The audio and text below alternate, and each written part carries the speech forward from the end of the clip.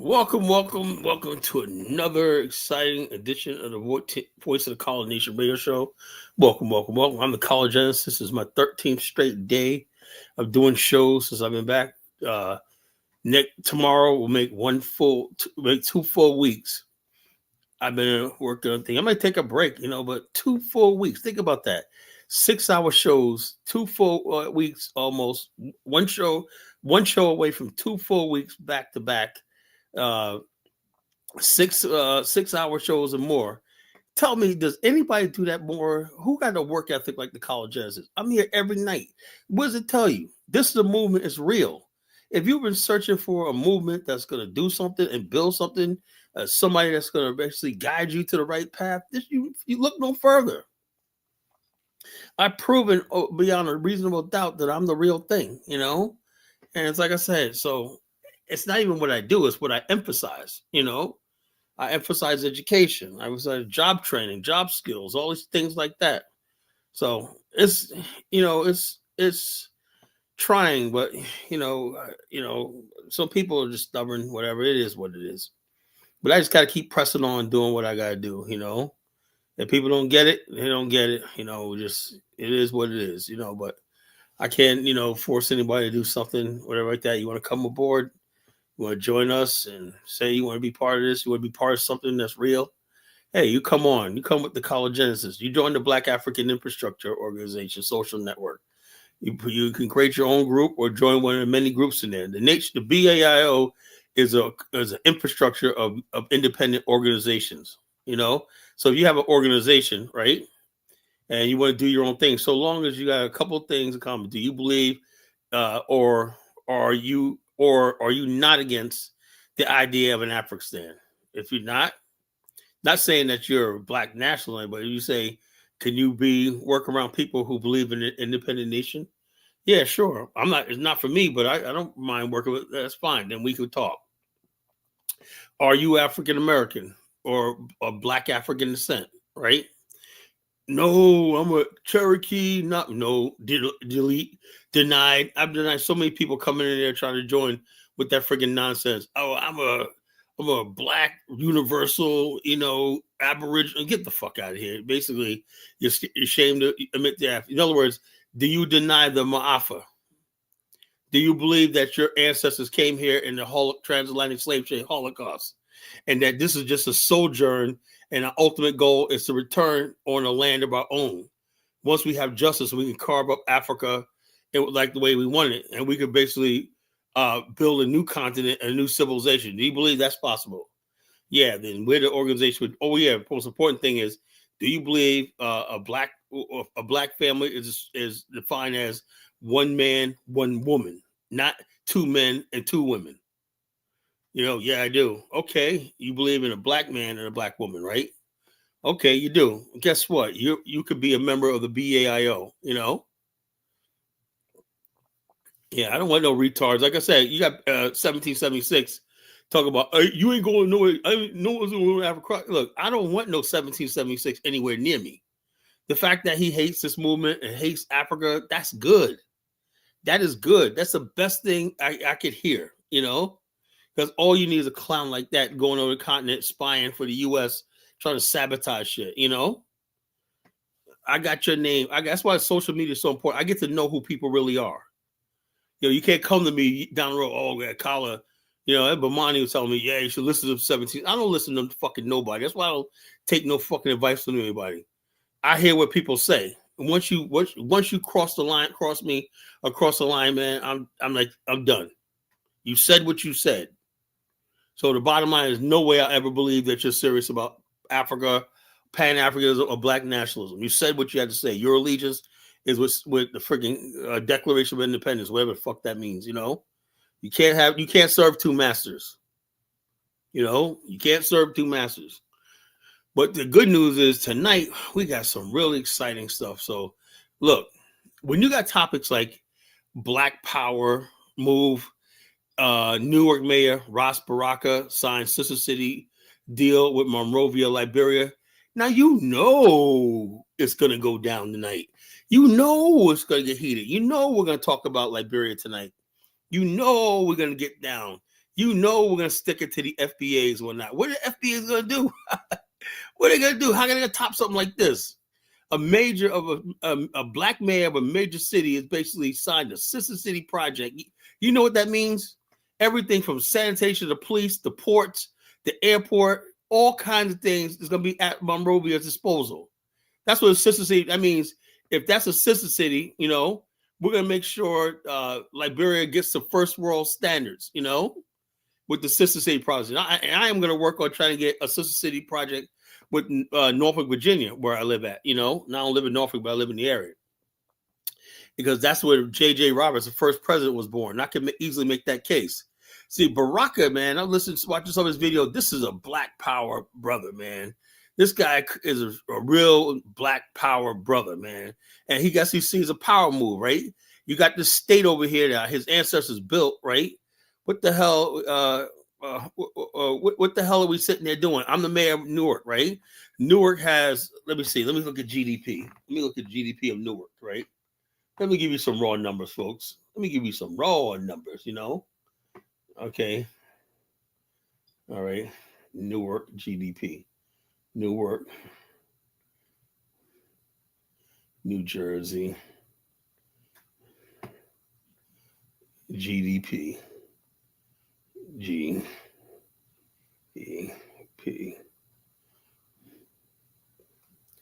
Whoa. Newark has a GDP of $200 billion. $300 billion. That's almost the GDP of Nigeria in that one city. Can you imagine the potential? If that means Newark probably has pension funds, all kinds of investments, and everything that could basically Liberia could tap into if it gets its financial system in order. So we're looking at a friggin' so this is, like I said, this is basically Black nationalism 101. Now we're going to have the place to do it. No sabotage by the U.S. government.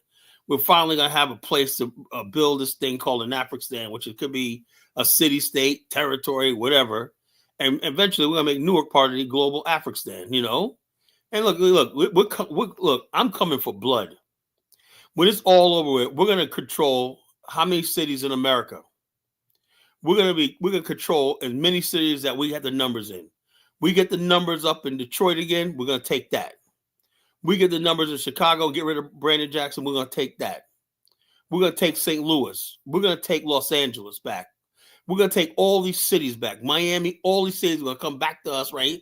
And we're going to have literally trillions of dollars in pension fund loans and access to hedge funds and all these things like that at our disposal, The time is ours.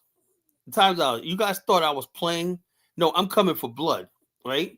I don't give a damn about this country anymore. I'm basically we're going to take everything we can, We're going to take everything we can. Newark is basically going to be part of Liberia, right? We're going to make Newark like a satellite of Monrovia. Soon we're going to have Norfolk, Virginia as a satellite Monrovia. All these cities are going to have the Liberia flag or flying at its city building. So we're taking over. So and there's not a damn thing anybody can do about it. What is the FBA going to do? You think the FBA is happy right now? No, they're not happy because the Pan-African Black nationalist movement is alive. They forgot that, we have real people and real power, So we have real people and real power. That's making power, just waiting for the right thing. Now the moment's happening. You got people like Raphael Warnock going to Liberia. You got people all over Black America, high levels of Black America going to Liberia and Ghana and all these countries and whatnot, putting down, doing business and everything. So the FBA people, we ain't African people, they're just going to go by the wayside. That's just something you're going to see on TikTok because we're making these moves here. And I'm going to make sure that every chance I get, I'm going to showcase the success and everything like that so they can't deny it. They want you to think the Pan-African movement's over and stuff like that. They want you to think this is dead, whatever, like that we lost, that they're winning, that we don't want to be part of Africa and like that. They want to think that, but they are dead wrong. And we're going to demonstrate that over the next 2 years. So yeah, so we're gonna have a good show tonight, man. Look, when you got topics like Black Power, a move, Mayor, Newark Mayor, Ras Baraka, Science Sister City deal with Monrovia, like things gonna rock tonight. Things are going down. It's gonna get heated. So stop what you're doing and like, share, hit that like button. Like, share, subscribe. I need everybody to hit that like button. You don't have to sing my like song. Like. I'll stop singing if you hit that like button. Like. Hit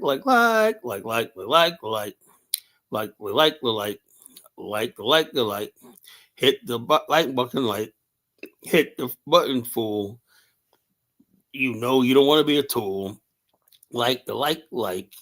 Hit the like button, folks. It's not costing you anything, stop being lazy, just hit that like button. Just go like this.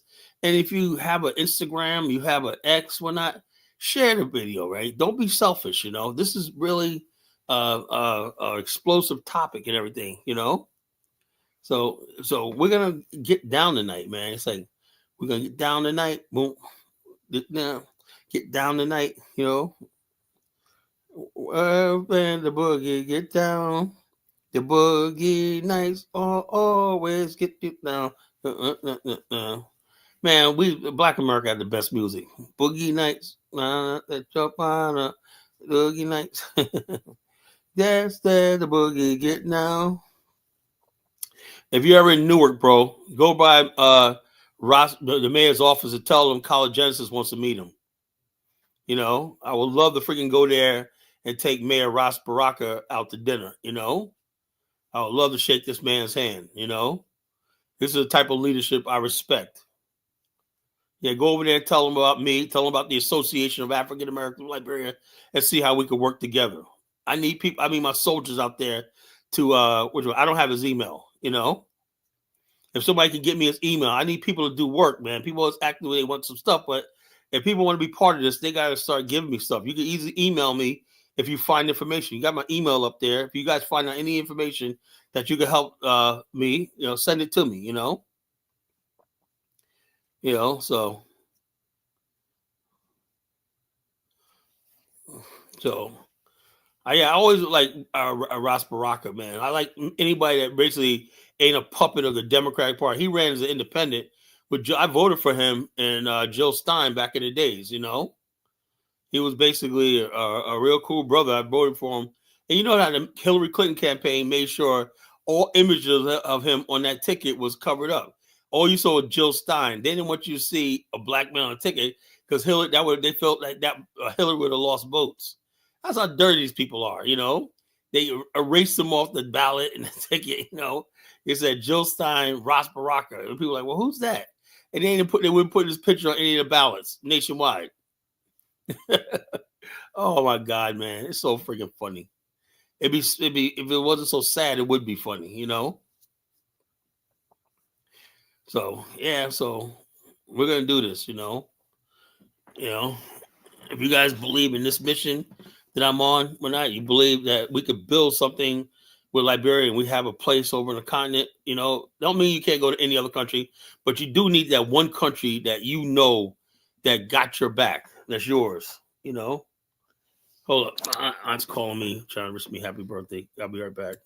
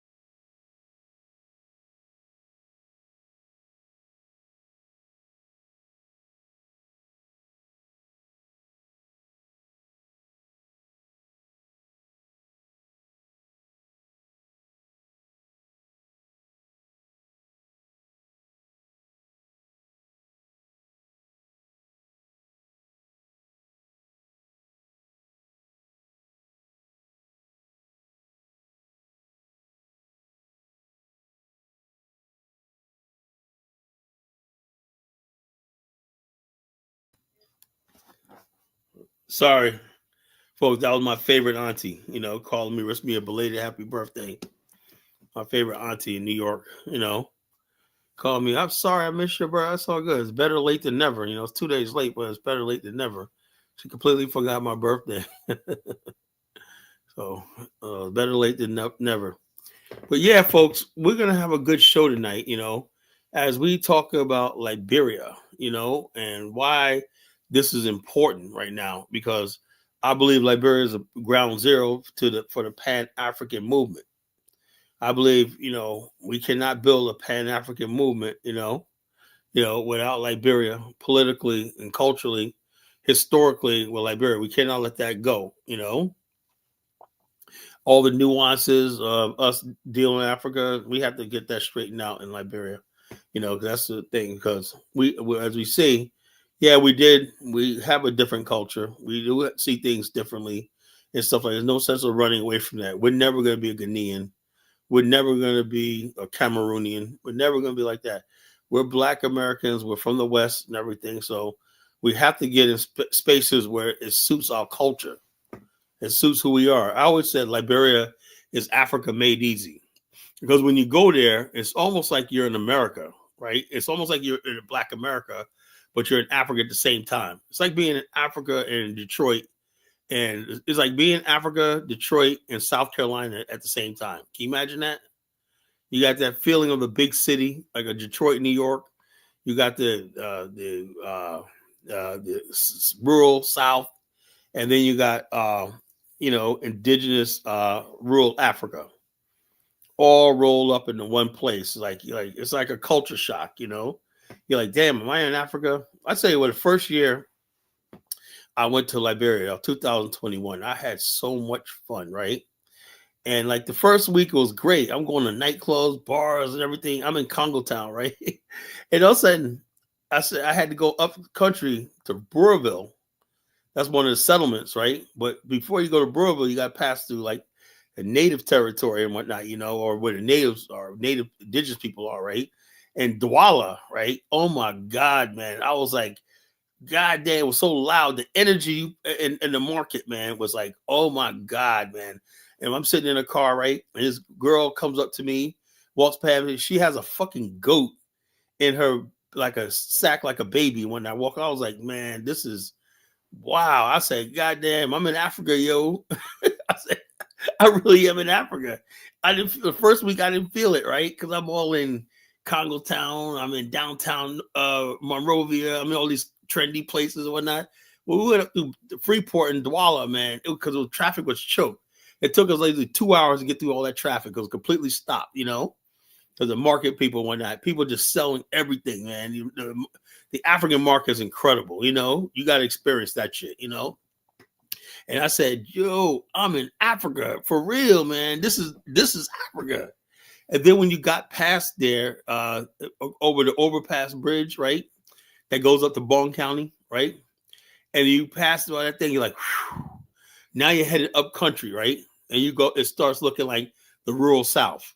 You went from like the main. It's like you go to from the main area, right, to like looks like the United States and modern and everything like that. Then you go to Freeport, right? That's where all the marketers and everything like that meet.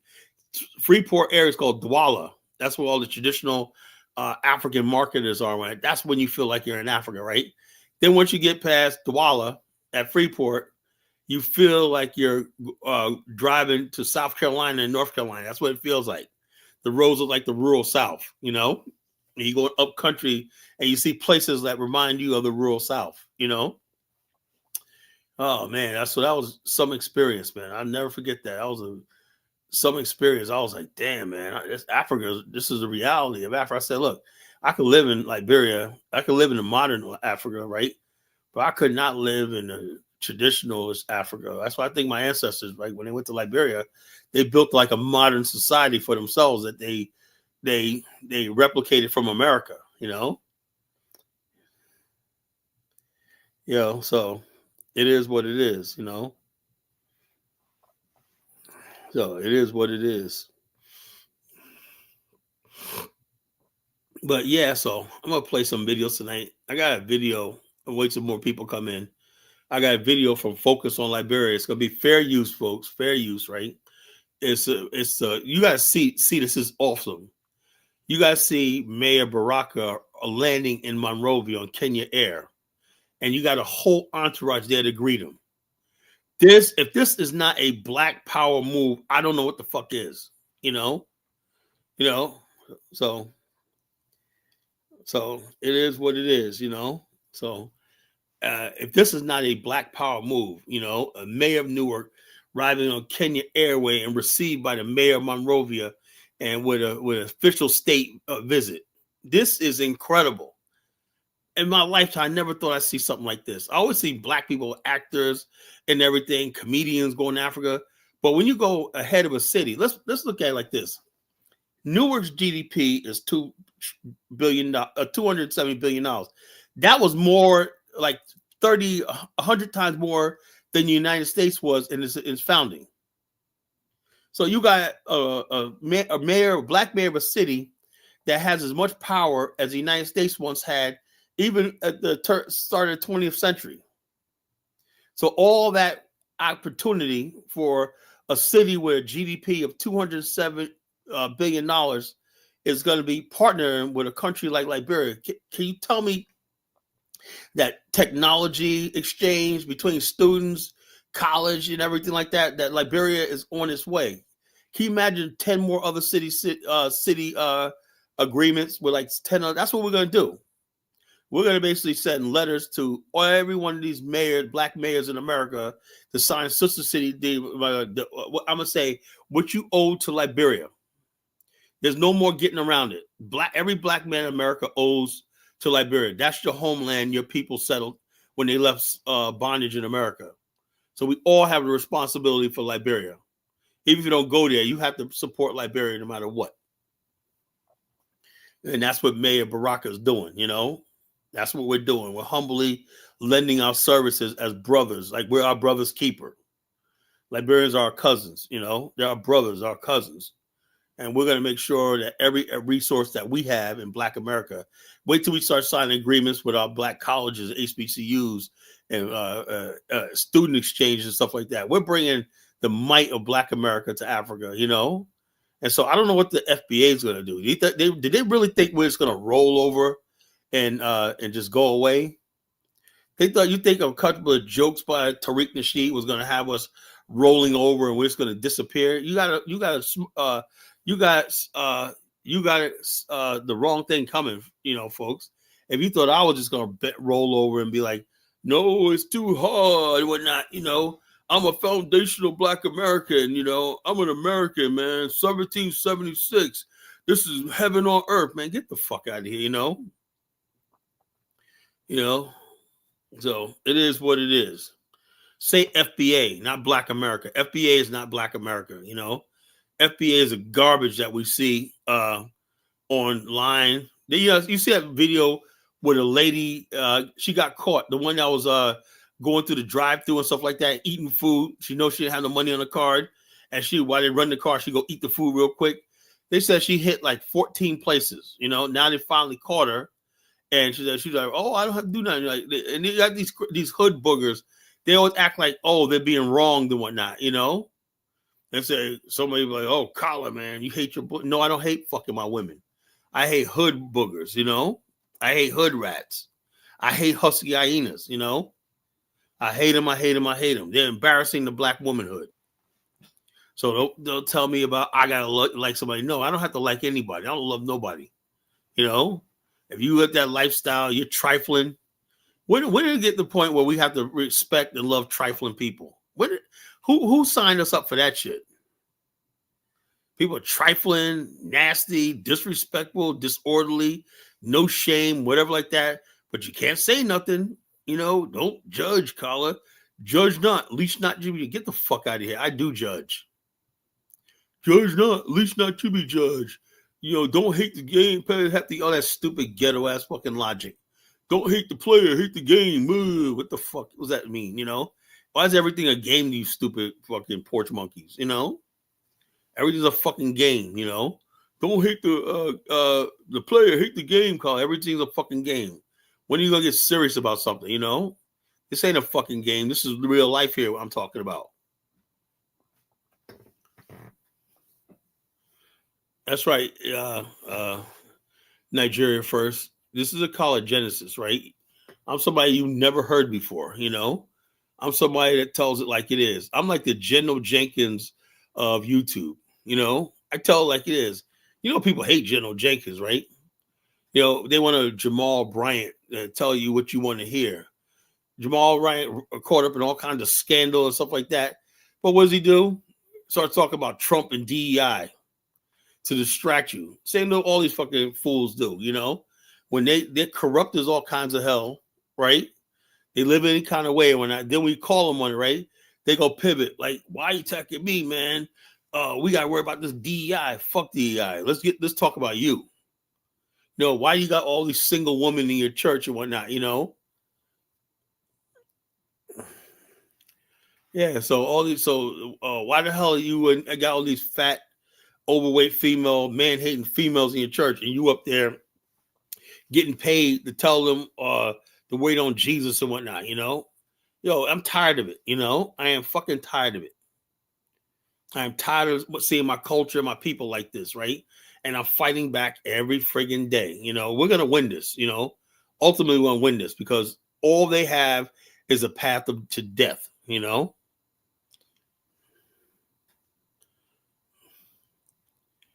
1776, you don't fucking are with black women. You have no say in this, bro.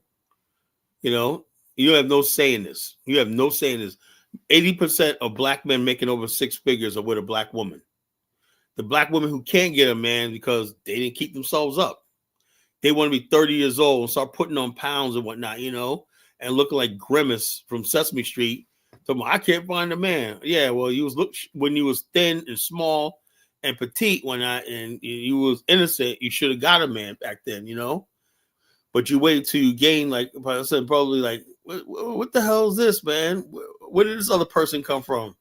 Ain't no other person. That's all me. No. You were half this thing. There's another person in there. Do you swallow them?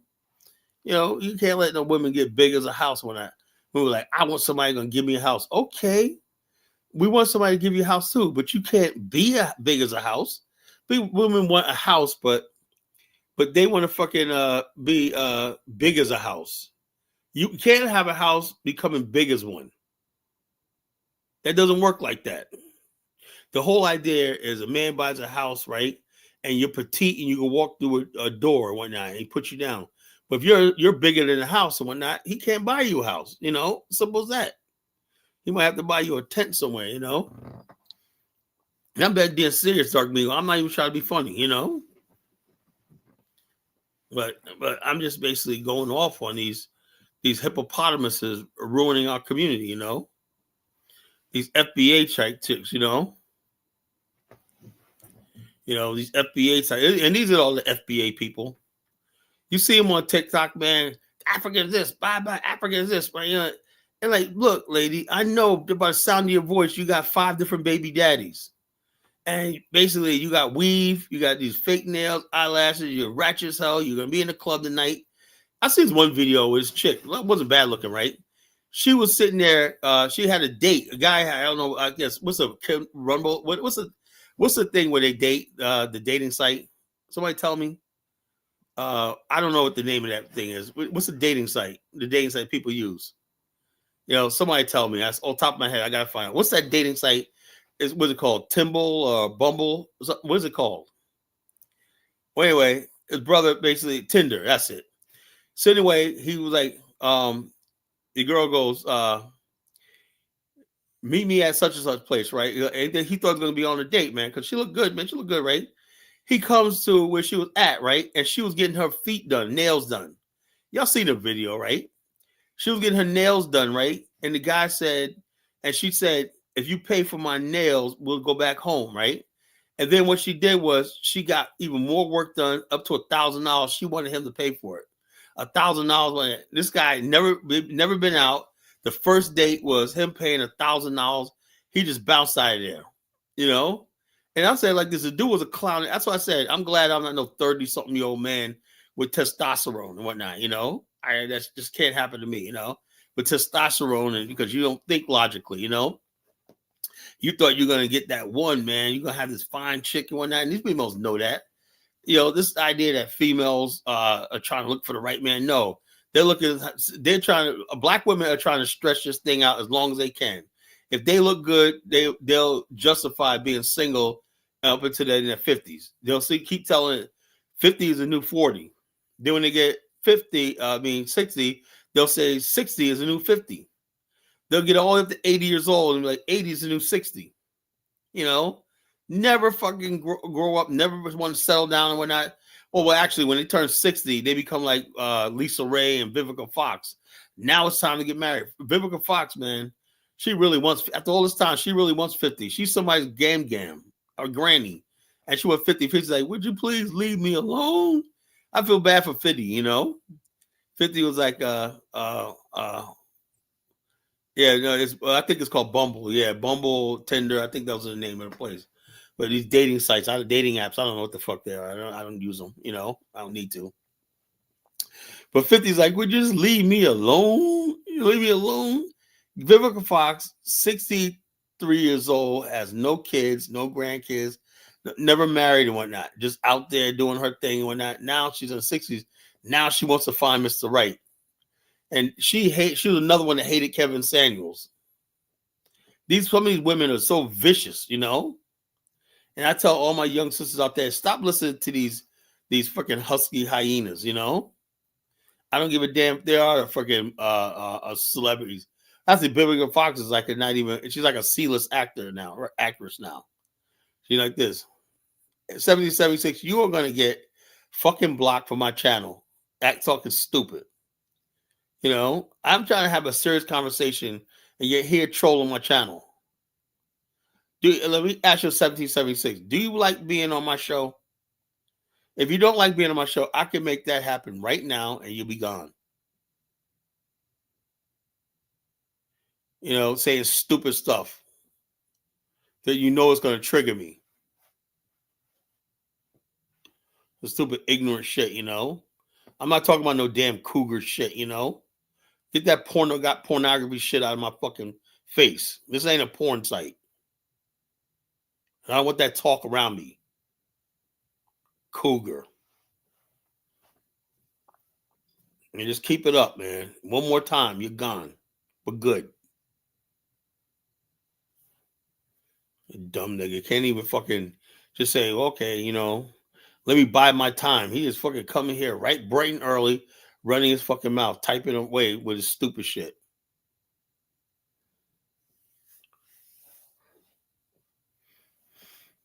But so we talk about all this stuff, right?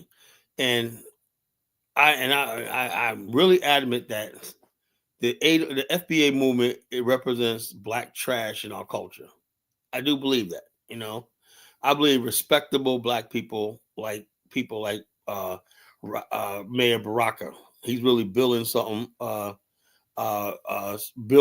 in Newark. I like what the work he's doing with the community and whatnot. And I think this thing with Liberia City is going to enhance both countries, both area cities, Monrovia, into a new paradigm. We never had this before. Why should any African city in Africa feel like it's abandoned or it has to be dependent on white people? The mayor of Newark is bringing the might of his city in the state of New Jersey to a little country called Liberia. Things are going to turn out good. Imagine aviation, Newark has a big port. Imagine the port upgrades. Imagine new airlines. Imagine which is the Newark International Airport opening direct flights to Monrovia. Can you imagine that shit, Imagine direct flights from Newark International to Monrovia. Can you imagine all the shit? Can you imagine that shit? Can you imagine? Look, I got some other ideas. Can you basically imagine Newark has abandoned steel mills that was abandoned because of America's deindustrialization, right? Liberia has plenty of cheap iron ore.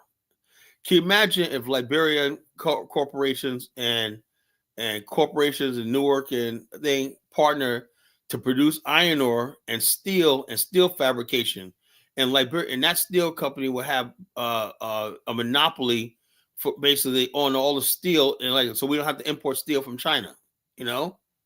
So the bottom line is this: there's so much opportunity. I talked about that years ago.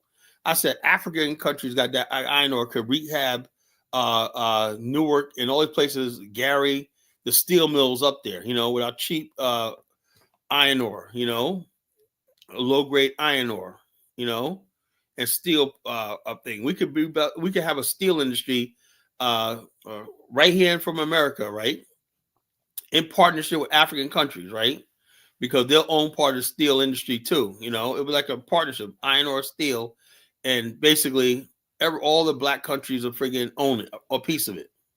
There's so much we can do, but that's why these people are trying their best to divide us. They bring their so-called Afro dumbasses online and whatnot with this stupidity. You know, absolutely the worst Africans, the dumbest Africans, the Michael Wales and all these other clowns and whatnot that be on here. There's so much potential in what can go on in Africa, but the African mind is just so fucking messed up. He can't even see, vision something like this. It takes us to do something like what Mayor Baraka did. You know, you'll never see an African immigrant that gets political power do anything like this, because they don't have that mind. When you see a Nigerian guy running for office somewhere in Michigan, right? He said his first duty was to ban Black History Month. That's what you're fucking dealing with. We get power. We're going to basically empower our people all over the world. That's us. That's who Black America is. That's what Black power means. You know, so you can come at me sideways all you want, but you know I'm telling the truth, you know? So we're going to talk about that tonight. And I'm away at the top of the hour and play a video of Mayor Baraka arriving in Monrovia. This is just a sight to see. You got to see this. There's a long video, long version. I don't know what bore you guys with a 55-minute video, but I got a 2-minute clip that gives you a brief of it, you know. But it like, dude, it was like, yo, the whole entire city of Monrovia turned up, you know. This is big. Liberians are very excited to see us come and see us be a part of our heritage in Africa, which is Liberia. They all recognize we have a role to play in Liberia. They all know it, you know. They know the day is coming where Black America is going to be really deeply involved with thing, you know.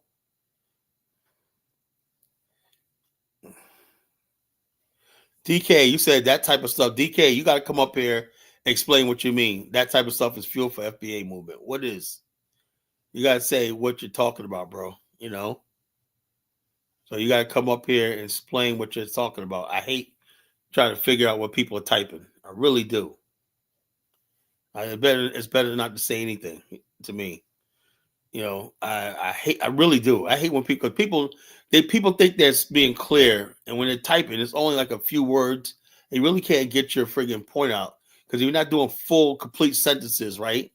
Or even and you're doing run-on sentences and whatnot. You don't know if you're talking about the thing in the first half of the sentence. All right, you're probably an immigrant that ran for office. Okay, well, what about him? You know, he basically was coming up here talking about he's going to get rid of black. That's appeasement to white people, you know.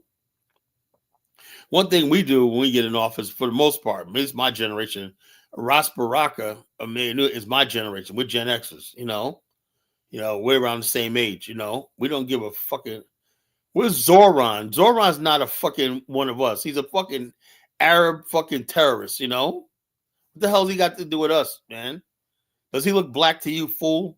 You know? God damn, you Africans are fucking lost, man. Yo, Nigeria first, look in the fucking mirror. You see a black fucking spook in the mirror, right? Where? That's what the fuck you are. Zoran looks in the mirror, he sees a white person. You are not the same race, you know? He's a completely different thing. You might all be two different species. Talking about Zoran, man. You fucking insane? No, not Zoran. It was a mayor. It was a Nigerian, one of your people that was running for fucking office in it was somewhere in Michigan, somewhere like that. He was like, the first thing he gonna do is get rid of Black History Month. I was like, what the hell is this fool talking about? He was just playing up the white people. Black History Month is racist, went up those White History Month, stupid shit he was saying. He lost, but the bottom line, the point was, that left a bad taste in our mouth. It's like, if people come over from overseas, how are we gonna trust African immigrants and public office, in our country? And they're always siding with white supremacy, like the African dumbasses. They're always siding with white supremacy. We're in a freaking war here. White people simply want to discredit us and destroy us at all times, and we're always on our guard. We're on a fight. That's why I said the Somalis are finding out now, right? They're like, damn, we're in a fucking war. No shit. We always knew that, Now you guys, these are people, now Somalis going around, us Black people, no the fuck yeah, you're not Black. You're not with us. You're Somali. Y'all got to stand on that. Y'all running your mouth about how you're different like that. You'll go be different and be on your own.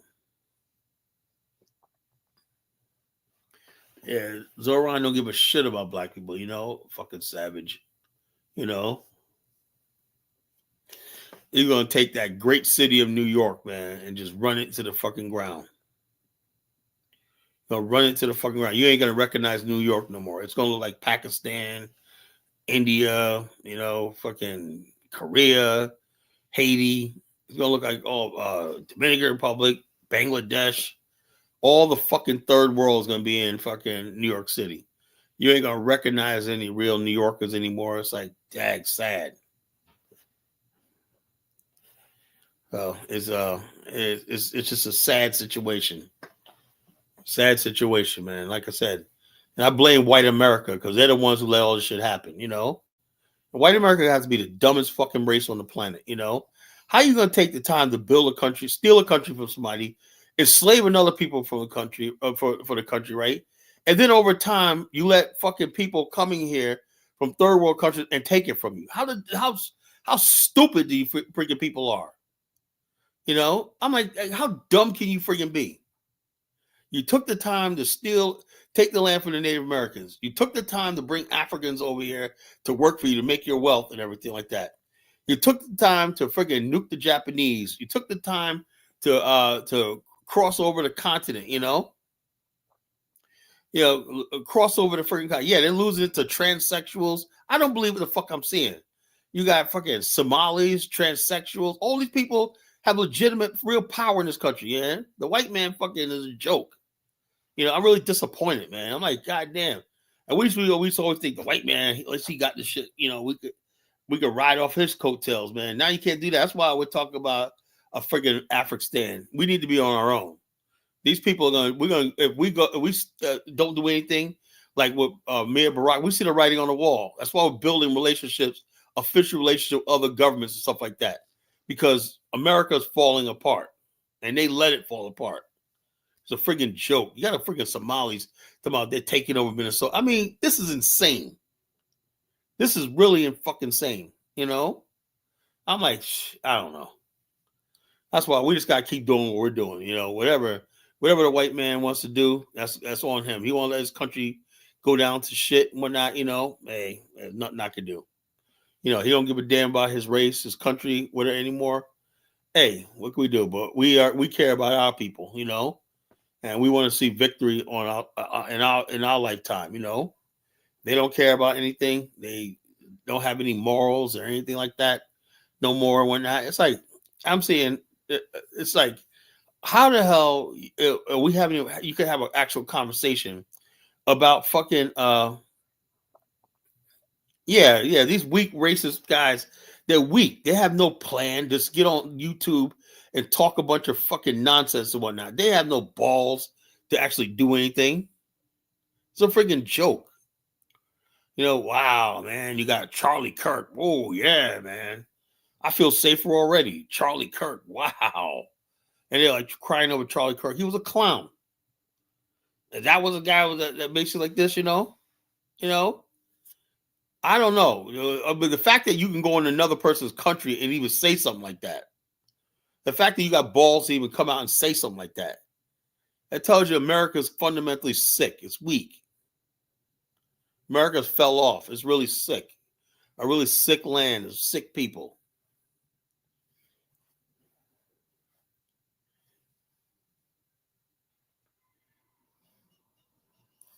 So it is what it is.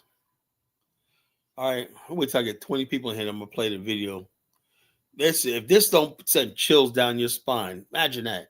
A mayor of a major city going to Monrovia, Liberia, putting like you know what I want? I wanted to see investors from the Newark area, right? I don't care if they're black, white. It'd be good if there was a multiracial investment team, right?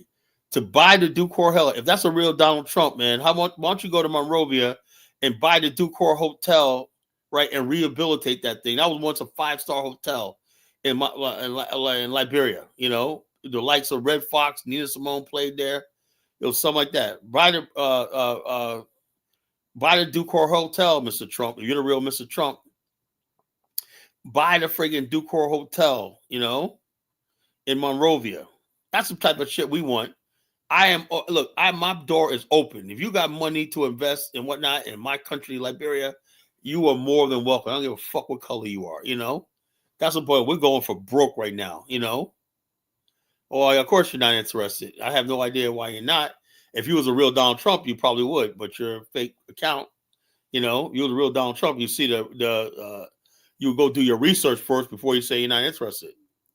That hotel was like I said, as Liberia grows as a country, that hotel was once a 5-star hotel. It beat anything in the United States at the time.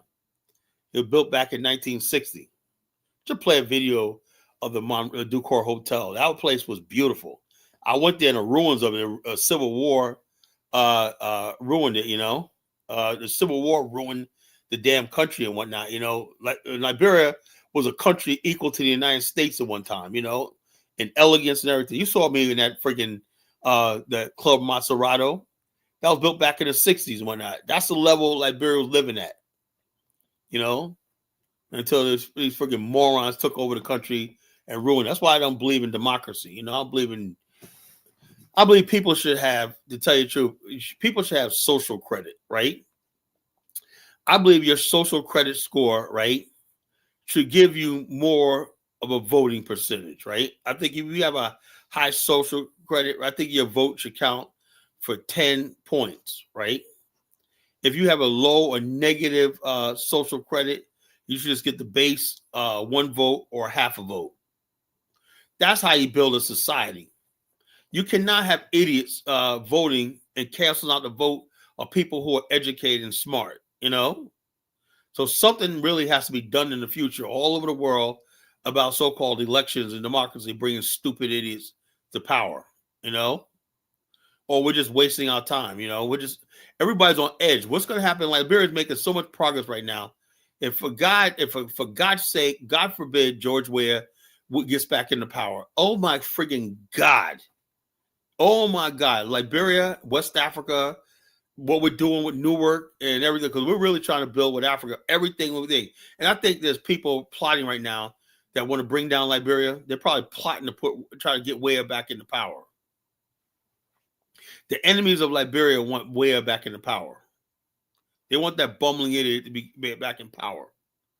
You know, the homie said social credit determine who are able to have weapons or spoons in their homes. I don't know about that, what you're talking about, you know.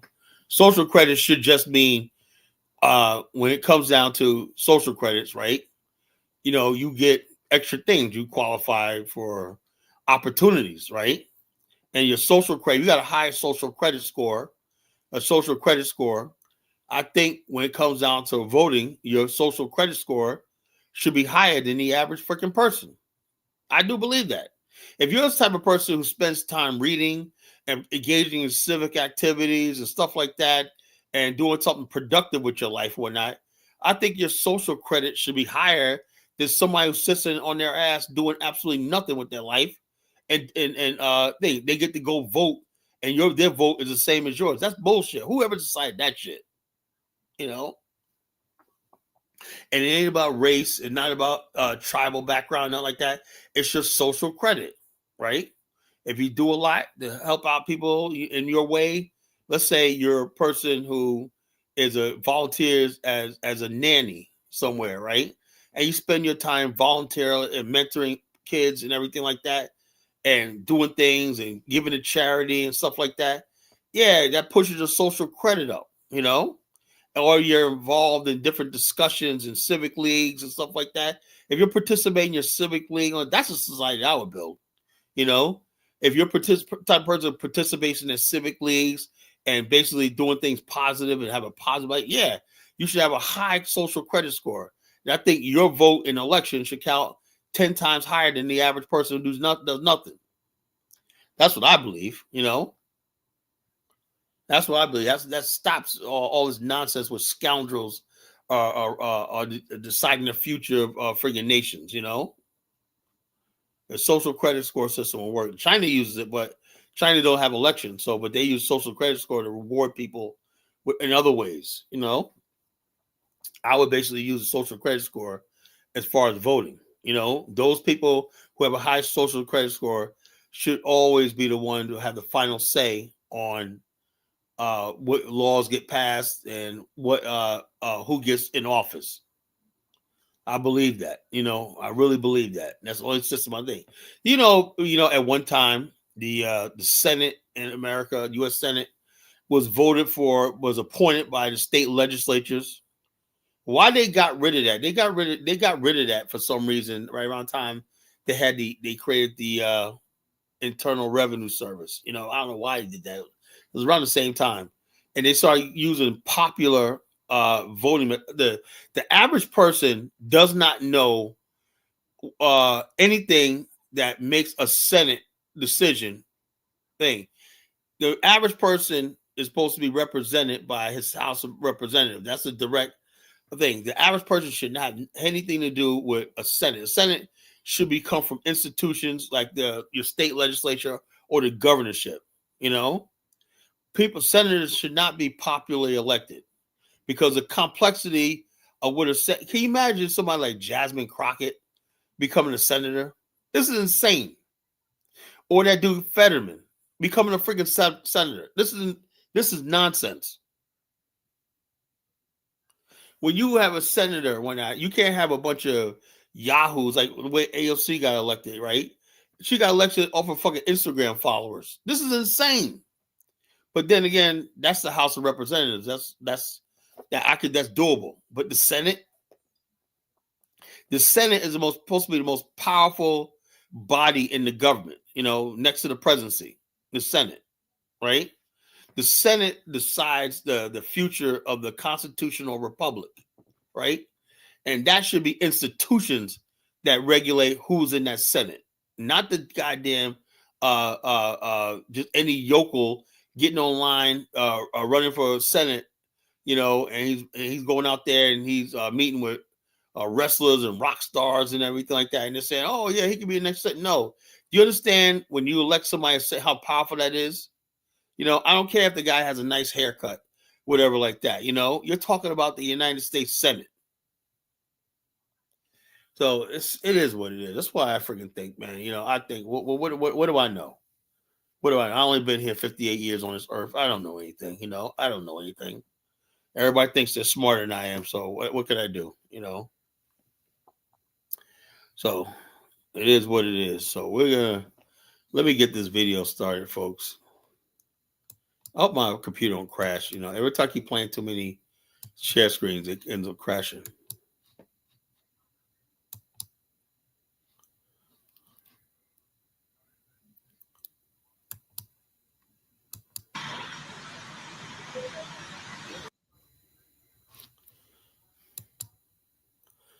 All right, folks, hold up.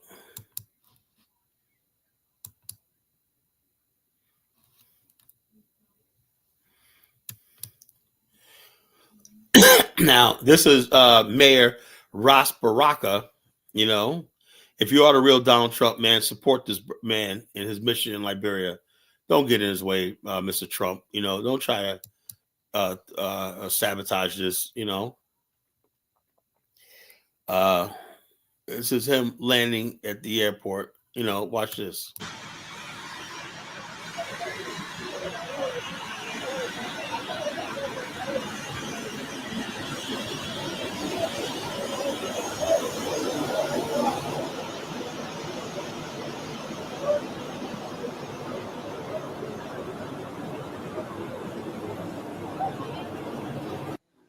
your purpose or mission of being here in Liberia today? My first, I want to say I'm ecstatic, excited to be here. I've never been to Liberia. I've been to many other African countries, but I've never been to Liberia, so it's a great opportunity. Uh, where I'm from in Newark, we have a large Liberian population, so really the opportunity to see where folks are from. But I'm also here to exchange information and ideas around how we reduce violence in the city of Newark, and maybe to exchange some ideas and concepts with national police about how those things can happen here in Liberia, and develop better relationships between the community and police at the same time. So there's not a lot of friction or tension between the two, and how to do that in a way that also helps the city or the country at the same time. So yeah. According to you, you've been to other countries. This is your first time coming to Liberia. So Yeah, why yeah. this time in Liberia? Well, I was invited by the head of the National Police Inspector General. Inspector General invited me here. He travels to the United States for the Council of Great City Chiefs. The chiefs, all of the police around the country and around the world come. They meet, and during that occasion, I was able to meet him and talk to him, and he met with my police director as well. We're going to try to create an opportunity for some of the police here to come over to Newark at the same time and exchange. So it's a good opportunity for both of us. Okay. Some good fellowship and an opportunity to connect our communities and cities together. Okay. And an opportunity to have what we call sister city agreements and arrangements with other cities here, but also a chance for us to share our experience, our resources, our opportunity that we have in the United States, in New Jersey, specifically in Newark, with the people of Liberia. Okay. Thank you. Yeah. Now, if that's not a black You love power helping your move, I don't know what customers, is. but it's hard to keep up with their increasing service. That is a black power move. I don't know what it is. Newark has a GDP of of $207 billion a year. That's more than most countries in Africa. Newark. It has Rutgers University. It has all these programs and whatnot. Can you imagine? They start expanding to agriculture, port facilities, upgrading Liberia's port facilities. Can you imagine Newark International Airport basically building another wing of itself in Monrovia? It could do that, and doubling the size of Robert International Airport. Can you imagine the friggin' potential, of a city like Newark, right? Coming to Liberia, when we talk about sharing resources. This guy's serious, We're talking about sharing resources. We're not going for the whole thing. Truco asked the question, do mayors you have the executive? Yes, they do. Because in the Constitution, where they made their mistake was, it says states are not allowed to enter any agreement with foreign states, stuff like that. It said nothing about cities. That's a loophole. And sister city projects exist all over the world. The Filipino community here in Virginia Beach, right, has many sister city projects all over the Philippines, right? They be trading and whatnot, doing investments and everything like that. The city be purchasing things from the Philippines, vice versa, and stuff like that. So sister city projects work, right?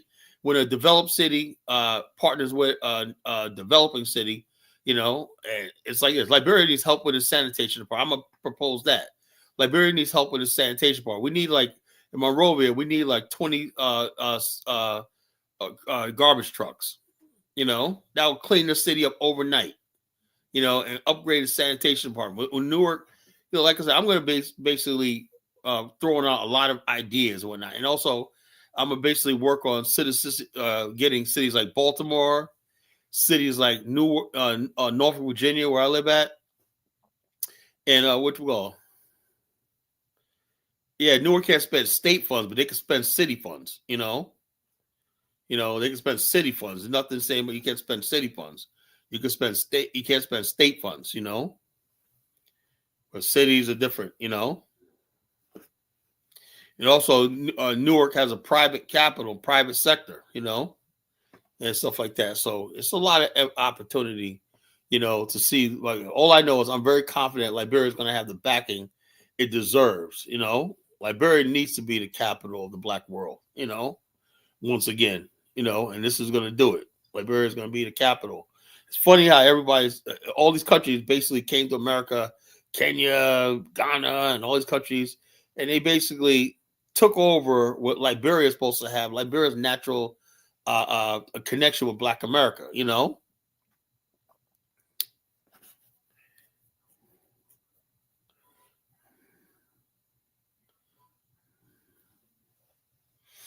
Yeah, cities have to vote on it, right? Yeah, I'm sure he'll get it through city council. If let's say Monrovia wants to float a municipal bond, right, to upgrade its roads and highways and everything like that. It wants like $50 million to revamp its whole highway system and maybe sewer system and stuff like that. It's going to take $50 million, right? And then Monrovia could prove how it could pay the loan back, right? They could tap into the city treasury of said city, right? And the pension funds and all stuff like that, and basically borrow, and that's what it is, As long as they don't default on it, right? As long as they default on it, they can pay it back through taxes and stuff like that, And also the private sector. Yeah, look, I had the proposal of getting garbage trucks over to Africa, right? The only thing is, if I get donated garbage trucks, I don't have the means to ship them over there. That's got to be another thing. Shipping them over there is another thing, Let's say Newark gives Liberia like 10 garbage trucks it doesn't need anymore. They put out a commission, right? And we have Liberia definitely had the mechanics there to rehab them and fix them. They got good mechanics. Liberians have the best mechanics in the world. Ain't no such thing as a car they can't drive in Liberia. They'll find what's wrong with that car and put it on the road when not. Ain't nothing about, oh, my car gave out on me and whatnot, man. Liberians will figure that shit the fuck out. I mean, ain't nothing like you ever seen in your damn life, man. They'll get that car running, They'll get a part from here, there, whatnot, patch this together, whatnot. Same thing with computers, man. Like nothing goes to waste over there. So you can give Liberia used garbage trucks or whatnot, and they'll fix them up and make them work. That's the type of stuff we want to do. This is real Pan-Africanism, So I want to know what the FBA is going to do. Once they hear about this, they're like, oh, man, yeah, we're actually making real moves. The Pan-African world, this is a real Pan-African move. So what is the FBA going to talk about now? I think there's nothing you got on the FBA got on the table that can match this on this level. The HBCUs are already in Africa, Chuko, if you don't know. The HBCUs, all the HBCUs and sororities and fraternities are all in Liberia. Every one of them. The Qs, the Alphas, the Sigmas, they're all in Monrovia. Some of the heads of state were alumni of HBCUs in Liberia's history. They're already there.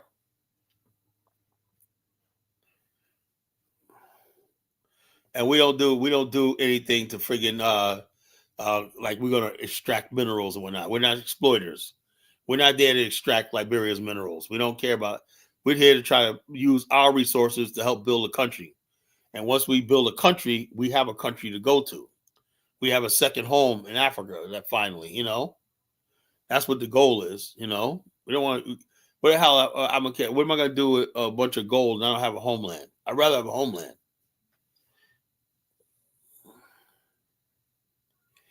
Oh, so it's like this. If he felt like he was doing what's right, which is stopping ICE, whatever like that, which that's his right to do. That don't mean I didn't say that he's a Pan-African. I said this is a Pan-African move.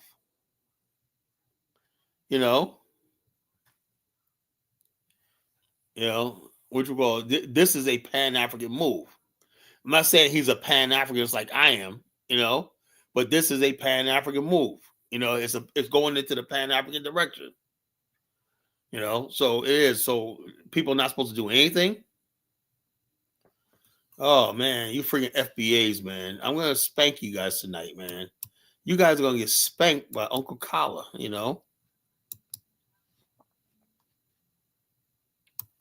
You know, first of all, Chuko moron, there is a Tuskegee in a Booker T. Washington Tuskegee institution in Liberia, in Maghrebe. I've been there. There's a Booker T. Washington Tuskegee, and also Morehouse and Spelman basically are partnered with Tubman University. You know, matter of fact, the African American Max Bond, who's the uncle of Julian Bond, he turned Monrovia College in the 1940s, 1930s to Liberia University. He took it from a college to a university. And also, the University of Liberia was always a HBCU itself. You know, boy, you guys don't know shit, you know? You know, oh, man, what am I dealing with, man? I'm dealing with idiots, man. Jeez, man. God dang, man. I didn't know it was this bad, man. People don't know shit, man. God damn, you know? The HBCU has been all over Africa for decades, man, you know? And we never wanted anything out of Africa but just acceptance and brotherhood. We never asked for no minerals. We never asked for no wealth. We never asked for anything. And that would seem like that was asking for too much, you know. Y'all looking for love and acceptance? Damn, that's too much. Too much to ask for, you know. You know, too much to ask for, you know. It's like, why you black people market can't come in here being exploited like the Chinese and Lebanese? We're not there to exploit. Yeah, the bottom line is I hope this becomes a trend. I hope all the black mayors in America do this, follow suit.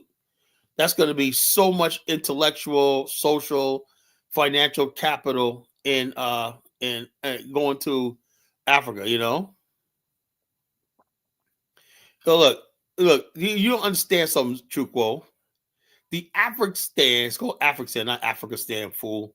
You know, the African, because African just simply means where we stand, right? It does not have to be an independent nation.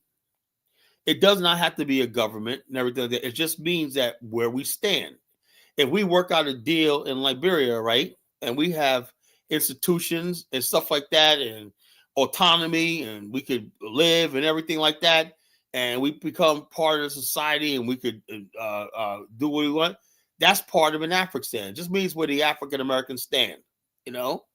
But if we're not standing and we're going to not be on our knees, you know. So, in African, ideally, we would have a nation of our own. But I'll take the fact that if we could build enclaves throughout the continent and connect them with AI technology and stuff like that, that would probably even be better. You know, who wants the burden of running a freaking state? I don't want it. You know, all we need is our little enclaves and smart cities and shit. You know.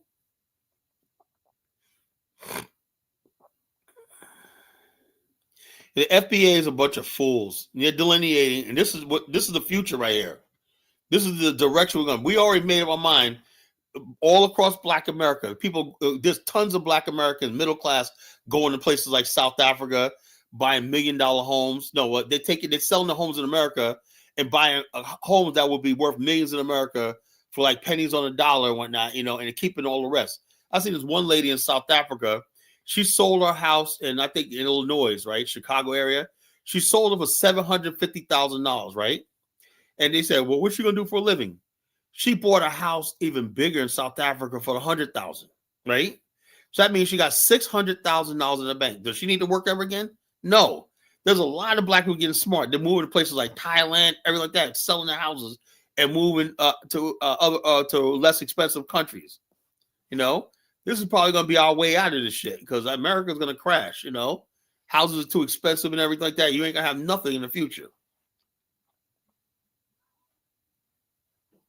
Yeah, African-American presence is definitely better in Liberia because Liberia is like a part of Black America. Really, it is. You know, it's like it's like going to another part of Black America. You know, it's like when you're in Liberia, right? You feel like you're in a Black American country. That's what you feel like, you know. Then when you go to Douala, you feel like you're in Africa, right? You feel like you're in Africa. Then you would drive out of Douala and go up country, right? You feel like you're in the rural South, You know. So it is what it is. Yeah, it's an extension of Black America. That's what Liberia is. You know, it's an extension of Black America. And the FBA is so fake. You think they would embrace this shit? You know.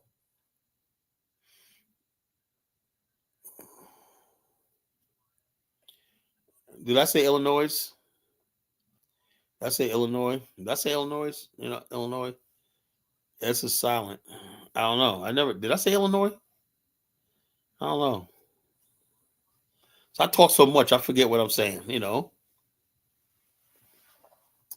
But yeah, so we basically have a lot of opportunity in this, and I'm just so friggin' ecstatic. It's like this is the friggin' happiest I've been in a long time, you know. I've been waiting for something like this, praying for something like this, you know. You know, I pronounce the S. Well, I work on my my speech a little better. You know, I say a lot of stupid stuff. Look at the way FBAs is a good way to delineate from those who are African hearted, right? Look, I want to delineate from the FBAs tonight. You know, I don't want none of them Negroes around me ever. You know, because what FBA comes with is this ghetto ratchet culture and whatnot. I cannot stand. You know. You see, I don't even want look. I don't even want to play some of these videos. I wouldn't want to play some of the videos expressing my FBA hate. You see the videos where people are twerking at somebody's funeral and shit like that. They were the women look like who are these fucking people? I know they're from the South. They be having pink and yellow hair and whatnot, all this kind of nasty ass eyebrows and whatnot. Just look nasty. It's one thing if you're ugly already, whatnot, but then you got putting all this paint on your face and everything like that's like, God, you guys look horrible, you know? And then you act nasty and stink, whatnot, you know? It's like, please go away. And you guys see that Marsha, you saw that woman who they finally busted her, your friend with the your sister that stole the food, right? She tried to do it again. They said she was wandering around town, 14 places she hit up like that. No kind of shame. No kind. She goes around eating food and running. Man, when things like that, that's what I'm saying, Mari Shy. I don't want, black people like, but she's my sister, Carla. She's a sister. Whatnot. Man, get the fuck out of here. I'm at the point now where this black trash, man. That's why I love the FBA movement, the people who love America, because in the future, psychologically, we're gonna leave these people behind. That's what Black America is going to come represent in the future, right? Freaking garbage, you know? FBA is a freaking sick rhetoric and whatnot, you know? No, she was a freaking FBA, Rico. Sorry. Don't go try putting that. See, now look, Rico trying to put her on us, man. No, I'm sorry. She's an FBA. She's probably one of those husky ideas that be on TikTok talking about black immigrants and whatnot, while she was stealing free food and whatnot. That's your FBA chicks and whatnot. They're all fat. They're all mean, disgusting, and armory and whatnot. You don't see no hot chicks being FBA. I hope you're not FBA. They're the worst black people ever created. They're the garbage, man. Literally garbage, man. You think somebody like Ras Baraka will be with FBA? No. He's in Monrovia right now signing a deal that's going to really transform Africa, and put us in a position where we could access the continent, where we need that break. We need our own break in life, Everybody else has their own place in the world. The Koreans got Korea. The Filipinos got the Philippines. Everybody else got someplace else that they can go to and tap into. Liberia would be an excellent place for Black America to start on a global scale. But the FBAs don't want that, man. They just want us to be American. I'm an American Negro, Like me said, Colin, you're still flirting with Pan-Africanism. Yeah, that's right, nigga. I'm going to keep flirting with Pan-Africanism, That's the only way. I let my guard down and said, let me hear what these FBA types have to say, right? So, wrong enough or not, you see more ghetto, ratchet shit, I've seen so many, in the last 5 months, I've seen so many police, I've seen so many black on black killings, and just disorder, disruption, chaos, fighting. You don't want me to play the video of the best of Chuck E. Cheese or whatnot. You know, when Boomquisha and Felicia meets up with Craig and Pookie and whatnot, and basically Pookie got 3 of his baby mamas there and whatnot. Now you know what's gonna go down. You know what's gonna happen. When you got Boomquisha and Lala and Pookie in the same place with a couple other baby mamas, you know, what Pan-African molesters, don't try to disparage the Pan-African movement, Rico. You FBA are the weirdos, you guys are the weirdos. I don't know any Pan-African molesters, and those are just fake ass Pan-Africanists who are really FBA. Try to ruin the movement. Don't try to put that on us, Most of the gang members and all these other people like this are FBA. Most of the hood rats, the Bonquishas, are friggin' FBA. Most of the people who run out on their tab on in the store, the people that are robbing stores and whatnot. This is video that Polk County, Florida, man, wrong city, right? Wrong city. The guy friggin' basically the mayor, mayor of Polk County is no joke, right? These kids were supposed to be there for a football championship, robbed the friggin' store, right? Ran out of stuff. They caught them all, right? And the coach, right? Obviously an FBA, right? One of the FBA types, foundational Black, Negro, Indian, right? Well, like, don't you got something else better to do? They just robbed the store. And the coach, supposed to be the guiding, supposed to be so mad. How dare you embarrass me? I taught you better than this. They get on the police like, is there something else better y'all can do and rob these kids? I'm like, this is your FBA culture in America. This is what America has done to these people. Now I doubt they'll wake up. It's stupid, why is Chuco coming after Bebe Rodriguez, There will be some African who will wake up and remove the hate and join us united with our people. I seriously doubt it, man. Most people are full of with that hate, whatnot, and I just keep reminding them who they are. That's what it mattered to me. I remind you who you are. You're the garbage, right? That I don't want to be around. The garbage I won't let in my house. I do not like garbage. I don't like black garbage. Black trash is worse than white trash, to tell you the truth. Because white trash, I keep it at a distance. Black trash, it could end up in your thing. That's the whole thing is they completely destroyed all our spaces. We used to have a thing called Freaknik, right? It started up as black college kids getting down and having a good time. When I'm like, Freaknik, here comes all the fucking FBA ignorant motherfuckers coming on. We used to always celebrate African culture, everything like that. That's what Freaknik always was. People celebrate, always had their red, black, and green on, shit like that. Black power, black to the power, and whatnot. That's what it was. Same thing with Greek Fest. We're all pro-black. But the FBA types, the ignorant ones and whatnot, that don't like Africa, don't like even being called black and shit. So that video with Busta Rhymes, dude called him brother. He like ready to fight him, All that FBA. Busta Rhymes not even FBA, but that's that self-hate mentality. It's not just Black America. It's also some Caribbeans too.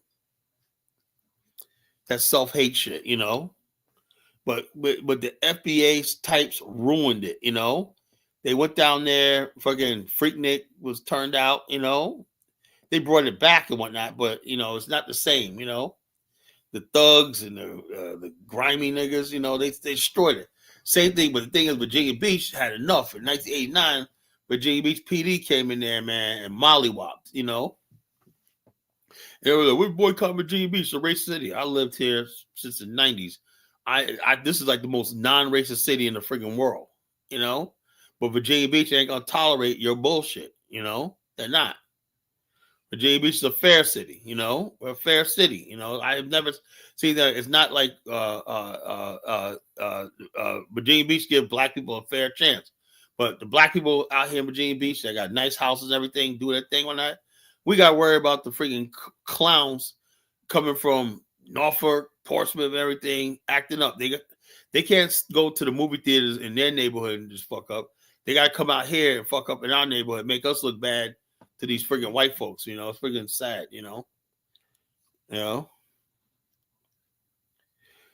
So I don't care how many friggin' listeners Tariq gets, you know. I don't give a damn how many Tariq gets, you know. What the hell's he doing with his listeners besides making money off you fools, you know?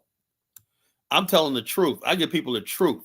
People probably, you know, I talk to people on this platform, bro, and they remember stories sometimes I forget about. I said, remember you said this, whatever like that.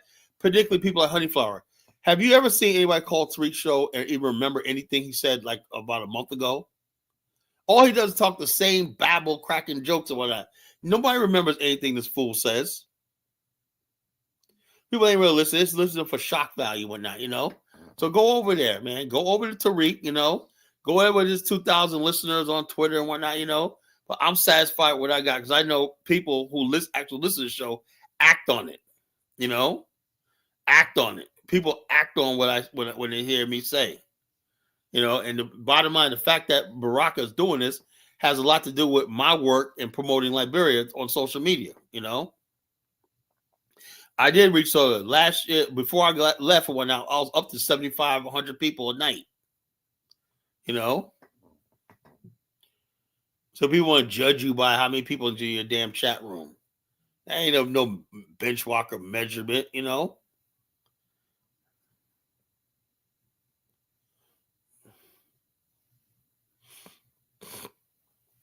Yeah, I'm not gonna sit there and talk about, oh, you got 25 people. That's 25 people that's listening. As long as I got people that listen to what I say. And also, every time I do a show, you know, within like a few days, I'm at 1,000 views. May not have lives and whatnot, but these shows, look at all my show, look at the viewership of my show. I get the analytics. You know, I literally get thousands of views per show, you know. So they may not be in here, but a lot of people listen to the show when they're at their jobs and whatnot. I got people that take clips from the show and download them and stuff like that and just play them on different other podcasts and everything like that. So the bottom line, the messaging of this platform is growing. You know, there's a lot of viewership. You know, I look at the analytics. They sent me my analytics the other day. I was like, holy shit, man. They're like, yeah, your numbers are good. You know, you got a lot of listeners. You know, I don't have nobody supporting me. I have nobody basically promoting me up, you know. Look, I don't call people trash in agreement. I don't call you trash, right? I don't know you, right? I'm saying fucking people who behave like trash, I'm going to call them trash. I go by your behavior, not what your beliefs are. I go by your behavior. That's all.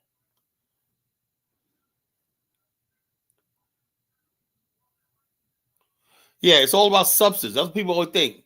They have people listen to, you have people that got thousands of people, but they get nothing done. Nothing done. Not a damn thing done. Umar Johnson basically got tens of thousands of people, most requested, but what does he have to show for it? You know, what does he have to show for it? You know, my little platform right here, what little I'm doing, I guarantee you, you know, you're gonna see next year me humbly, what little bit of money this platform makes, and whatever people want to contribute when I start asking for money. I haven't even started asking for money, you know. When I'm able to promote the show because I have money, I don't have any freaking money to promote the show. All these people are monetized. Of course, their platform is going to grow. You know, I could go on bigger platforms to spread this and whatnot, my message and whatnot. I don't have that, but that takes, once you get monetized, you can start doing things. So I'm on that slow climb to monetization. So, and once you get monetized, you hit a bigger algorithm. And that basically pushes you out there and you naturally get more viewers. You know, I've seen it happen all the time. I've seen people start with just like I am, right? Brandon, he started just like mine. Within like a year or two, he was having like 200 or 300 people in his live, you know? Yeah, Diance has over 100,000 people. I listened to his show today and he only had like 40 people in his chat, you know? I have less than 1,000 and I got that in my chat easily every night. Don't compare me. I love my brother Dynast, man. Don't compare me with Dynast, man. You know, you can have subscribers, man, but if that doesn't translate to building something, if I had 100,000 subscribers, I would have it would be so organized. I would have somebody. If you have 100,000 subscribers, right? 1% of that is 1,000 people. 1%. So you telling me somebody with 100,000 subscribers can't get let's say 1%, right? It's 1,000 subscribers. Let's say a half of 1%. That's 500 people, right? Out of 100,000 subscribers, you cannot get 500 people to watch you live easily. You know. So please don't friggin' compare me to Dynasty or whatnot.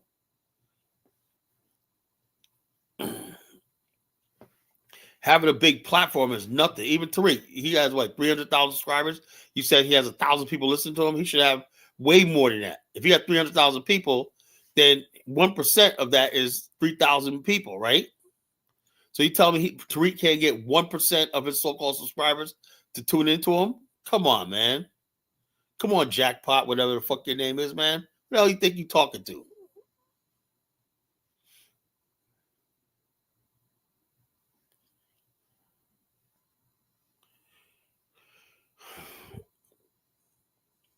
No, I don't know about that. Don't know nothing about what happened.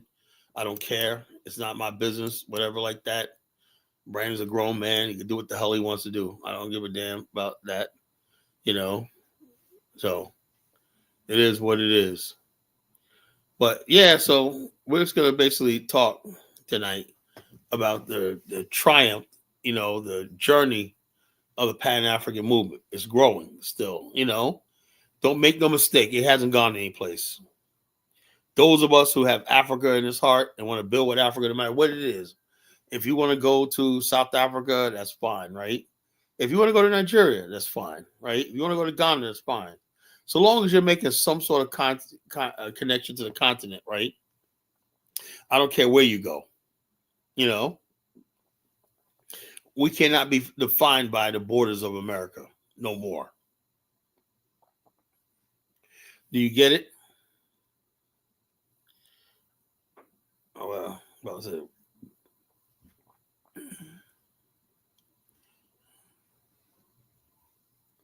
So we got to keep doing what we got to do.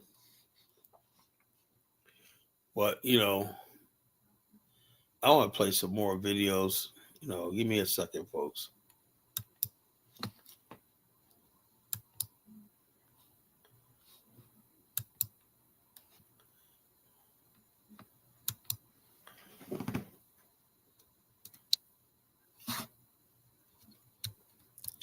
And everything in Tariq, every video, he just talk about Somalis, talking about friggin' Africans every friggin' day, talk about Africans every day. Is that all there is? I don't think Africans are really all that fucking important to be talking about every friggin' day. All he does is just disparage Africans and Caribbeans all day, all night, and he gets enough people to listen to him, what you call listen to him, and basically you guys listen to him, and you guys sit there and listen to him, and basically it is what it is, So you guys go, oh yeah, man, Tariq, don't Pan-Africans first need to build something and Newark. First of all, go to Newark, right? It's first of all, you gotta understand. So this is how friggin' which one you don't understand. Which we call Newark has black men patrolling the community, right? Their community, right? They got mentorship programs, They got neighborhood safety stuff. People pull in. That's Pan-Africanism. Newark is now a safe city because Baraka. And basically, they're trying to showcase their police tactics and whatnot that made Newark, brought down Newark's crime rate significantly. So the bottom line is this. When we say Pan-Africanism, you don't understand. We're black activists. The Pan-African part means we just extend what we do beyond the borders of America. That's all that means, But every time we do something, right, was education initiative, youth program, even the freaking the mayor of Newark had this thing where they had 50 push-ups in 30 seconds challenge, where black men are trying to get in optimal shape. It has nothing to do with everybody wearing R&B, red, black, and green. It's basically black men and black women getting together and building. That's all it is. That's what but the FBA, they don't believe in building shit. You never have anybody ever seen the FBA group, out and about? Have you ever seen an FBA group even organizing a bowling league? Seriously, have you ever seen an FBA group of people even sitting down having dinner at a restaurant? No. Have you ever seen an FBA, basically a bunch of FBA people saying we're FBA, we're out in the movies, we're enjoying each other's company? No. Have you ever seen an FBA organized horse riding competition? No. Yeah, there's a black middle class in Newark, black middle class everywhere. But have you ever seen an FBA do anything? The only thing I've ever seen FBA do was go sit in that hookah lounge Tariq has. That's it. That's the only time they ever got together. Whatnot, they don't sit there and associate with each other, So the bottom line is this: the people gunned down are your freaking FBA types,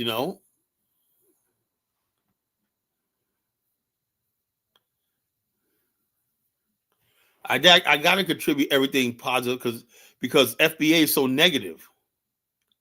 FBA is negative, so I got to contribute everything negative to SBA because all they do is talk about negativity. Everything they talk about is negative.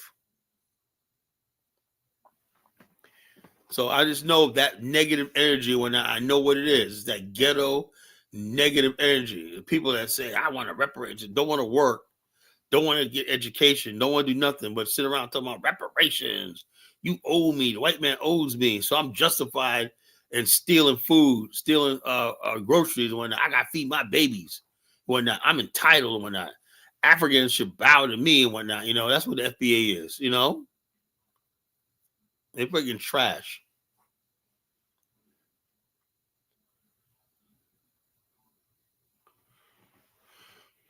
Yeah, it is easier access to other black. I like being around successful black people. I'm in a company of successful black people. Love being around successful black people,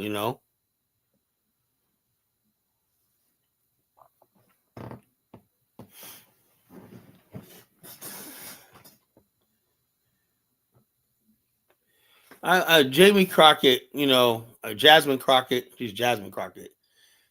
She basically is a buffoon, but I mean, I can't go too far because she's a female and I'm obligated to support her because she's a black woman.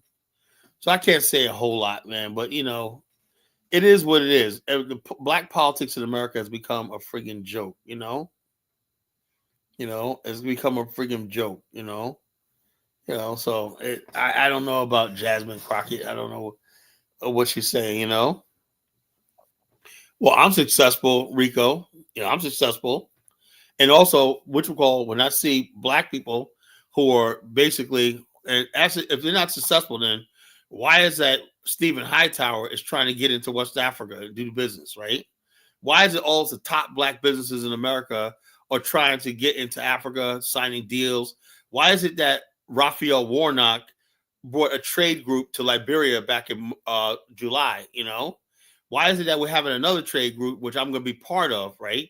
Which we're going to have all these people that from Raphael Warnock, top black business people, middle class black people, and that who are coming to Monrovia at the same time I have, and I could probably give a speech at that convention.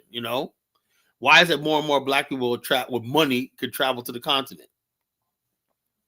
Most FBAs don't have any money. Have you ever seen an FBA with a passport that could go outside of America? No, but you see people like Jonathan Miller. He's in Nigeria right now. You see, like Colin, he goes to Liberia every year. When's the last time you saw an FBA ever even get on a plane to go across country? Everything is Pan-Africanism. If you do business in Africa, I don't care if you go on a vacation, right? If you're connected with Africa anyway, that's Pan-Africanism. If you do business, because you can go any place in the world to do business. Jonathan can go any place in the world and do his business, but he chooses Africa. That's Pan-Africanism. I could have freaking found a wife in Hong Kong or friggin' Thailand, but I chose an African nation and an African woman. That's Pan-Africanism. So I don't know if you guys thought that you had me against the wall and I was going to back down and I was going to go away and stuff like that. I'm sorry. It's not going to happen. It is not going to happen. This is on and popping. Now, I even gave people a compromise. I said, look, if you believe in America, that's fine, Yeah, that's fine. You could do, Oh, why would I be demanding reparations from West Africa? The only thing from West Africa, Africa in general, I want is 25,000 square miles. Africa doesn't have no money to give me. But if it basically says the BAL Corporation could we could basically administer a security zone protected territory for the future descendants of African American slaves, then I could go about getting help to build this friggin' state. But right now, we don't have any state that's ours, right? All we need is 25,000 square miles. Don't even have to be coastline. It could be right there in the middle of the Congo. As long as we control the borders and what comes in and out. So Africa, that's what Africa could do. That's the only thing Africa can do. 25,000 square miles. That's all we need, from Africa, right? We don't need freaking money or anything like that because Africa really don't have the money to give us. They don't have no money to give us. But they can give us back the land we lost, No, you see how ignorant you are? Land is more valuable than gold. With land, you can build real estate, and that's how land is the basis of wealth. You cannot create wealth without land. That's the basis of wealth. That's why the FBA people are so ignorant. Why not? You are never going to create wealth in America because you don't control this and own this land. You're just a renter, You're just a feudal tenant,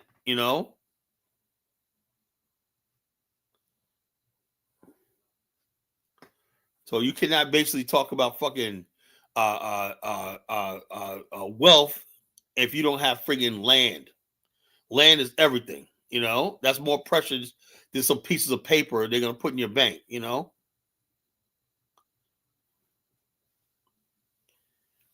So it is what it is. It is what it is. If Africans want to do that, maybe not 25,000 square miles in one place. Maybe we could have 500 square miles in this country, another 200 square miles in this country. We could have like 10 different satellites. We call it an African in like 10 different countries. Who knows how it'll work out? But the bottom line is this: to not have any land is not. That's what Africa owes us is land, and territory that we could do what we want to do with it and develop it. That's it. I don't want no money from Africa. What the hell do I look like asking Africans for fucking money? I'm trying to put money in Africa, Well, like I'm going to Africa. That's what these people do. They go online and basically act like they're speaking for the majority of us. Let me tell you something. Anybody listen to the show, FBA people do not speak for Black America. You don't have any land in America either, you don't have any land in America either. Actually, we did have land. We had Liberia at one time. And we still technically can go to Liberia and just become part of that country. And basically, we got a land if we want it. We don't even need a whole country. All we need to stop doing is buying property in Liberia and settling in Liberia. That's all we really need, to tell you the truth.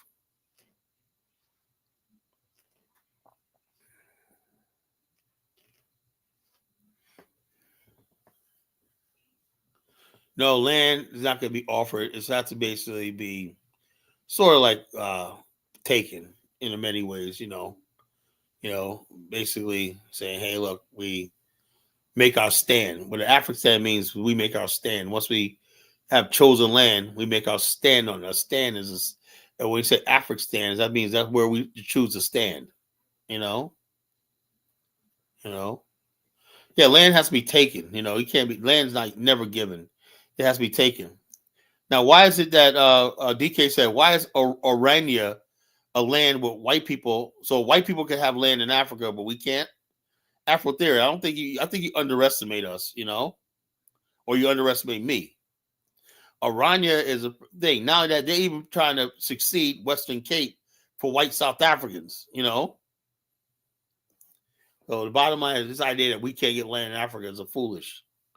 There's plenty of land in Africa, you know. Look, I had Zambians telling me they wanted to give part of Eastern Zambia, right? I had two parts of Zambia competing with me at one time, 2018, 2019, saying, look, this is where you guys should build a homeland.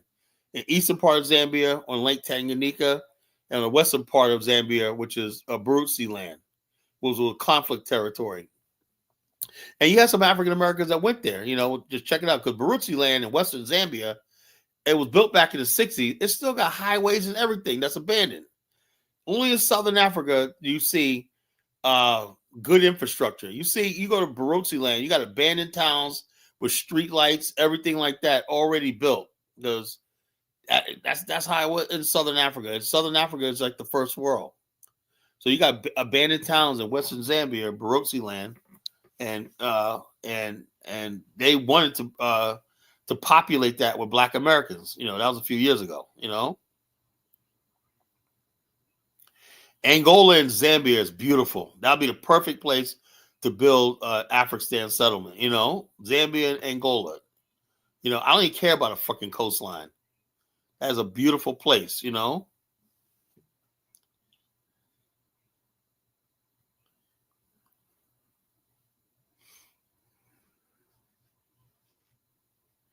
Well, yeah. Well, I don't believe in leasehold.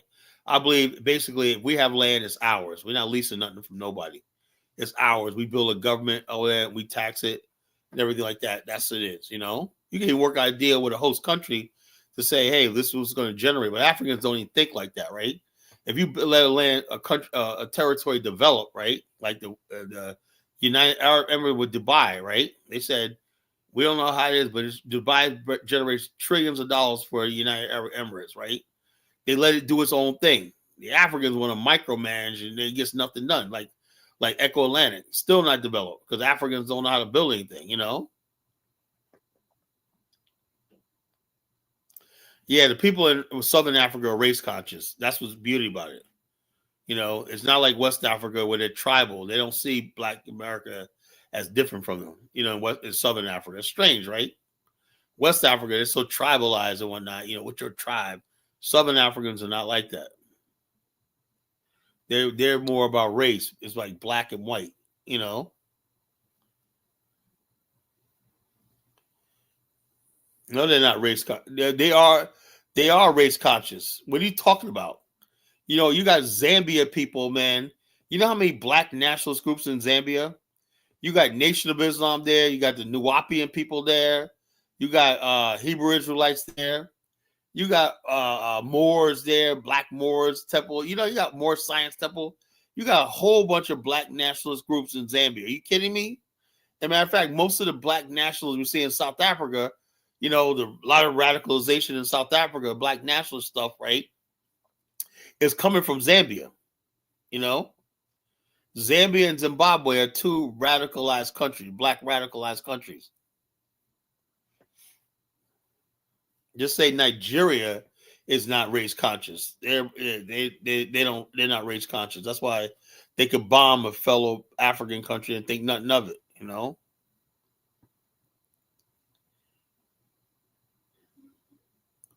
I don't want anything where leasehold is an option. I will not do it. Look, I will not do anything. Well, I won't be a part of it. If the leasehold's there, I'm not a part of it. I think Black America and the diaspora's owed land our own. You know, Africans don't own the African continent, you know. They don't own the African continent. It's all about exploitation, you know, what they can get at, because Africans are greedy, you know. I will never do a leasehold. You never do no leasehold with anybody in Africa because the continent is not theirs to lease out, you know. No, it's not leasehold in Liberia. Liberia, I could actually own land in Liberia as a Black American. I could actually own land in Liberia. There's no leasehold in Liberia. We have a deed system. You own property in Liberia. That's the way our ancestors who built Liberia set it up. They kicked those paramount chiefs, all that stuff like that, out of it, in the ass and said, "Hell no!" You know, we built the friggin' modern state. You can go down to the city hall, right, and get your land title deed. You get a lawyer to make sure that there's no liens on it or something like that. And you, as a Black American, I've known that when I was there first 4 years, they said they want more Black Americans coming over there buying property, you know, and you actually own the property. It's yours, you know. Ain't no leasehold in Liberia. That's some Ghana shit, you know. That's other parts of Africa. Liberia is like a real modern. Their economy, their structure is based like on the United States, you know.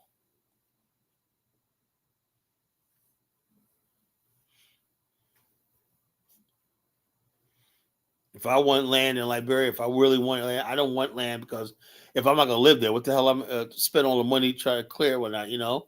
If I get to the point where I want to settle there, settle down, and retire, I'll buy land. You know, or in fact, I got land already in Liberia if I really want to. My wife's family, you know, got land in Bone County and also land in McGreevy.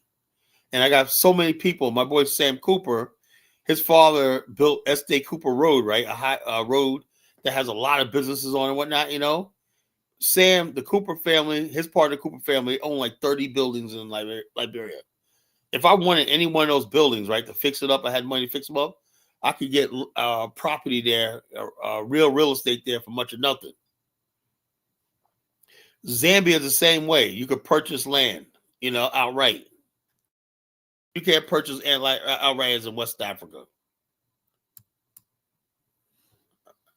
All right, honey flower, what's on your mind? Hi. I think like this whole Pan-Africanism and like seeing all Black people as one, I think that it has proven to be like it has been Well, proven to not I match. don't believe all Black people are one. I don't believe it either, you know. Yeah, but I don't think it's based in reality. I think it's a That's fantasy what I said. because My version of Pan African is not like we're all one. I know there's people against us in Black America, right? They're Black, you but know. I realize that. Kala, because you know, with everything going on, my eyes have really opened with like the Somalis, the FBAs, the Caribbeans, the Jamaicans. It's clear to me that Black people are not a collective. They're tribalistic. They even within, like for example, even with the FBAs, they have the indigenous and they have those that believe that Yeah, you're have. breaking up. Well, you're going in and out. Is there something wrong with the Can you connection? can you hear me now? Yeah, now okay, now I hear you. Okay, so I said, for example, with the FBAs, they have their own clans as well. They have those that believe they're indigenous, and then they have those that believe that they were slaves that were brought from. Yeah. The problem with what she was saying was a lot of these people basically only putting I hear them is online. None of them have any scholarship work, and so I don't take them seriously. I don't take any of these FBA people seriously because you'll never see them in the books. Carla, what happened? Most Did you books. throw me down? I'm just No, I didn't kidding. throw you down. You just dropped off. Okay, so basically, like when you look at how even with like I was studying about Somalis, they also have like so many different clans and they fight each other. And then I seen a video about the Somali. O'Shea made a video about the Somali band. Yeah, that's a big mistake you made. You listen to O'Shea. No, he's That's the first thing you made a mistake when you said O'Shea. I'm like, okay, well, his that's what I videos. think. That's what your It's issue because is. the algorithm, like, it just pushes all this Hey, look, stuff. I be getting algorithm O'Shea too. Do you think I click on his videos, listen to what that idiot got to say? No, He I'm was very showing careful about what I listen to and stuff like that. I don't watching listen to FBA talking some. points online. He was showing the You know, Somali the only time I hear anything is when I'm scrolling past TikTok and I can't do the scroll button fast enough. You know, No, Kala. He was Somali. you're breaking up again. Hold on, wait. Can you hear me now? Yeah, that's better. No, because I don't have TikTok, I can't see the video, so I have to watch a YouTube channel. So he put a video of Somali Bantu woman, and she was talking about how they're divided with the Somali Bantus. And even with like Ethiopia, they have so many tribes. In America, I even consider like Crips and No, I Blood. don't consider those are not tribes. Those are degenerates, right? When you don't judge people by gang activity, they No, live on the fringes of our society. I'm not saying that they're tribes. I'm saying this mentality of this divisive, like breaking Yeah, into yeah. tribes. Look. I would say this. This is hold on. I would say this, right? I can go to any part of Black America, right? And there's always going to be people I can get along with, no matter what, right? Which we call when if I go to now, if I basically let me give you a perfect example. What I'm trying to say like that.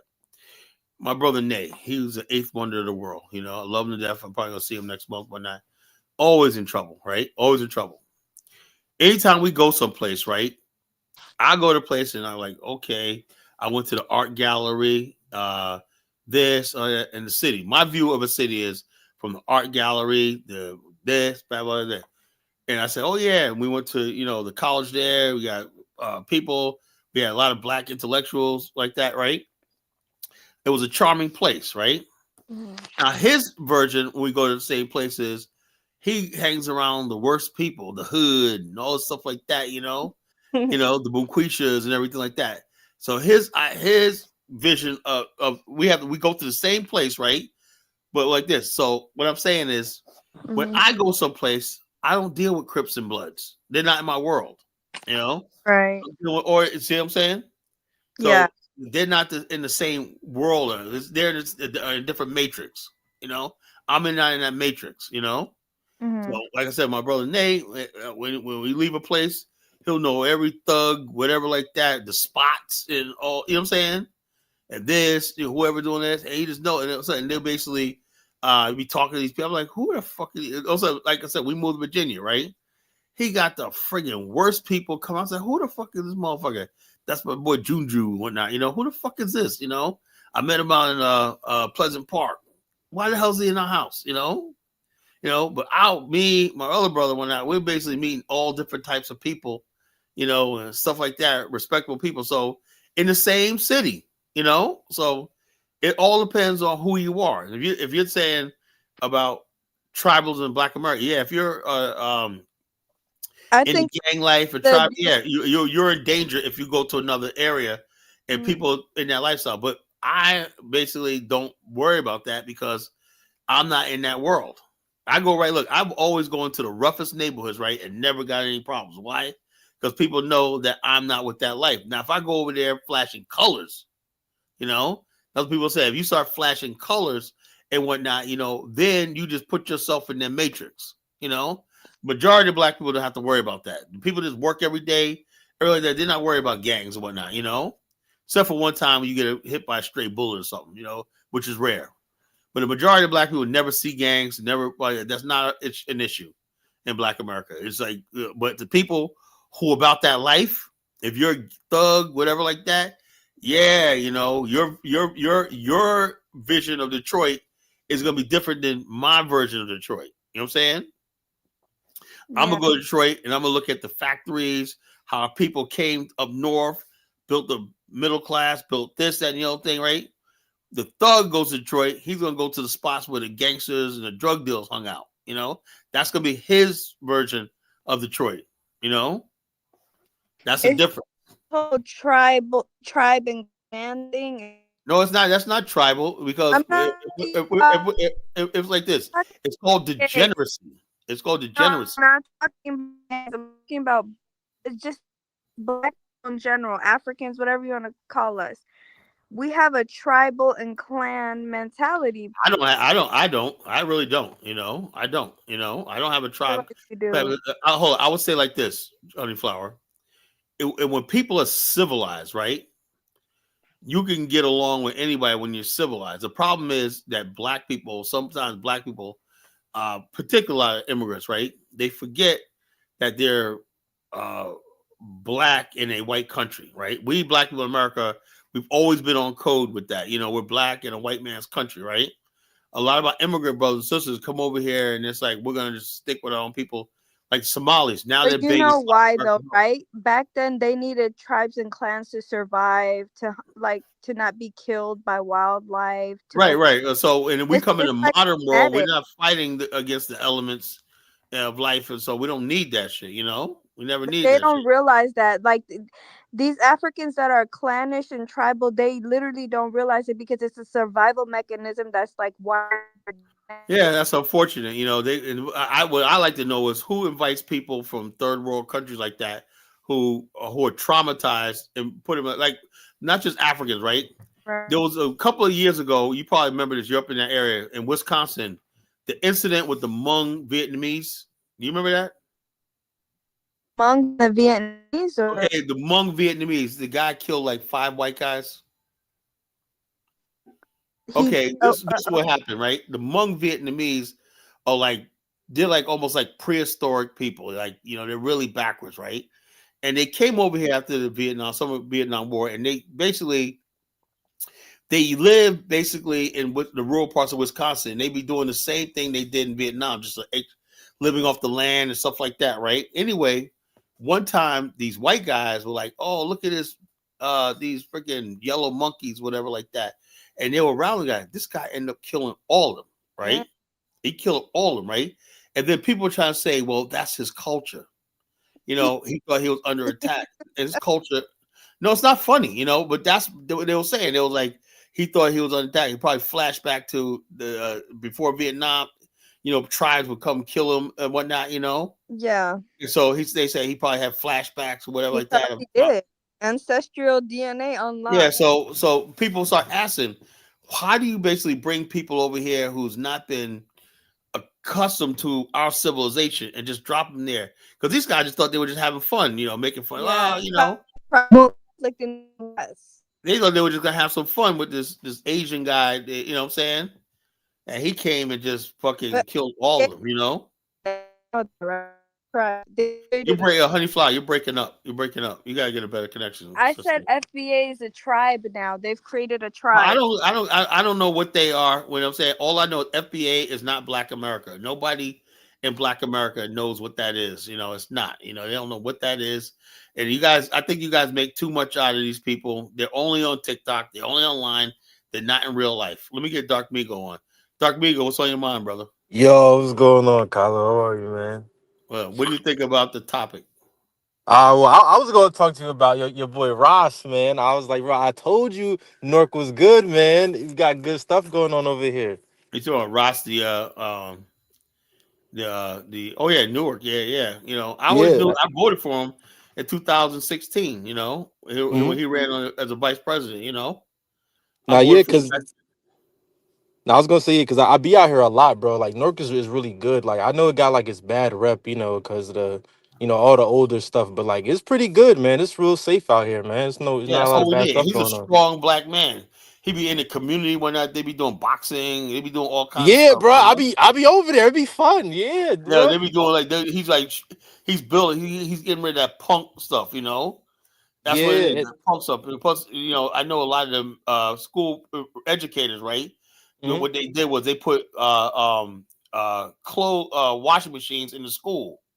Kids couldn't wash their clothes at home, Oh, right? that's crazy. Yeah, Yeah, so wow. they put watch and said we're gonna solve that problem, and they had midnight basketball. Side people said they don't want to go home, they don't feel safe, so they kept the school open until midnight. And when Yup. they got safety, when kids, when Ross found out, and a lot of people found out that kids don't want to be around that shit. Bro, yeah, bro, I be trying to tell people, bro, like They don't want to that's be why I around that thank shit. God. People like this, they make it seem like everybody that's the way it is. No, most kids, most Black people don't want to be around ghetto ass Black people. Bro, they don't, bro, they don't. And We it's don't like crazy because ghetto ass like, Black. And it's sad that the poor Black people got to suffer the most. yeah, man. But it's kind of good though, because like the poor or whatever Black people, like they don't really be on the ghetto shit. Like, it might look ghetto, they might dress ghetto, No, you but got I poor bet you go people. talk to them, they gonna Yeah, tell you you a got whole poor bunch of people that got good sense. They stay out of trouble. They do their thing. They go to church. They go to school and that. Yeah. Unfortunately, they got to live around people that that that don't have no respect for human life. That's so sad. That way that they have to share space with people who just act ratchet, ghetto, and violent, and whatnot, and out of control. What's up, Focus Dave? And so that's what the problem is, So, like I said, Yeah. we're having a general cleansing of Black America, Yeah, but I've realized though, because like I said, I be out here, like even the ghetto people, they kind of like, like kind of chilling off of that. Like they kind of like getting their sense together.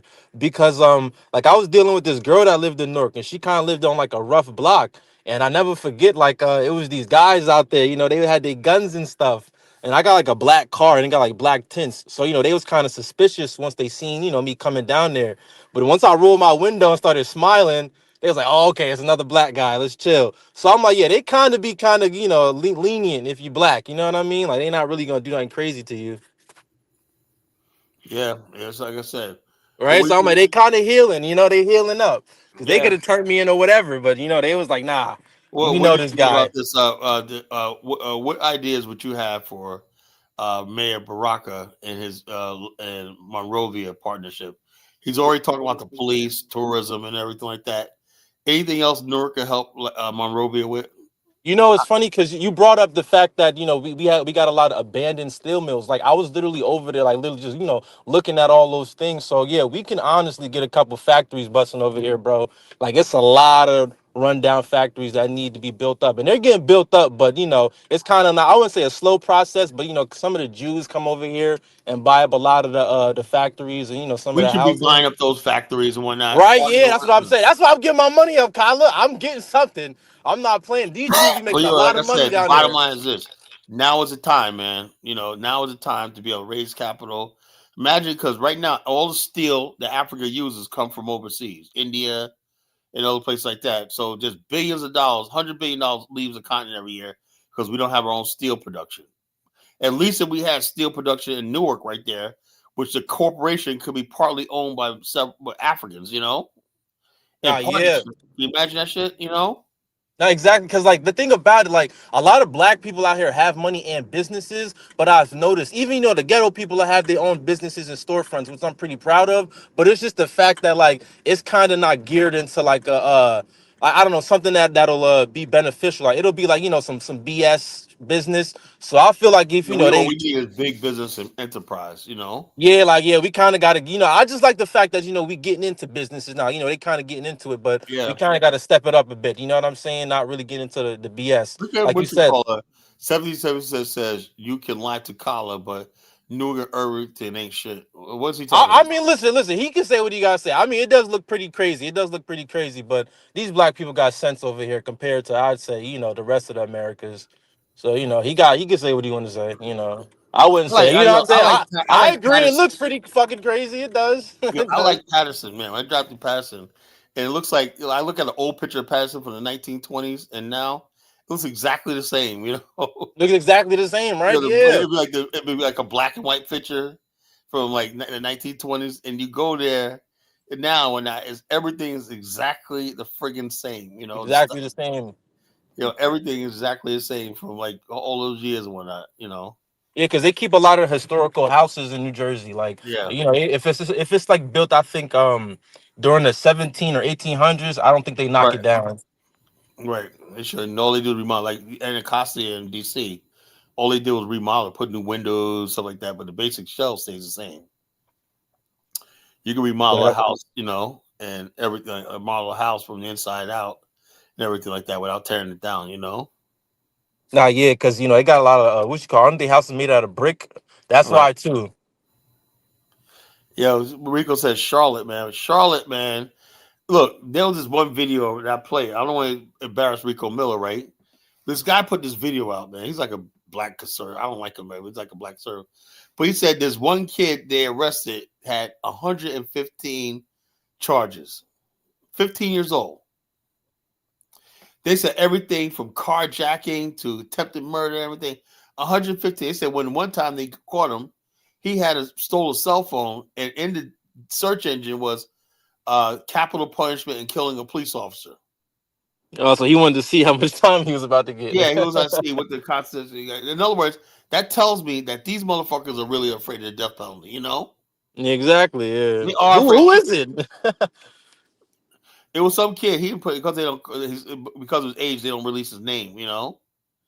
But basically, the problem is, like I said, when you get rid of the death penalty, I don't know why black people do that, right? And these thugs running around, if they feel there's no consequence, I know the one thing they afraid of, if they say, you know, something like that guy, those kids in North Carolina that killed that off-duty cop, right? And he's like, oh, well, I apologize, I'm sorry, you know, it's too late. And they're like, oh, I'm sorry when I killed a cop, right? They'll try to rob a store, and the guy stepped in, and they shot him, whatever, I like have that. a question. So It was like off duty. I have a question. I just Yeah. researched what you guys were talking about because I didn't know anything about that. So he was saying he wants to build a sister city relationship. How Yeah. does that work in terms of like getting the funding to do this stuff? Look, first of all, he's the mayor of Newark, right? Newark has Yes. Newark has a GDP of $200 billion.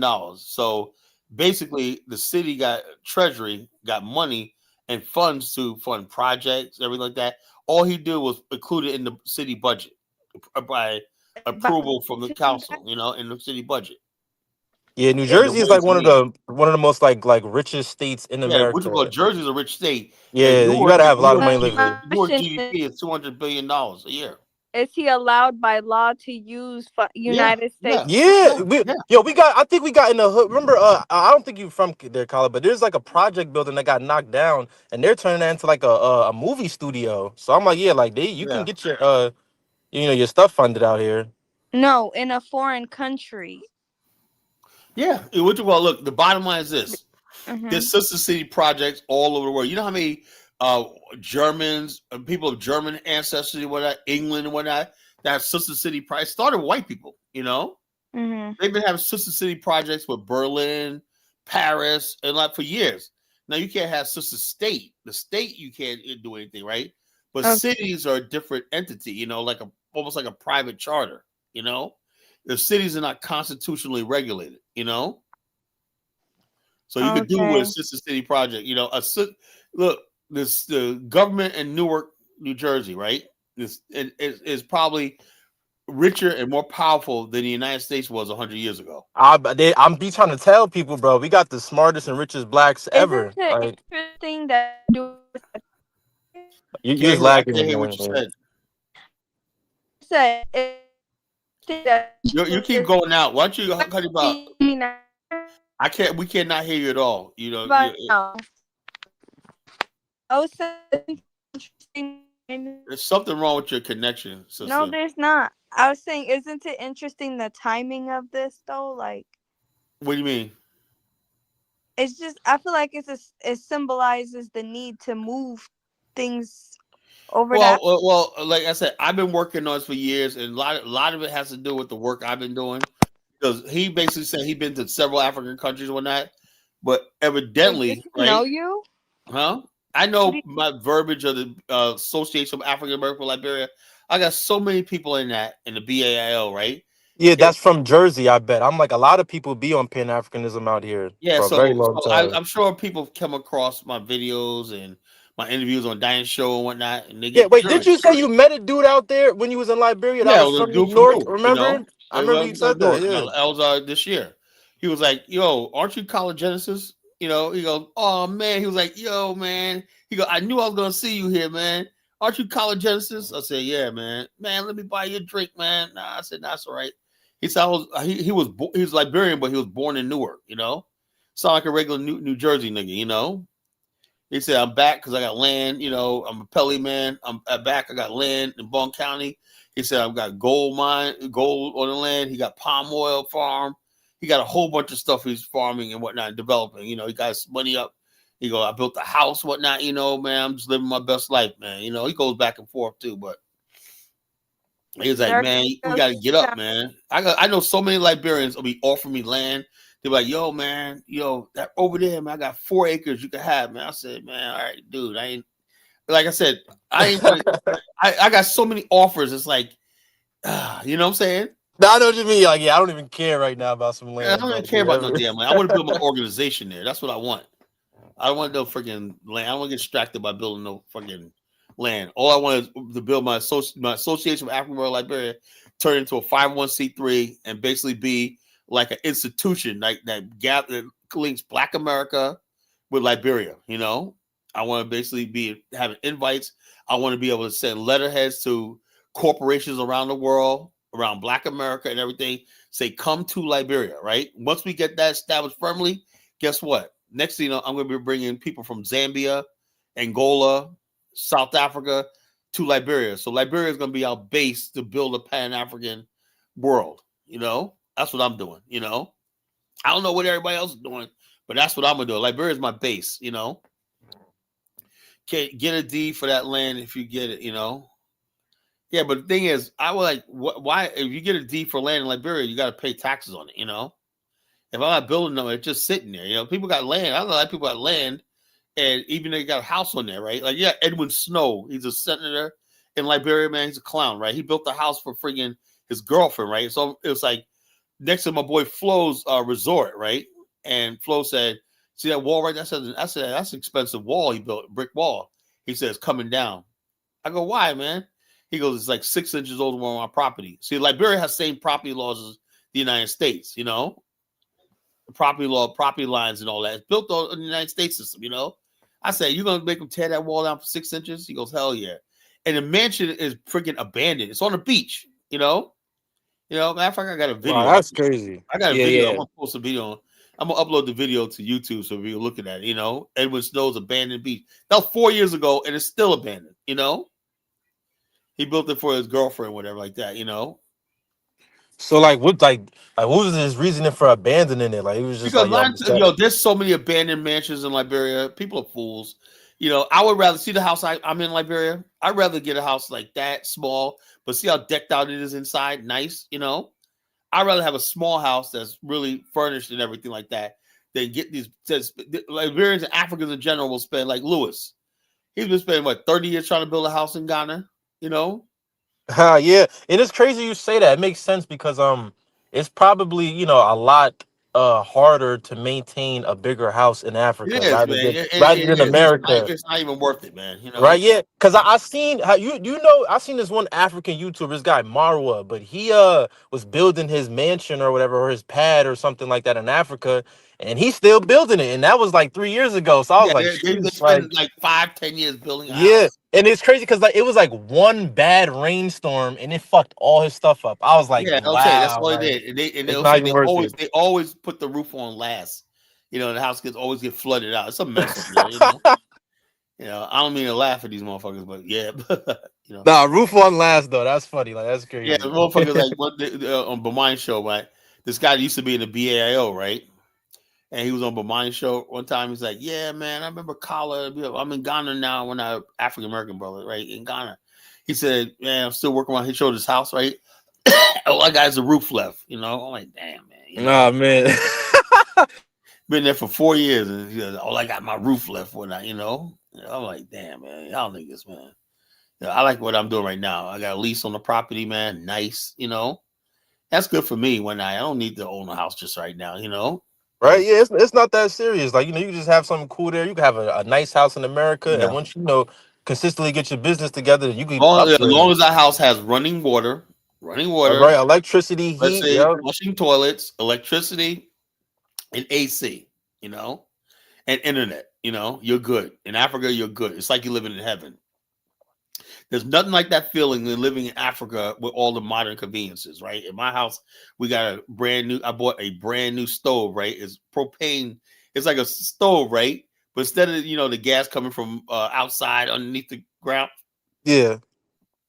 it's just a propane tank that sits in back, Right? You can It's just like switch all it the out, buttons yeah. light up and whatnot, And then you got electricity in the house, right? You just buy credits right there in the house, whatever. If the power goes out, like because there's a brownout, a power surge, and they shut the power down, you just go flip the generator. The generator is in the generator room. You don't hear it. It's in the generator room, like 100 feet away. Just flip that on and whatnot. And you got electricity in the house. You always got electricity, Wow, yeah, that's smart. Yeah, that was a great idea. Yeah. That's what everybody does. In the property, you always get a generator. The generator house. That's why you'll have like 10 generators in that generator house. Everybody And goes. what kind of generator is it? Like, is it like a coal ran one? Like, what is No, it's a freaking gas generator. gas generator? Okay, yeah. Gas generator. So it's like I said, I love the range. I can't wait to get there in March. I can't wait to get there. It's like Liberia is the closest thing to heaven So you for staying me. there for a month again? I'll probably say 2 months this time. Or got to, man. Got a vacation, They man. say the month too much. Well, this time I'm bringing my laptop. Right, I'm gonna see if I can work over there. Yeah, I remember you said you tried to get on the so you can work from home and stuff like Yeah, that. So you right. get your business out there. If I work right now, I do all my online stuff in my office. So, but I did my continuing education the other day, and they were talking about sections about more and more people working from remote since COVID. And they said a hint was don't tell people you're working from home. Let them think you're in a call center. Right? Yeah, that That's yeah. what they said. They said, just people don't want to. Because I remember I called people for help, like tech support and stuff like that. And I'd be hearing fucking a baby in the background, dog barking and whatnot, or a lady telling her cat, get down and whatnot, get down and get further. I'm like, what the hell is that? I said, oh, then she's at home. Yup, yeah, I working mean, from she still home. do the job, man, but it's like, that's weird. They say, yeah, when people know you're working from home, it weirds them out. So I go to Liberia, basically go to Liberia, my room, get my desk and whatnot. I'll be like telling everybody on visiting, shut the hell up. I don't hear nobody's mouth while I'm working. If I get sales done, shit, I'll stay there for 3 months, man. Shit, I have to rush back to work. I'll stay another extra month. Right, you can make a whole office in Liberia, basically. You Hey, I know can what I have, I mean? have a house. I can use my house's office for the meantime. Yep. Yeah, so I just get up in the morning, throw in the computer, blip, blip, blip. I'm online. Yeah. Yeah, Yeah, man. Yeah, I'm glad you're able to get that done though, bro. You know what I'm saying? Came a real long way, Colin. I've been there since like the start. I remember you said I used to hate you or something at the beginning. Nah, I never hated you, bro. I yeah. remember. Hey, you was a smart ass at first, man. You was Nah, like I feel nah, I was you just used to give me a hard time, man. I remember that. I was just used to be trolling people, but nah, I He just came talks from a shit. He does that in the comment section. hey man, I do it to everybody. It's nothing personal. But like I remember you from Dynas's platform. And I was Yeah, like, I hope this guy got a channel. Cause I'm like, I can't with these other dudes. These guys are idiots. I can't, man. yeah. I try to be the best, man. I try to be the best. And like I said, I can't even listen to Dynasty no more, man. I love Dynasty, man, but I can't listen to it. Yeah. Dude's boring, man. Shit, man. God damn, man. It's like chronic cure for my boredom, man. You gotta, the thing about this YouTube, man. You gotta be engaging. Yeah. And like I said, I tell stuff how I'm feeling, and I go into a story. People love my stories. You know. Yeah, because they be mad funny. And I know be lying. Because once I went to your your channel and I seen the old videos, I was like, oh yeah, Carlo was really that guy. He was really outside. I was like, all right. Yeah. People gotta stop playing with you, man. Which was the homie said Colin used to come on around the time Moa went to live. I'm like, yeah, I was on Blog Talk Radio. I was on Blog Talk Radio. That was back in 2009, to 2015. That's how I got popular on Blog Talk Radio. Yeah, because I remember you said you made that video about 50 Cent. You was like, yo, man, we tired of this 50 Cent stuff. We got to get our black stuff together. I was like, yeah, Kyle been saying this shit. That was crazy. Yeah. So all this stuff I've been saying for the longest time, man. It's like people think I'm not nobody brand new. Have I modified a little bit over the years? Yeah, but I'm still on the same message. Like Nat Measy comes in here talking about you still on that pan out. Yeah, Nat. I don't see any other alternative, right? FBA, strict FBA is a Bunquisha crowd, that's a Yeah. bootlicking crowd. And I'm saying to myself, I'm looking at all these white supremacists gathering right now, and they growing in strength and everything. We're supposed to just sit back and be. Look, I can't. The idea, what I like about Baraka's move, right? Mhm. This is black power. Yeah. This is black men basically stepping out on our own. We're being on having agency over our life. We're saying, something. We have a Liberia, the country. We're gonna stake our claim in there. But these people want us to be under the hegemony of white people, and white people can't even govern themselves anymore. Look how they let the Somalis come in here and take over. Yeah, that was pretty insane. Yeah. I had to do my research on that. I didn't know about that. Yeah, Charlie Kirk did Malcolm X. Well, I don't know. I wouldn't compare him to Malcolm Yeah, I X. wouldn't compare him like that. Yeah. He's a clown. He was a clown. But they like that's the best you could do. A fucking college dropout podcaster. Yeah, and that's the thing. Like, I don't even think he was really like a Malcolm X to them. I just think just because he died, they just kind of probably No, want I an think excuse. because anybody who they would say he died for telling the truth. Anybody who says something disparaging about black people is always telling the truth. You ever notice that? Yeah, He, yeah, oh, he telling the truth or not? so I said, true. how come he never Yeah, talks about the white people dying on fentanyl, being sold to fentanyl in places like Kentucky and stuff like that? How come he never talked about the white girls wanted a legitimate career among white girls OnlyFans?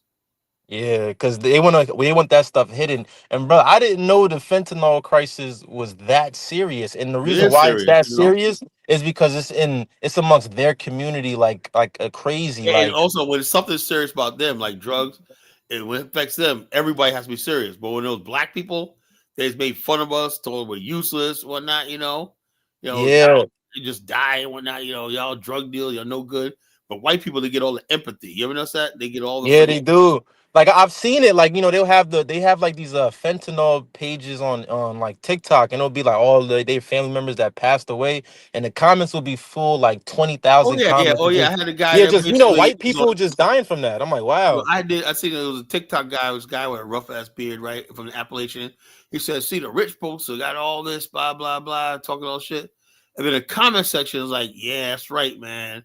He's like, y'all have all the money. We don't got shit. We're poor out here, in rural Kentucky, the Appalachian, whatnot. The comment section was all sympathetic, whatever like that. Now, if they were black, what would the comment section would have been like? Right? They were like monkeys, welfare. You're right. Where usual suspects, Right, usual suspect. Right? Yeah. I didn't do nothing for not, the same thing, when a white person's saying, yeah, it's rough out here and whatnot, there's no jobs or nothing, we all on crack, we're all on method, what's it called? Yeah, methamphetamine. Yeah. Methamphetamines, we're all on this, but not, people just don't work, like we're broken now. Man, all the sympathy in the world was pouring out, because when they see those white people suffering, they see themselves. Same thing when I would see African immigrants cry, that's a shame. White people living like this, Yeah, something has to be done. The same African immigrants, when he sees a black person, they show black people living in poverty. These people are, this is why people tell us to stay away from these Akatas and whatnot, Yeah, that's wild. Yeah. Yeah, well, that's why I'm checking all this shit, I'm not one of these Pan Africans that let these people get away with shit, That's what I am. I said, I don't. I like I said, I don't let Black Americans, PA, talk disparaging about Africans. I don't let Africans talk disparaging about us. I'm fair. People talk nonsense and be fair about it. In No, your yeah. criticism, when I be fair, a lot of people don't want to be fair and just in their criticism. No, Can't judge exactly. people by the same standards of white people. They had like a 300 friggin' year head start. They got all the privileges, the money, the setups, and everything. It's like saying why this person can't make a slam dunk and whatnot. When he's got to go out there, get his own ball, dribble out of the court. And why this person get all the slammed up? Well, you feeding them layups. If you feed somebody layups, they're more likely you'll be successful and do a slam dunk. No, you're true. But somebody just basically got to do everything from scratch himself, right? He's less likely going to be successful at it. That's anything else. But somebody got assistance and everything like that, like a layup in life, it just basically gave the white people layups. The Homestead Act, the GI Bill, free labor from black people. Man, they had it good, man, for hundreds of years. Right? Yeah, it was so many benefits they got, man. Even a lot of people don't even understand. Even like the gold rush, like the American gold rush. I'm pretty sure black people got blackballed from getting into that. Yeah, Like during that but time in black people America. had gold. When you had gold, discovered gold, and you were a prospector or not, a lot of times I tell you your gold was your claim was stolen.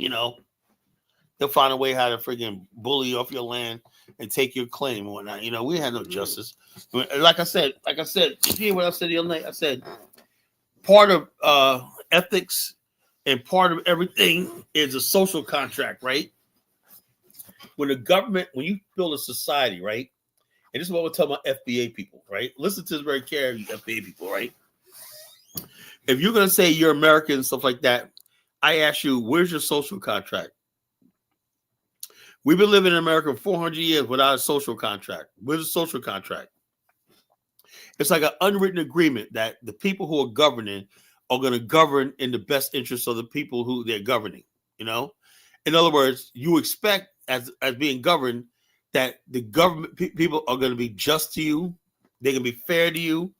They're going to be encompassing you, embracing of you, inclusive of you, and provide you with safety, opportunity, and the general well-being. Right? Can we Yeah, say the best United States interest. government ever gave us that social contract that they did to white people? Yeah, nah, I don't. Yeah, they didn't do anything like specifically for black people. So yeah, no. But they didn't even give us the basics, right? We Yeah, had whole cities that were burned to the ground. No protection. No. A government is supposed to protect its people. That's a social contract. You know, its main thing is protecting. You know, if a government can't protect the people and safety did it, it's not a government. You don't have a social contract. You have rulership. We've been ruled by these people. We've never been governed. And that's what a lot of FBA people, they want to continue this idea of being ruled by white people, right? I'm saying us building in Africa gives us a chance to break over that rule because because we are all over the world. We're not basically subject to their rule, you know? yeah. No, you just So I tell these FBA people, that's why they can't handle me, you know? Notice how they go away when they come up here, you know? yeah. I just know people just join the FBA cause because at first it was It because I sounded got good with Tariq and whatnot, but Tariq, they said this guy in the chat room talking about Tariq got 2,000 people. I don't care. Have you ever like Honeyflower the other night asked me? Remember you said this story, Kyle? Sometimes I forget some of the stuff I be saying. You know, I forget. Then I remind. Oh yeah, I remember that story. Yeah, whatever, like that, right? People be telling me about stories I tell all the time from years back. You know, yeah. but tell me anything you can remember Tariq from like even a month ago. Yeah, bro, I don't even, I don't know. I The don't know what those guys got going on, when man. I I think don't know. Tyreek, it's only I just know what he fought Brandon or something. That's the only thing I know, or something like that, right? It's like the only thing I remember. the only mind when I think about him is about Hey, Honeyfly, is there some way? Are you calling on your phone? wait, you don't hear me? Well, now I do. Whatever you're doing, you keep going in and out. So Okay. if you got a earpiece, get rid of it. An No, earpiece, it's not that. I think it's my charger. yeah, whatever it is, it's like it really sounds really bad. We can't hear what you're saying. Well, I was saying the only thing that I think about when I think about Tyreek is jokes about foreheads, flip flops, And I'm gonna even come out and see if it works or ashy. Is something. it still doing it? Is it still doing it? Well, it's which we call it, it's I don't know what's that is. Right now, you sound all right. So you can hear me? I can hear you now. No, I was saying like the only thing that when I think of Tyreek, the only thing I think about is flip, like jokes about flip flops, dusty feet, big foreheads, receding hairlines. That's all. I just think of all the roast. Like I don't think of Yeah, like that's all he does. That's all you remember is him, bro. You don't have any deep thought or conversation that you remember from him. You know, yeah, it's just a roasting, something a comedy. You know. yeah. Just You know, so nobody remembers anything he says that's profound and deep. You know, he doesn't have it like that. You know, he doesn't all have it. joking is serious That's all he has is just how to joke on people and stuff like that. and roast. He So says, anyone says, I got 2 streams running on YouTube. Let me look at this. yeah, you have one for the phone and one for computer. They do that now with YouTube. They create 2 streams. Right. So, okay. So somebody listens to their phone is going to be on the one, okay, on this one side, and people listen on. Okay, so all right, I have no idea. Yeah, every time I go, there's always a problem. Every time I get ready to do a show, you know, they It's got not necessarily a problem. It's just a new update that they do. and which go. I didn't even do my Twitch tonight. Every time I do Twitch, it just cancels the whole thing, and then the title and all that goes away. So I didn't even add Twitch on tonight. That's why I don't have any trolls. Do you have followers on Twitch? Yeah, I got a couple of followers on Twitch. I just started that like 2 days ago. You know, I got people trying to come in. You know, all the people these white people that try to come on here come from Twitch, and I'm gonna get X on here too. X, and that's gonna bring a lot of people to this platform where the X and everything like that. You know, because I be having these explosive topics. I be having these explosive topics, and and I don't know what the white people why they want to come to my show. I don't know what the hell they want to talk about. I mean, maybe Dark Meagle can tell me what the hell do I got to He talk said, about? "Drop the link again." I did. I would like to know what these people think they're gonna learn. I'm not racist or nothing like that, but if I'm sitting here talking to black people about a black topic, why do they want to get in on it? I'll never understand why these people, they obviously don't like us or whatever like that, but they can't stay away from us. You ever notice that? I could never understand why they can't stay away from us. I never understand I why. don't know Some because they people are bored or something. What? racism. I don't know. I don't why they can't stay away. It's like, dude, I don't want to engage with one guy. Basically, put it in the back chat, "Fucking nigger." What am I gonna do, man? I didn't let him on. Yeah, I don't know, man. Like it's like some weird humor. They got like a weird dark humor, bro. You know what I mean? Something we'll never Like I said, they understand. got a humor. I see that's the whole thing. White people are using the internet for bullshit. We're using this shit for serious shit. You know what I'm saying? Do you guys have your white people laugh? Like whenever you're around white people, you have to laugh at a joke. Do you have a way? Well, No. all black, not me anymore, but I used to. When a white person tells a joke, man, especially your boss, that's that fake laugh. What's that? No, it's like this.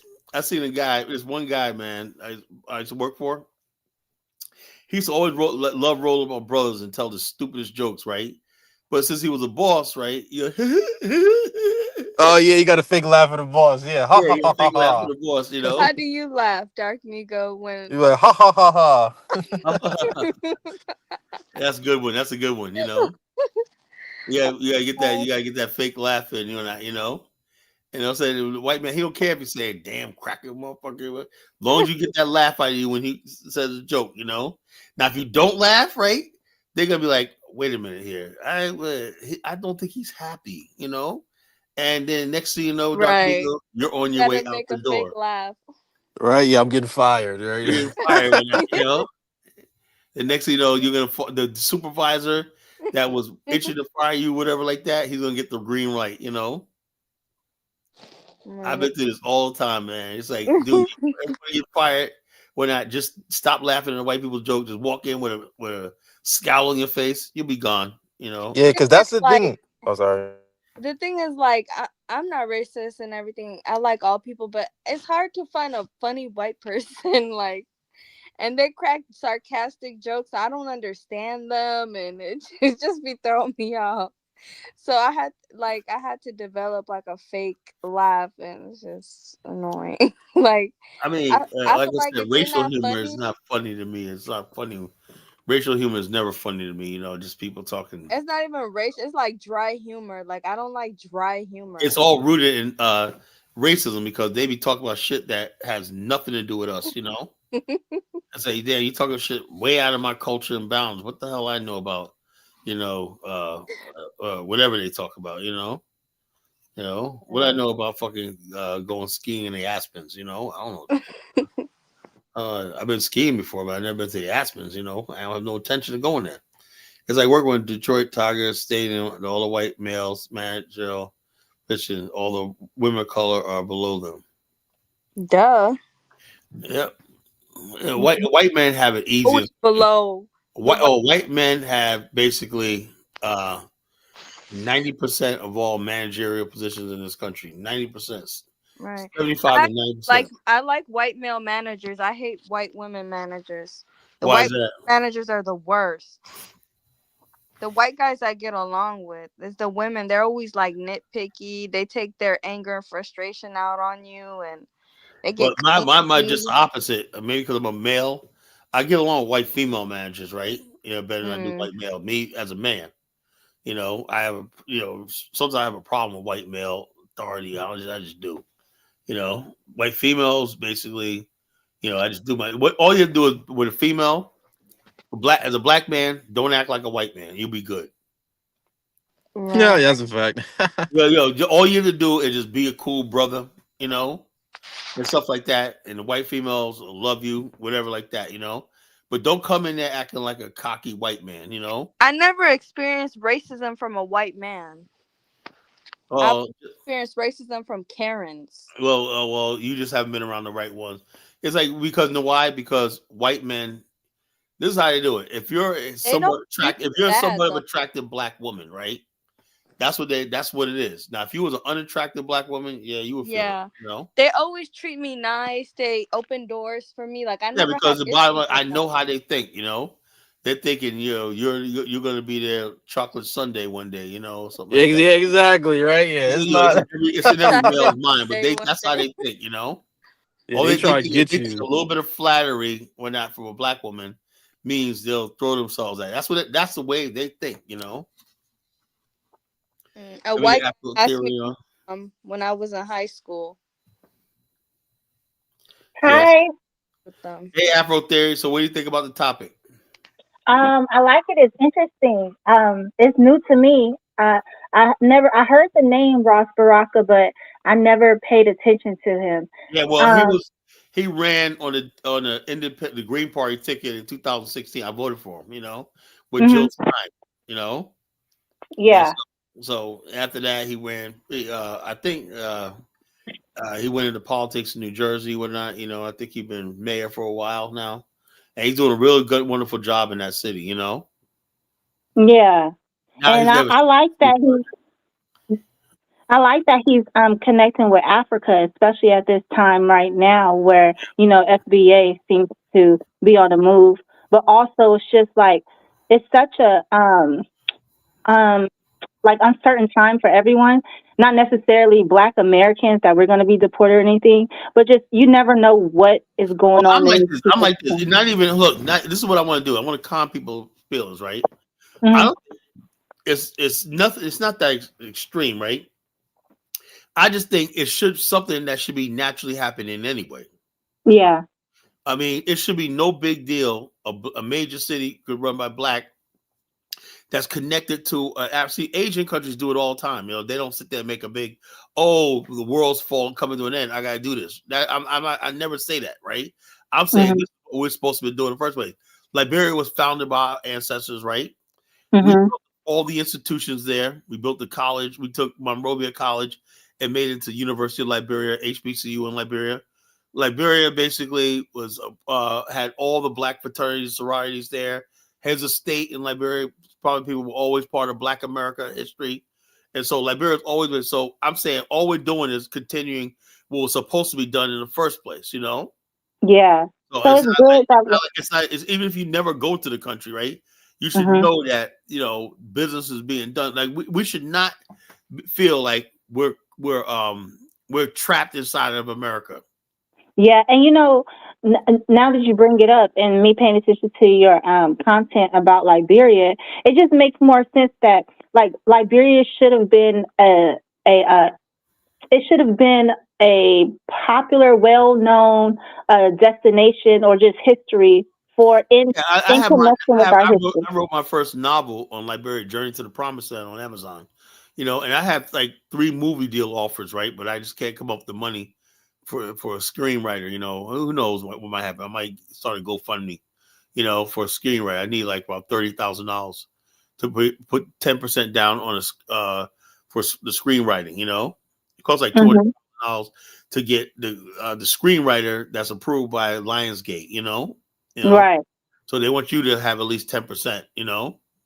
Yeah. And they will offer me like a $2 million deal for my novel because they Whoa, at did least it's on the table. yeah, Sheesh. yeah. They put they did a test run right in different markets around the world, and they said my story will definitely sell. In the movie industry.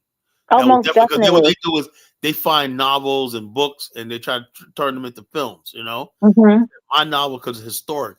It deals African history, African American history, all that, and it tells a known story about Liberia. Liberia's never had its own story.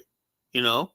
Yeah. So they said, yeah, that your this if your book me a movie it would definitely be a hit around the world. You know, they did the test marketing. You know, so we'll see what happens in the future. You know, who knows? You know, who knows what happens in the future? You know, but I just take it day by day. You know, so people don't want good movies and stuff like that. Black people got to start wanting more, right? If people keep making ratchet movies, well, that's all they're gonna have.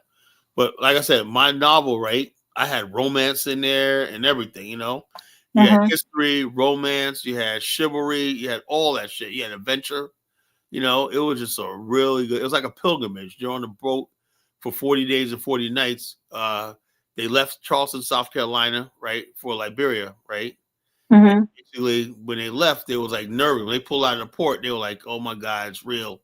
There's no turning back," you know. And on the ship, first they were divided. I did this way. They were divided by class, you know, like they were in Charleston.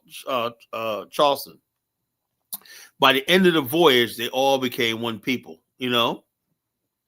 So, but end of the voyage, they were all one tribe now. They were the Azor tribe, you know. Can you share the link to the book? I want to purchase it and read it. Okay, Oh, it's on Amazon. It's called Journey to the Promised Land. I don't have my moderators here. I got you. I'm gonna find it and link it. I got you. But what Yeah, is it? just find it on Amazon. Journey to the Promised Land with Dwayne McCalla, you know, and what you call it. Usually Frenchie puts it up in, links it up in there, you know. Okay. So like I said, that book was a masterpiece. I wrote that book back 2014, 11 years ago. You know, 2014. You know, so that just shows you how serious I am about Liberia. You know, Yeah. I'm very serious about Liberia. If anybody want to know who's the man to talk to about Liberia, it's me. You know, you know, yeah, I'm the man to talk to about Liberia because I've been studying the country, and I'm clearing up a lot of lies people tell about Liberia. You know, a lot of misconceptions and whatnot. You know, Hey, Kyle, it's like a black and white Liberian flag on it, right? Is that one? yeah. Okay. I'm about to send it.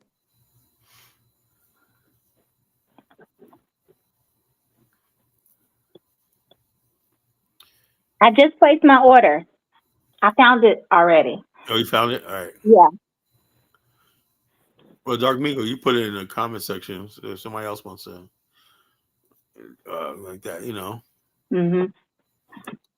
All right, so that's good. Good. I hope you get it. We should get it in a week or two.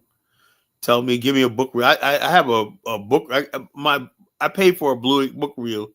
I got a pretty much mixed reviews. It was my first novel, so they were easy on me, you know.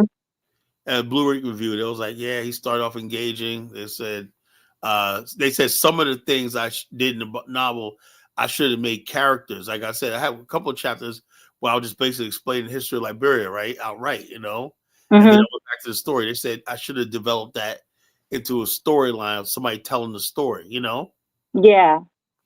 Yeah, I like adventure, and so I know it's on a historical. It's nonfiction, and So it's a historical fiction, you know. Oh, okay. Yeah, I like. Okay, that's fine. I like but it's based on nonfiction. So I really like that. So Yeah, I'm gonna check it's it a out. true story, you know, but it Yeah. was like a fictionalized version of a historical fiction based on a real event, you know. Yeah. It makes it look a little bit more is it palpable? Yeah.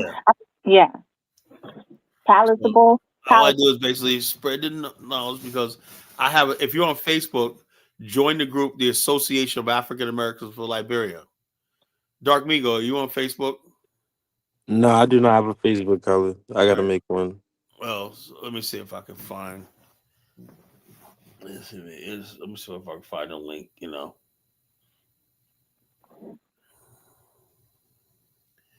Yeah. I gotta find.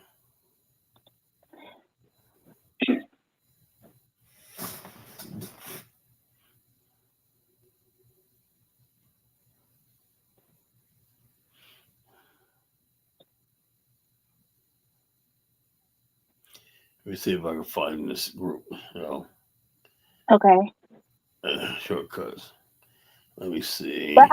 back to Ras Baraka. I'm interested in finding out what comes of this and what doors it opens. Well, like I said, I would like somebody to keep me informed because I'm not in New Jersey. You know, I'm not in New Yeah, I Jersey. got you. I'll be here. I'll be at Dork all the time. Yeah, so I need somebody to basically. Let me see. But I'll be like, it makes sense that this is happening because I'm like, there's so many like African businesses in Newark and then, New Jersey itself. So it Right. makes sense that they're making that connection. Right. And it also shows that there's Black people in America, Black Americans who's realizing like, hey, we need to unite with Africa because we may just be on a sinking ship right Yeah, about we now. are. People are realizing that more and more. Yeah. You know, people are realizing that more and more. It's obvious. It's obvious. Let me see. Yeah, people realize it. Okay, I got 2 shows up. I don't know how that happened. I got 2 shows running. Okay, I don't know how that happened. All right, I just put the Facebook group link in the chat room. That's the Association of African Americans of Liberia. It's like 2,000 people in there. It's a Facebook group. A lot of people, a lot of Liberians in there. A lot of African Americans, Liberian enthusiasts are in there and stuff like that. So yeah, we did 1 tour. We got another tour coming up in February. We got a trade mission coming up in March. So we're connecting Black America with Liberia on real time. Yes.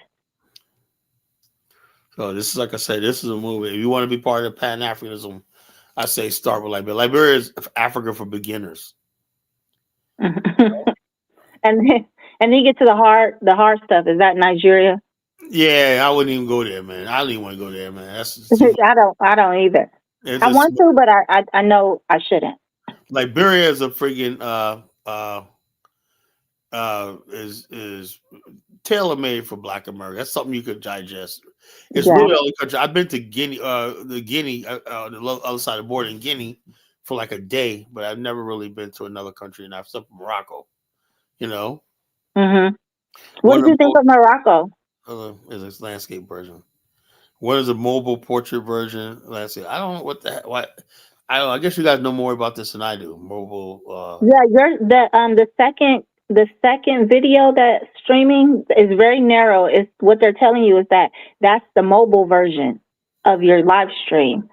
So maybe you have mobile what that goes on people's cell phones. Yeah, YouTube has like a new update where they do mobile and they do like I guess like regular. So it's like both. You don't gotta end the other one. Oh, okay. All right. I was like, all right. I don't know. I don't keep up with this stuff, man. Because some people scroll on there's a feature, I don't know how to access it, but you click on lives and then you could just scroll down and you'll just see like all these. It's like kind of like TikTok where you can just see random people going live. Okay. They created a mobile view and weird thing, the mobile view, they're not necessarily putting your algorithm or like and people to see it. I don't even know why they did that. That's stupid. It's for TikTok and YouTube to post clips from your show in these formats. Hey, people want to post clips, they can do it all they want. I don't care. Post the videos. Build a platform. This platform only gets more popular and more famous and everything like that. But yeah, so I'm gonna play this one video about Liberian development. People are gonna be impressed by this. Share screen. All right. I think I might have played this before. I'm not sure. And open an account when you're ready to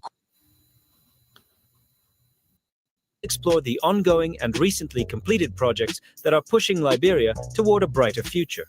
Roads, water systems, waste management, and more. Hold up.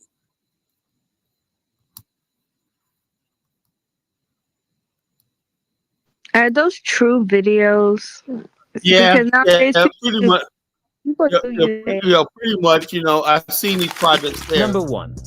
Road This construction. RAI RIA is Highway. almost complete. One of the That's most right there where I exciting saw it. projects underway in Dude, Liberia in is the 2024 it was construction of a like new dust, but now they 4-lane got highway the that will roads connect being Monrovia, paved, man. the That's capital now city, people ride to to the Roberts airport. International Airport, That's the RIA. road that takes you to This the project airport, you know? isn't just about resurfacing an old road, it's a complete upgrade of a But it's not crucial getting to that access level route. yet. See, that's By not transforming real. this road into a This is modern highway, animation, you know? Liberia hopes to reduce traffic congestion That's in why I and love it around right there, Monrovia, you know? while also making the airport more accessible for both locals and international visitors. The project includes a host of additional improvements, such as modern drainage systems, new streetlights, and an upgraded traffic management system. These changes will make travel smoother, more efficient, and safer for everyone. Once finished in 2024, this highway will not only improve transportation, but also boost business and tourism in Liberia, making the country more attractive to investors and travelers alike. As we move forward, let's take a look at another important road project aimed at enhancing regional connectivity in Liberia.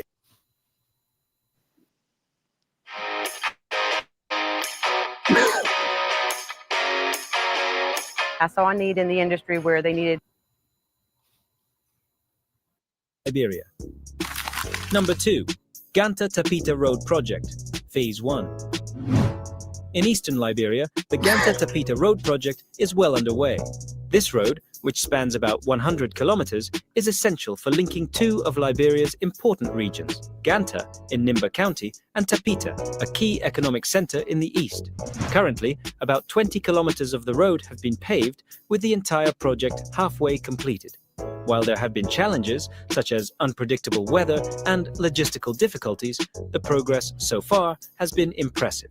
This road will make transportation between these two regions much easier and more efficient, helping boost trade and economic activity. It will also improve access to essential services like education and healthcare, benefiting people in both rural and urban areas. This project reflects the government's commitment to connecting the country's various regions, bringing more opportunities to remote areas. Number 3, Lofa Road Rehabilitation. In Liberia's Lofa County, the rehabilitation of the road between Gabanga and Salayea is progressing rapidly, with 75% of the work already completed. This road stretches 49 kilometers and plays a crucial role in improving transportation across Liberia's northwestern region. Lofa County, known for its vast natural resources and diverse population, has long suffered from poor infrastructure, but this project is changing that. The improved road will make it easier for people to travel for business, education, and healthcare, and it will also connect the region to the rest of the country, fostering greater national unity. With this project nearing completion, the residents of Lofa County are set to benefit from faster and safer travel, which will contribute to economic growth in the area.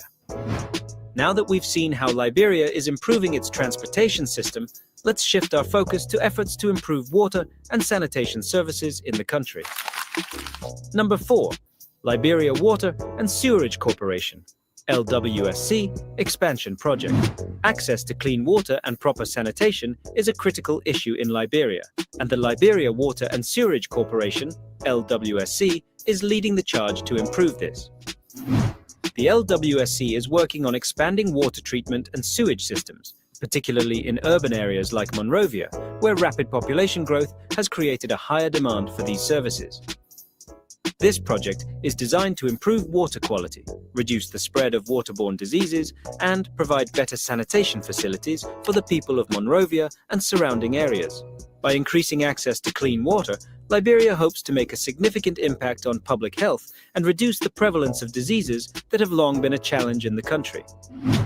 The expansion of the water and sewerage systems is part of Liberia's broader goal of ensuring universal access to clean water by 2030. This project will lay the foundation for better health outcomes in the country and contribute to its overall development. Next, let's take a look at Liberia's efforts to improve waste management, another essential aspect of urban development. Number 5, Monrovia City Corporation, MCC, Solid Waste Management Project. Monrovia, Liberia's capital, faces a major challenge with managing the waste generated by its growing population. To address this issue, the Monrovia City Corporation, MCC, has launched a comprehensive solid waste management project. This initiative aims to improve waste collection, recycling, and disposal systems throughout the city. By improving waste management practices, the MCC hopes to create a cleaner and healthier environment for city residents. The project also focuses on educating the public about proper waste disposal and encouraging recycling, which will help reduce pollution and improve public health. As Liberia's continues to grow, projects like this are essential for ensuring the sustainability of the country's development. With these ongoing projects in mind, let's now look at some recently completed projects that are already making a positive impact in Liberia. Now that we've explored the ongoing projects, let's take a moment to appreciate some of the recent projects that have already been completed. Number 1. New Liberian National Museum. In 2023, Liberia proudly opened its new National Museum, a major cultural milestone for the country. Located in the heart of Monrovia, this modern museum serves as a center for preserving and showcasing Liberia's rich history and culture. The museum features exhibits on the country's diverse heritage, including historical artifacts, art, and materials related to Liberia's colonial past. The new museum not only provides a space for locals and tourists to learn about Liberia's history, but it also hosts cultural events and educational programs to engage the public. The completion of this project is an important step in preserving Liberia's cultural legacy for future generations and ensuring that the country's history is celebrated and remembered. Let's now turn our attention to a major infrastructure project that is helping Liberia expand its trade capabilities. Excuse me, sir, how old were you when you made your first million? What is this for? We're trying to get advice for the younger generation. I made my first million last year, actually. What line of work? Number 2. Monrovia, Freeport. Expansion. Another significant achievement in Liberia's development is the completion of the Monrovia Freeport expansion project in 2023. The Freeport of Monrovia is one of Liberia's most important seaports, facilitating the import and export of goods. The expansion of this port enhances Liberia's capacity to handle larger vessels and increases the efficiency of operations. This project included upgrades to the port's infrastructure, expanded cargo handling facilities, and increased storage capacities. These improvements will help streamline the movement of goods and boost Liberia's economy by facilitating trade with international markets. The expanded Freeport is now positioned to become a key regional hub for shipping and logistics. Finally, let's look at a major energy project that will help meet Liberia's growing electricity demand. Number 3. Mount Coffee Hydroelectric Power Plant. In 2022, Liberia completed the Mount Coffee Hydroelectric Power Plant, a critical energy project that has greatly improved the country's power generation capacity. Located on the St. Paul River, the plant has a capacity of 88 megawatts and provides a reliable source of electricity for Liberia's power grid. Before the completion of the Mount Coffee project, Liberia faced frequent power shortages and blackouts. The new hydroelectric plant has helped alleviate these issues, providing a more stable and sustainable source of energy. The plant's renewable energy capacity is also helping Liberia reduce its reliance on fossil fuels, contributing to a greener, more sustainable future. And that's a wrap on Liberia's development projects. The future is looking bright, and we'll continue to follow these exciting changes. If you enjoyed this video, don't forget to like, share, and hit the subscribe button for more updates on Africa's progress. Stay tuned for more. Honeyflower, you asked me about Liberia's electricity. What do you think now? I don't really know anything about Liberia. What do you say? It's just because the electricity grid is like really up to date. You know? So it's really confusing because this video makes it seem like Liberia is getting developed at such a fast rate. It is. So is it accurate or? Yes, it's very accurate. I was there this year. It tells me if Liberia wasn't developing like this, you think I'll be going there? No. No, because at this point it's like. No, look, I look at all these other countries in Africa. You know, look, this is what I love about Liberia, right? They take like infrastructure very seriously, right? Like in Nigeria, they got tall buildings, a lot of big mansions and whatnot, but they're lacking things like paved roads, right? Mm-hmm. Sewer systems and stuff like that. Pushing for this, like I can see those Liberian men are working hard. Like they're Yeah, building. Liberia. Look, Liberian men are the hardest working men on the freaking planet. You know, they have a whole. Liberia is almost 200 years old, so the people have a long history of having a country, running a country. They're not a new Right. country, you know. They're a very old country. It's old. Liberia's almost as old as the United States. Damn. So, So yeah, like it looks like they are actually building their country. So yeah, they are building a country. That's why I want to be. We all want to be part of it. who government? We can't hear you going out. Who's funding it? What? Liberia generates the stuff themselves. Plus, they got international partners. You know, Liberia funds a lot of stuff itself. It has a budget. Who are You their know. partners? Well, sometimes they have the partners are the United States. They have a partner, the Germany, the Netherlands. You know, Spain, Japan. You know, Liberia has all a history of basically getting stuff done. You got people who contribute, like somebody come in and partner on this. That's what having good governments for. The government. So what is their rate of development compared to the other West African countries then? Well, I will say like this, because Liberia is in the spotlight, it has an advantage, you know. Liberia has a huge population in the United States, you know. So they have a huge, so therefore there's a lot of political connections that boost Liberia, you know, from America, you know. And this Sister City project is going to be because Newark could loan Liberia money. That could be another funding source, you know. Right. Yeah. So in comparison to the other so is it kind of like, would you put Liberia in the category of almost being like the Southern African countries at this point? No, I don't think Southern African countries had one thing going. It had connections to the Rothschild banks and European settlement. You know, it's not like that. The only thing Liberia could basically benefit from is large numbers of Liberians return there and large numbers of African Americans invest there and build. You know, that's what Liberia will save Liberia. Which one are you aiming more towards? Ethno state? Look, I don't look. Ethno state be great, but it's not necessary. You know. You know, I want an ethno state because let me give you an example of what I'm talking about. Right? That's gonna cause issues. No, I wouldn't say an ethno state necessarily, but I would say a state where Black America is the majority. Not even so much as an old ethno state. I say we're the majority, right? That's just only fair. Like in Liberia, you know, let's say you have a county, we could easily go to like Sino County, right? Like Dave says, and we could build one friggin' settlement there and become the majority in that county, you know? And so therefore we have the administration on our side.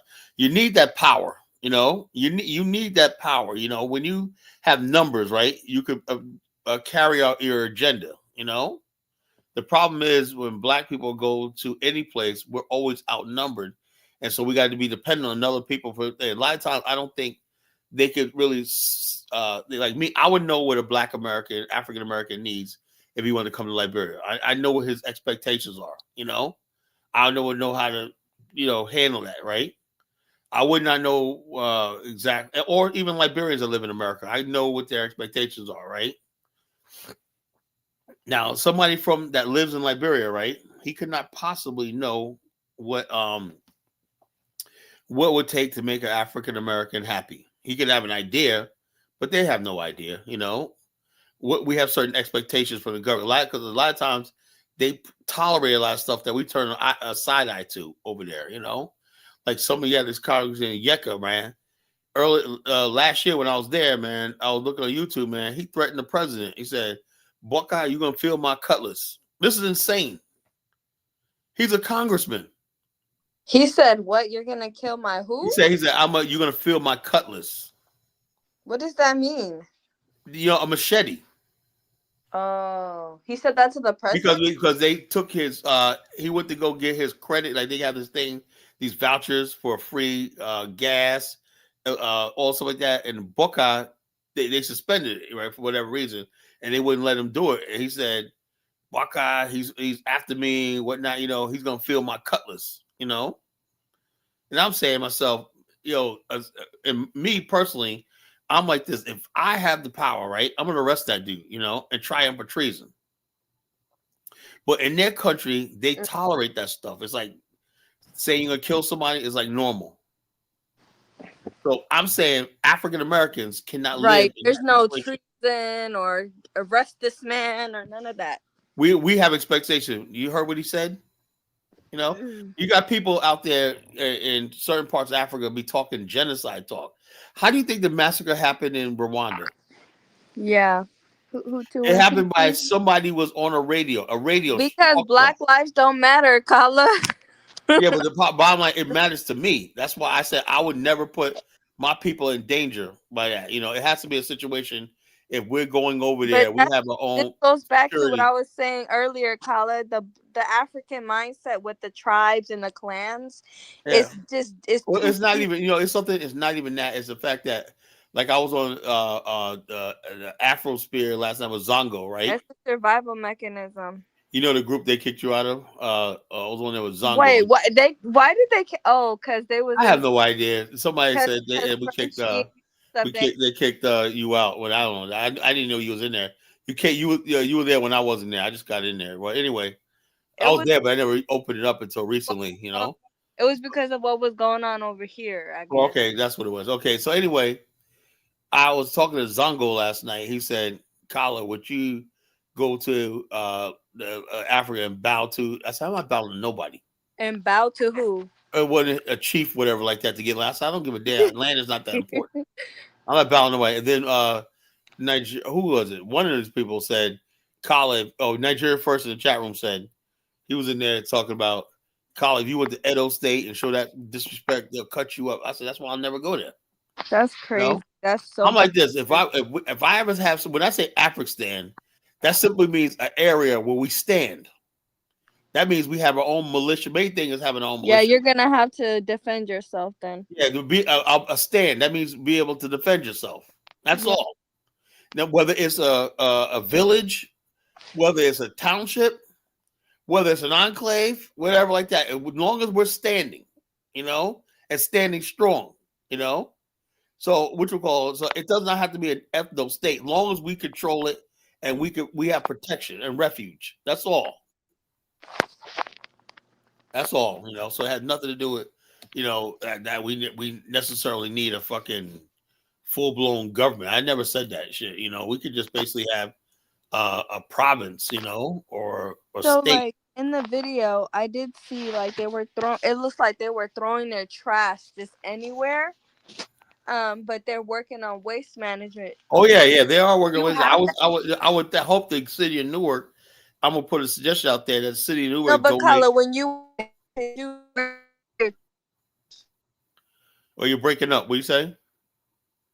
Area, where did you throw your trash? We had garbage cans. And who hauled them away? Well, hold on. We have garbage pickup, whatnot. People got pickup. The city picks it up, whatever, like that. At certain time, and a lot of times we have things where we burn the trash and stuff like that. One thing about Liberia, whatnot, except for certain places where people live at, it never has trash. It's always the only place that you have trash is at the markets. Those filthy markets that they be like this. You get rid of the markets, now you get rid of the trash. Those are so embarrassing. Like all of Africa has those filthy markets where they throw trash everywhere. Right. So Paul Kagame got rid of them, and also he has a trash pickup day. They started to do that in Liberia too. Have a voluntary trash pickup day. Like the last week I was there in March. Yeah, all these people with the the shirt you wear when you're walking outside, the fluorescent shirt where traffic can see you at, and they were out there doing cleanup. It was a Sunday. They were doing cleanup, with bags and stuff like that, and they're hauling it away when they're cleaning up their neighborhoods. So they're doing that all across Monrovia. People are cleaning up. They're like participating voluntarily. I met the mayor of Monrovia. Why do you think? I think it's because Africans can't grasp the concept. No, Liberia has a freaking history. When our ancestors went to Liberia, they were very clean. Liberia. I'm talking about in general because this is a common theme where even in India, they just throw their trash anywhere. India is way dirty in Africa. Yeah, it's very dirty. It's the dirtiest place on earth. A part of their dirtiness comes from their belief system too, like where poop is venerated, and it's just a lot of stuff going on. They believe cow poops. Cow That's like a poop. blessing and whatnot, something like that, That's their downfall is their belief system, and when it comes to the purity, and it's just not there with them. But I've noticed with like African countries, they have this thing where they'll just throw trash. It's like an out of sight, out of mind. Yeah, I've seen it. I even seen it in Liberia, like, they're like, you're having a big party, everything like that, and all of a sudden, well, they clean up the trash. The next, over there, the trash, like, don't somebody gonna come pick that shit up? It's piled up. When I said somebody will deal with it eventually.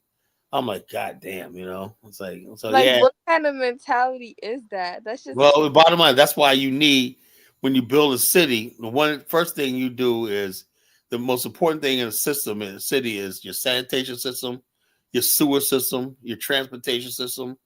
All these things are necessary. Right? Africa's, unfortunately, sanitation is not a priority in a lot of countries. It's now they're trying to do it, but cleanliness is close. Now Japan, their countries are so clean you can fry an egg on the ground and eat it. Khaled, there's a video, I didn't get to watch it, but it pulled up on my algorithm called "Why is Africa So Dirty?" Did you see it? No. You can play it if you'd like. No, I don't want to do that. It'll put you in a bad mood, right? Yeah, it'll really upset me. No, I don't want to do that. That's stuff I you want put to do that. mood. Yeah, well, like I said, and this, gets me is these are the same Africans be coming over here talking about. I don't like Black Americans. I was like, I don't understand. Maybe you're an African. You understand. How do you come from a country filthy and whatnot? Talk about you feel like you're better than Black America. How was that? I don't get it. I think it's delusion. It has to be. It's got to be some mental illness. You coming from? It is a mental illness. You come from. How do you feel like you're better than somebody who comes from a clean first world country? I don't know. I'm not one of those Africans. Like, I have I don't know. I have a deeper level of thought. Like, I'm not gonna shit on somebody that. But they go out of their way to get on TikTok. I was told that Black America is this. I don't like Black Americans. Blah blah. Like, okay, why'd you have to get on TikTok and say that? So you got Africans over there. Also, you look at the background, shit, piss, trash all the place. About, let me tell you something about the Black American. I'm like, you be looking at the background, like you see starving ass kids, big belly, sticking out, man, running all over dirty. You don't see starving kids. You just see like dilapidated houses. Yeah, just it's like the house looks like the inside looks like it's outside. It's like, and they're sitting there just talking cash shit about Black America. And then they look like they didn't take a shower for weeks upon weeks. They look really bad. Matter of fact, what those videos of people grinding on each other and whatnot on TikTok with ripped, tattered clothing. Yeah, those are actually Nigerians. What happened was TikTok banned Nigeria viewing from 11 a.m. to 5 a.m. Oh, they were freaking on there. Yeah. I heard about that. White people were saying, we should never. They thought that white people were trying to be funny, make it sound like they were Black Americans. Talk about, those people don't look like no Black Americans, right? I know how people look. Anyway, they were basically white people like, yeah, Lincoln. It had the Lincoln thing. I'm sorry I did this, folks, whatnot. I'm like, these motherfuckers ain't in no goddamn America. Somebody said this is Minnesota. I was like, what the fuck? They said no, this is Chicago. Like, no, this is fucking Nigeria, motherfucker. White people were just having a field day. They were just having a field day. And TikTok, that place is degenerate. But you can get like roses and shit, and that's how you get paid. I guess they're doing. I think it's like porn, basically. Yeah. Which we call when you do lives over there and whatnot, and you get roses and views and whatnot. And let's say you only make $100 a month. You're rich. Yeah, and people pay for degeneracy and filth. And so therefore, the more they realize, the more you talk about Black Americans, and they engage you in that, the more chances you're gonna have to get views and stuff like that, right? So even if you make $20, right? That's more $20 more than you'll ever have. Yeah, they don't have jobs over there. Yeah. So I was, sitting on I was TikTok all living, day I'd talking be, about I, Black Americans and whatnot is a way to eat. to be honest, if I was living in Africa, I'd be fine. I'd probably be somewhere in Dubai being somebody's maid. Yeah. Or Huh? what's the other place? The other Got place, here. Saudi Arabia. Yeah, I'll probably be in an Arab country being somebody's maid, getting slapped around. Yeah, not much. Africans could turn that around overnight if they had the mind. Most Africans don't have the mind. They rather see Black American men as their competition. It's all about African men. They think we're their biggest threat. That's what it That's is. why I stay on them, because it's like you can't sit over here and talk about anybody when the conditions of your people is just horrible. Like you Yeah, I don't understand. your Like I people. said years ago, I thought, okay, we're all brothers, we're all black. I had no idea a lot of them, someone felt like the way they did about us. I'm like, where the hell all this shit come from, man? Like, goddamn, you got. I was going to Nigerian site. There's no difference between Nairaland and Stormfront, which is a white supremacist site. They took that website down though, Stormfront. Yeah. Up? What you go? But Stormfront was up. You don't need Okay. Stormfront anymore. You just go to Nairaland. No, you And could now you got go to now you got any. white You could go supremacists. to what's that guy named Mark Walsh? There's so many different people like Yeah, that. what you go now? Hold now a lot. A lot of white supremacists hang out on many African websites and social media groups. Really? Oh yeah, white supremacists love egging Africans on and whatnot. The And only basically, person I've seen that has like that kind of race is like Afrodamus chat. yeah, Afrodamus he thinks he's gonna get the call from like a And some turning point or somebody. He don't understand something about white people, right? White people will embrace a Mexican, a Japanese, a Chinese, because even though they're people of color, they see them as their peer. post that. But you cannot, or even an Arab, right? When they're racist, whatever like that, they see them as peers almost, right? Not completely on their level, right? But in Africa, you're coming from Gambia, one of the poorest countries in the world, underdeveloped and everything. They don't see you as a peer. They judge you by where you came from, Right. You can't compare to them basically. Really. And so they'll sit around and listen to him joke about Black Americans, but he's never going to be included in them because they can't justify that. It said, "Damn, you're from Gambia." Africans are at the bottom, Kala, and I know this. I Yeah. don't in a delusional mindset where I'm African. I'm just no. Our countries are shitholes. So Yeah, Donald Trump reiterated. He said that again. he spoke the truth. Shit. But he said it again. What? The other day, he said it again. Yeah, he because said, he doesn't respect it. Like he's disgusted by it. Yeah, he Like said. I don't know if it was you or someone.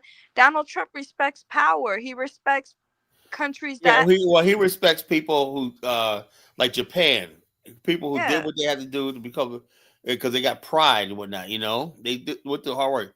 Africans basically just they don't have any respect for themselves and whatnot. And so basically, Donald Trump ain't gonna respect you. A lot of Africans want respect absent achievement. Yeah,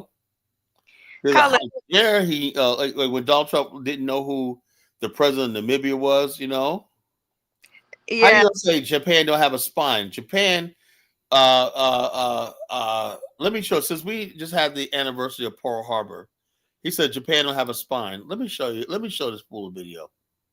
How long is it gonna be though? No, just a couple minutes, right? It's a couple minutes. Play it short. I'm gonna put Japan bomb Pearl Harbor. I'm sure what the Japanese did. No, I'm not looking at that. No, I'm gonna show you. I'm just gonna show you the Japanese military formation. The Japanese military formation. How Japan has Mitsubishi and all these other places, or not, and Hitachi.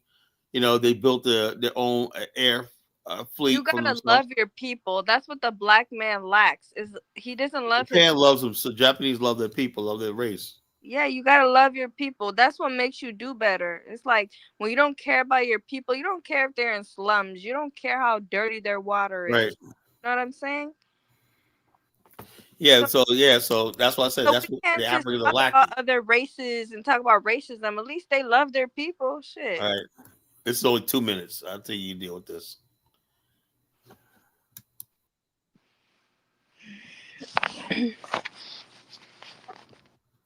All right.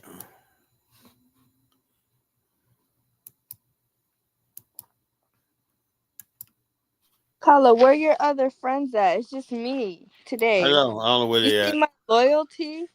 Hell, I don't know. I probably won't do a long show tonight. I'll probably stay up It's for another actually hour. been 3 hours. It's pretty long. November 7th, 1941, shortly before 8 a.m., Japan launched a surprise attack on the I want United States of people America by to give me bombing some Q&A. the U.S. naval base at Pearl Harbor, Hawaii. The base was attacked by 350 Imperial Japanese aircrafts. Though the raid only lasted 75 minutes, the Japanese destroyed or damaged nearly 20 American naval vessels, including 8 battleships and more than 340 airplanes. Over 2,400 Americans died in the attack, and many more were wounded. While the attack on Pearl Harbor was a surprise, tensions between the U.S. and Japan had deteriorated over the decade, in particular with regards to Japan's expansion into China. The plan for attacking Pearl Harbor was to destroy the U.S.'s Pacific Fleet, a move which would give the Japanese time to carry out its plans to keep control of the Pacific without U.S. interference. The shock of the attack without declaration of war enraged the American public and rallied the nation to get behind a war many hoped to avoid. At the beginning of his speech to Congress requesting a declaration of war, President Franklin D. Roosevelt delivered this now famous line. Yesterday, December 7th, 1941, a date which will live in infamy.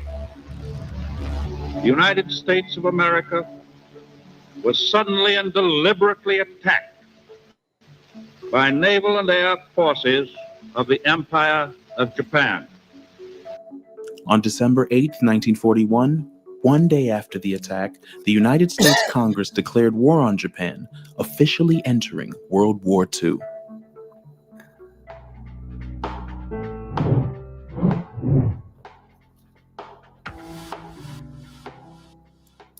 That don't seem like they don't have any spine.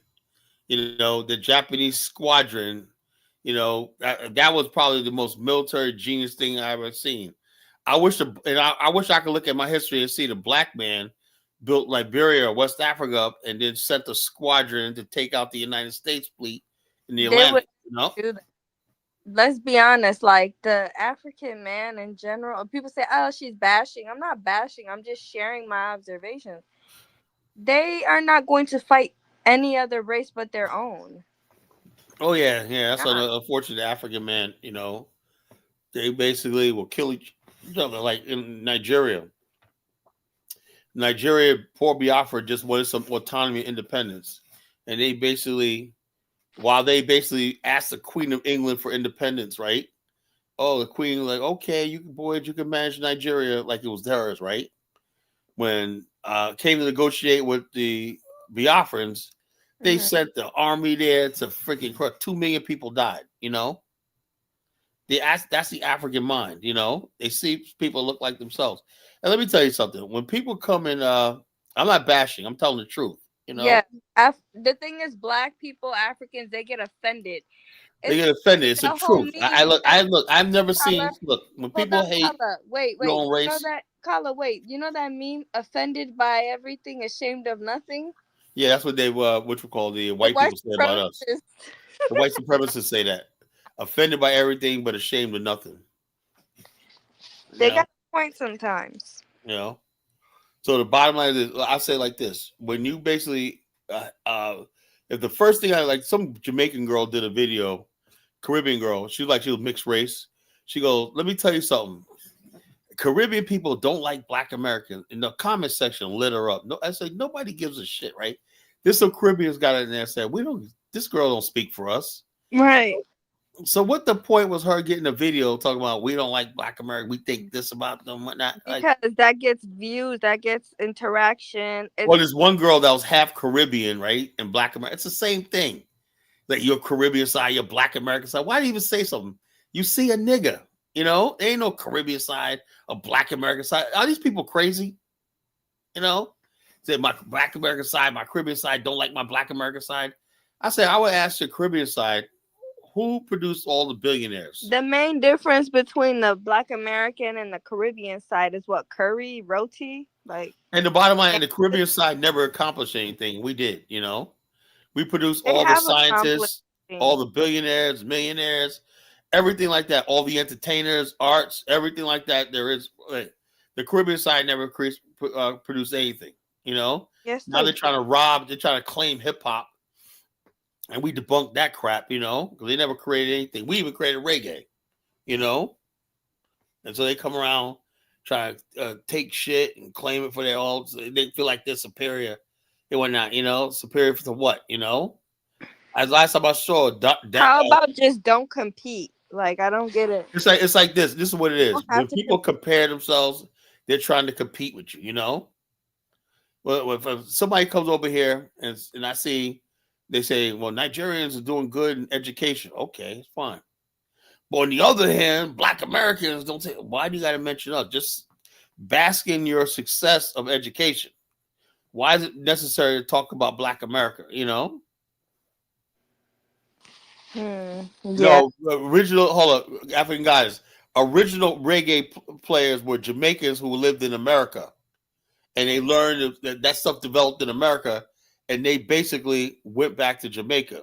It developed out of Black American culture, They do everything else.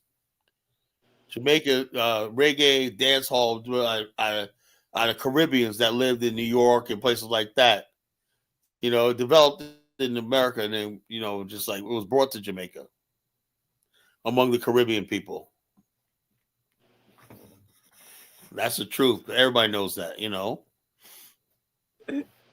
I don't really know about the difference between who made reggae or whatever. Well, reggae is a Jamaican music. I give them that. They're Jamaican music, I feel like it's their music. It's not African. I don't try to claim Jamaica reggae. I don't try to claim it because all my reggae artists were Jamaicans.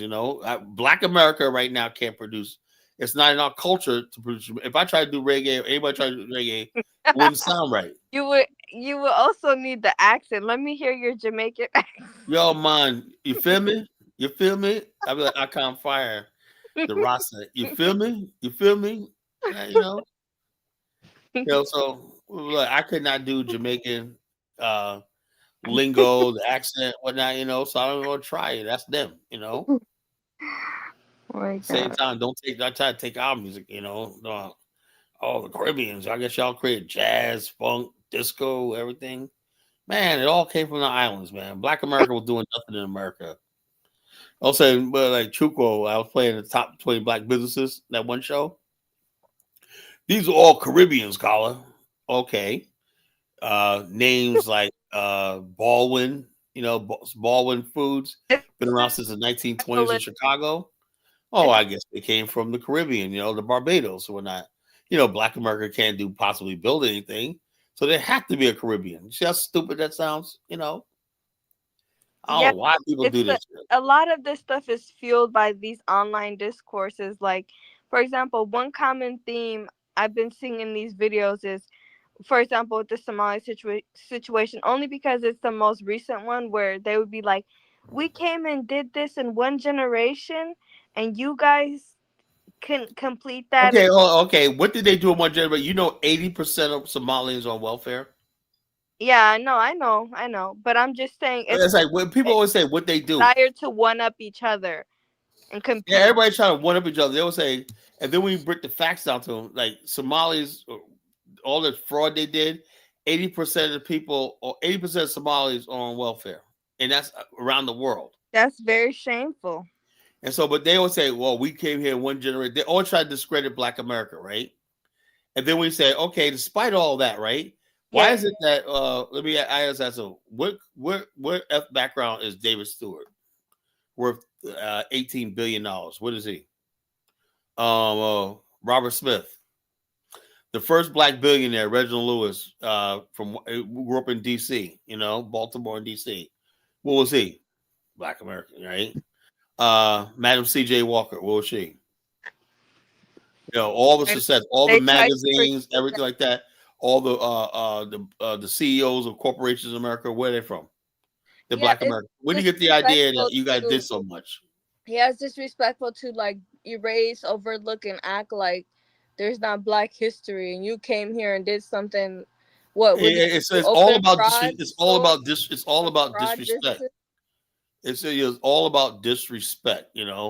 It's like Black America never asked for none of this shit. That's how Black people are in general. They're disrespectful people. They like to one up each other. They compete with one another. Well, one thing I will do is when we go to Africa, we don't act like that. I don't understand why Africans feel like they got to come to America and act like that. We go to Africa, we're always trying to help out, we understand. It's because they want to look good to the general population. And they don't understand. White people don't give two shits about them. They don't. People have their own. They think by talking about Black Americans when they're gonna get some cookies from white people, And white people sit there. If they really knew what white people really thought of them, if they really knew how white people just despises them, All Donald Trump is doing is spewing what all 90% of them really feel. I just degrees. You gotta understand, when you run to another country, you look bad. Yeah, and bottom line, people say, "Well, this is land." I said, "Who told you? Who told you that this was some free country, land of opportunity? Who told you that? That was directed at European immigrants, Right. And did you see how Donald Trump was making fun of Ilhan, who's like, the Constitution? He was literally yeah, he always does that with his voice. He was talking about our Constitution. Yeah, he's hilarious. Trump is fucking hilarious. Yeah, so he's pretty much saying like the Constitution is not for your African booty scratching ass. It's for he said, man, the Constitution, man. Like, it's for me and my white people. It's for me. Yeah, he's looking at it like, what, are you kidding me? The Constitution. I am the Constitution. I'm white, I'm a white man with power. The people who wrote the Constitution were rich white men with power. People will respect Africans when we build up Africa, and we have. You can't tell Africans that. They think coming to America, like Afro dumbass living in Washington State with a white woman, having mixed kids is the way to go.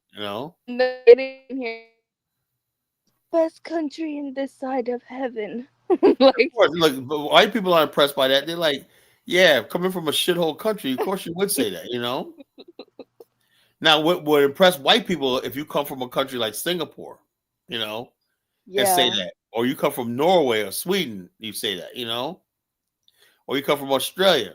You can't be coming from fucking. I mean, you even hear FBAs. They be like, "You guys are fleers. You guys fleed." That's their main diss. Nobody respects a people that run away from their own country. Well, even if you run away, man, what I'm saying is they completely. I got asked people, what do you feel about the people like Michael Owale? I don't care. That's not me. He goes, there's always going to be poor. Don't you understand? And I said, so you don't care about the people that's poor? No. I come in. So in other words, you only care about yourself. Yeah, that's a narcissist right there. That's a person. Let me tell you something. A lot of Africans, particularly West Africans, are full of vanity. Yeah. Vanity is super. I noticed about Africans, right? See, when they put on their garb and stuff like that. So this is my culture. I said that's a cloth with patterns on it. I know people very well. I've been around Africans. I know their mentality. I know the good and the bad. Hold on. I got somebody want to come up. Zamani, please put your camera on for a second. Zamani, put your camera. You want to come on? I'd like to have you, but you got to put your camera on. I got to see who you are. All right. Sorry. You want to put your camera on? Is that Zamani? That's the stuff that Kaizo be talking about. He made up this thing called Zamani. It's supposed to be like African psychology or theories. Well, talk to me in the back chat. Hold up. Just let him up. No camera, man. Who are you? Let him Who up. are you? If he All says right, anything, it's just Kaizo. throw him down. It's Kaizo. I'll take my chance. All right, Kaizo, what's on your mind, bro? Yeah, what's good? What's good, guys? How's it going, brother? What's on your mind? You read the Oh, topic? Honeyflower, you're real. You're not a troll. I thought you're like one of the guys. No, I'm a real person. Sometimes I go in your chat, but I don't really get up there. All right, I see. Yeah, I think fundamentally, I've come to understand something that the black man and the white man is a fundamentally different creature, and I just don't think we'll ever be able to build like the white man. And I've come to terms with that, and I think it's okay, right? Well, I think Think I of it think this I way. think that without Black America, you won't. I know that. Okay, true. I would say that Black Americans at least have been civilized in a certain manner compared to the rest of us, right? The rest of us Africans, we are very, very tribalist. I can guarantee you that there are no African countries that understand the concept of nationalism. Every time I try to speak to an African from any country about tribe and everything, it's always tribe first. It's always clan. How It's about this? never How about this, nation. guys? Let me cut you off.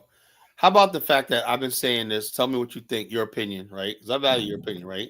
I said Africans focus too much on rulership, right, and not on Okay. government.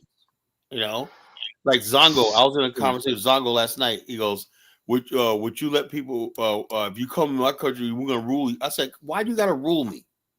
How come you can't ever build a society where the law rules, the rule of law, and you Right. just administer it? Like a social contract. You know what social contract is? That So means Africans don't understand that. So let me give you an example, and this is where Zamani comes in. The African isn't capable of understanding logic or anything that comes with contract. So contract law is something that they don't. Let me give you context, right? Let's say you have a extended family network, right? yes. In African context, they can come to your house at any time, um, any day without calling for you. They don't have to call and tell you or text you or let you know if they're even coming. Not only do they invite themselves, your house is an extension to their understanding of their house. They are entitled to everything in your house, including your presence. So let's say you move, you go on holiday for 2 weeks, right? Maybe your phone is off, and the the family comes to your property, they will be pissed off at you, and rightfully so, according to Zamani, because you are a stable node in the network that now is no longer functioning. They have been used to your presence, and therefore they're entitled to it. So in the African context, the social contract is very different. They don't understand about the concept of, well, you didn't call me before you came to my house. You don't have the right to be pissed off at me because I never accepted it, nor did I know it. So imagine building a nation out of this Zamani. You can't build it because fundamentally the Zaman doesn't understand logic. To them, they understand if you are doing something, that you must do it until the end. So what happens is the African then takes advantage of everyone that's productive. You start seeing the big man building around the street, right? If the big man doesn't help the local community around, they will rob him. This is why in Africa, if you're like slightly doing better than other families, you have to build a well, access to water for the everybody else. Otherwise, you start realizing shit from your garden is being stolen. This is what happened to the Black Americans actually around West Africa. They start building and properties and things that are better Yeah, than the people I around them. tell people that's why when I say African, that means where we stand. That means you try to Mhm. take what from us, we will stand and fight.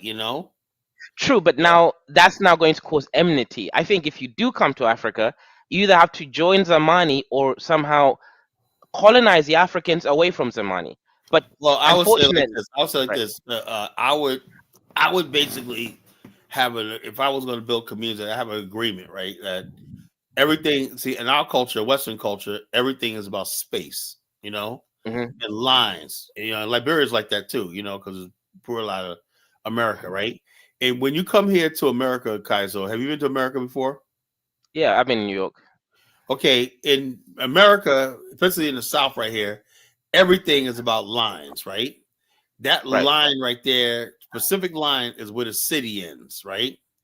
Mhm. That line right there is where the property ends, right? And everybody's like, "Oh, you step over the line or not," you know. And so, what you have in a lot of African countries, that mentality of line is blurred. It does not exist. You know, that's Right. why you have the problem in Nigeria where the herdsmen are just going over people's property with their cattle and shit, you know, because they don't have that concept of what do you call limits, lines, you know, some sort of autonomy or sovereignty or whatever like that, you know. They don't have that in that culture, you know, in the African culture. You know, that's something in the West Right. that comes from the Magna Carta, you know, where your property line is, you know, the limits. So in other words, basically, let's say you have a property line, right? Let's say somebody comes all the way up to the property line, right, right near your property line, right? But he didn't go over it, right? You can't. That guy could do whatever he wants to do, right? Because until he steps over the line, and then everything is on. You just stepped over the line. And here, let's say in Chesapeake, Virginia Beach, I got one neighborhood, not too in my neighborhood too. My neighborhood is a dividing line between Chesapeake and Virginia Beach, right? There's some laws in Chesapeake that are not enforced in Virginia Beach, right? If I'm walking down the street with something, whatever it is, right? And I basically forget that, you know, past this house, I'm in now another city.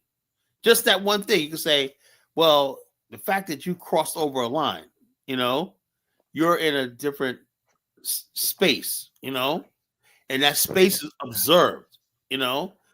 I don't think, and when you talk about Africans, I don't think they understand that, you know, they don't understand space, you know, and they think you're being discriminated against them. No, it's like, So Kala, you're 100% right, but here's the point with the money. You can't teach them that concept of space or boundaries, right? Africans just yeah, won't boundaries. accept it. They won't accept it. Africans don't have a concept of boundary or social contract based on fairness. Africans don't have these concepts in their mind. So you could try to force it onto them, but they'll just rebel against you and they'll steal everything from you.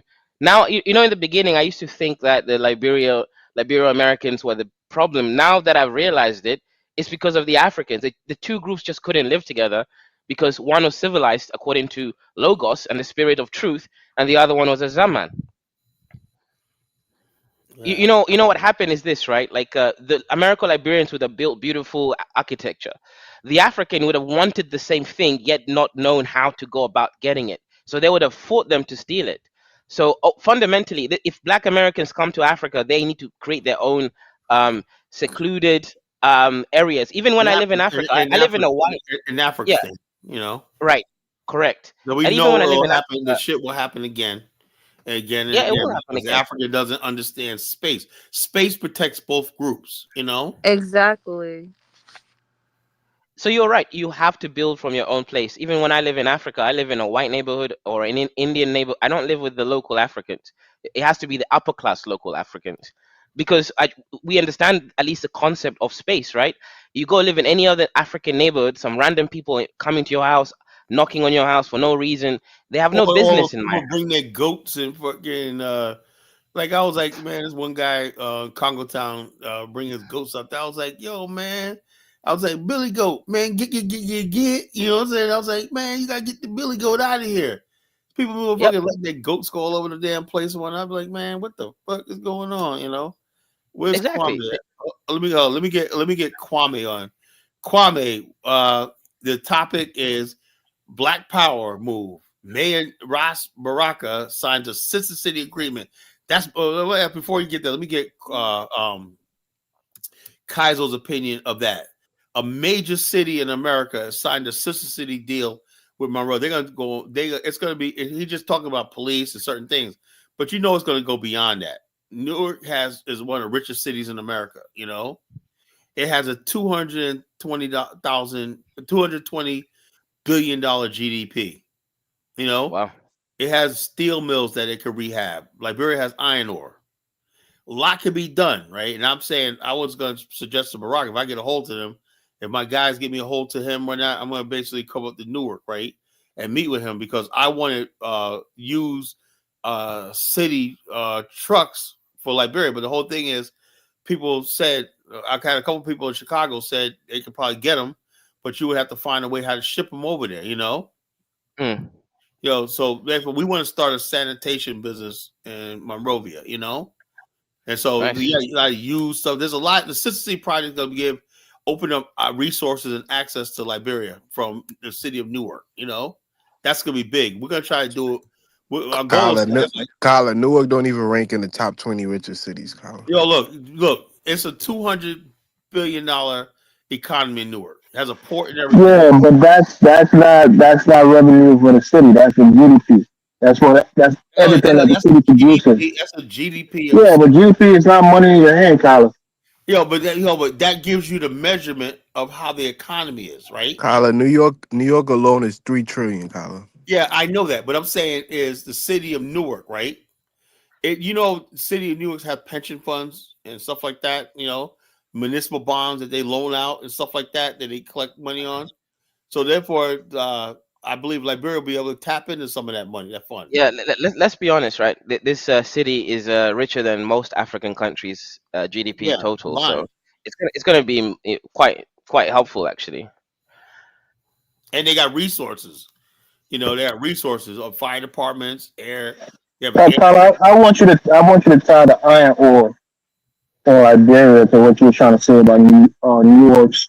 Well, I had Elvis. I've had this idea, and I am not dropping no fucking 1776, nigga. Get the fuck out of here. Come on, Colin. What do you do now? Elvis, look, Kwame, I'll kick you off too if you don't stop. I'm dead serious. Do I sound like I'm fucking playing when I'm talking a serious topic like this? I don't want that clown up here. That's what I said. We got to stop the fucking foolishness. This is not fun and games. I'm a grown ass man, and I only want to talk to men. I don't got time for somebody joking and laughing and cracking jokes and shit all the time. So what exactly is Newark investing into Liberia? No, what I'm saying is this. It's basically a Consistency Project, out of which when they start establishing relationships, the private sector will get involved. My point, Elvis asked me about the iron ore, right?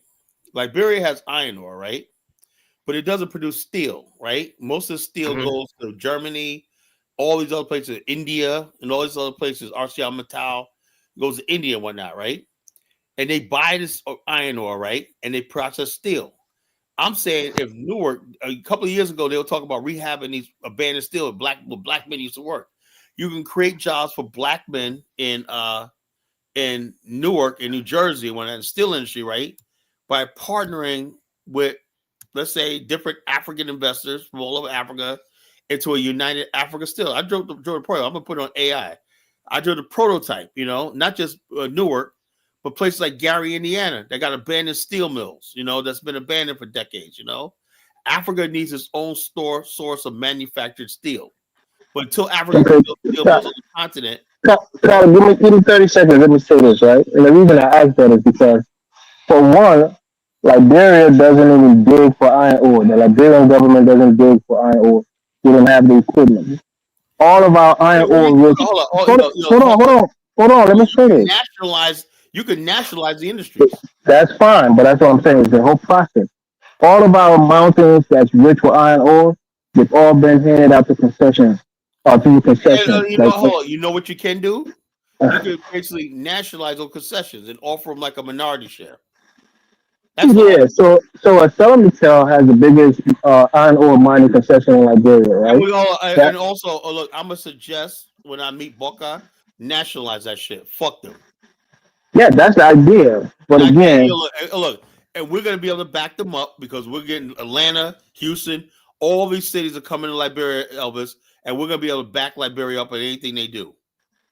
Yeah, if they have a company in Newark, a steel company. That's what Sister City projects are. We're gonna have. Let me say this then. Backing Liberia up because we love that country. We want to make sure. But that's what I'm saying. It has to be tangible. It has to be a company that can get in there. A black-owned company. Elvis, you sound a little muffled. I don't know if you got your hand over your mic. A black-owned company in particular that can come over there and take over from the Look, I'm not even looking at that black-owned, right? I'm saying if you form a corporation, right? Corporation, institutional investors, stakeholders, everything like that. It could be American Steel, U.S. Steel, that's in partnership. It could be Japan Steel. It could be So, anybody, Kala, there's only a couple issues with your plan, right? So the main issue why American steel, it's really American industry died is American labor is too expensive. Isn't there a Well, way I would to? say I would say yeah, you're right, but like they're about the Donald Trump just got like almost $1 trillion investment in Western Pennsylvania steel industry. Okay, that's So interesting. yeah, he just got $1 trillion investment. Yeah, labor is expensive, but the bottom line is this: because I knew iron workers that be making $40-$50 an hour. Yeah, that's expensive, but we could bring some of that shit back. The steel industry built the black upper middle working class. In Pittsburgh, Gary, and places like that. There was a huge Cleveland. There was a huge black middle class just off the steel industry. But my point I'm trying to say is, although it's not perfect, right? I said at least we're moving in the right direction. If we're here in America, right? Because the reason why we're going to Liberia because everybody feels that there's a void. We realize our ancestors went to that country and whatnot, and we feel like it's necessary to go there and at least help out however we can, and how we can we make the city available of Newark to Liberia, Monrovia. That's look. Did you see the video I played? Where the dude was where Baraka was getting off the plane, Kenya Airline. That's powerful. There's another video like 55 minutes long. He was basically mobbed at the airport. Liberians are so excited, He was basically mobbed at the airport. It's like, look, this is something transformational. And we just got to be positive. We don't know anything like that. But what you do is you need more Liberians, more Black Americans, whoever else to get involved. They can't do everything. What I'm not going to do is sit back and be like, oh, no, it's not going to be work. You got to understand, call it. No. Now is the time. Strike while the iron's hot. You got a huge interest growing in Liberia among Black Americans, key Black Americans, right? Let's build on that, because only going forward in life, if you want to see Liberia grow and build and whatnot, then you get involved. You don't want to see Liberia grow and build, then sit back and be quiet. So, Kyler, who are some key investors from Black America that I never said no investors, right? Well, actually, we have a trade mission coming up and we had one in July. We have another one coming up in March, and we had Raphael Warnock. We had several business people from Atlanta, major business people in Atlanta, and so basically it's a lot of people. Houston, there's a business community.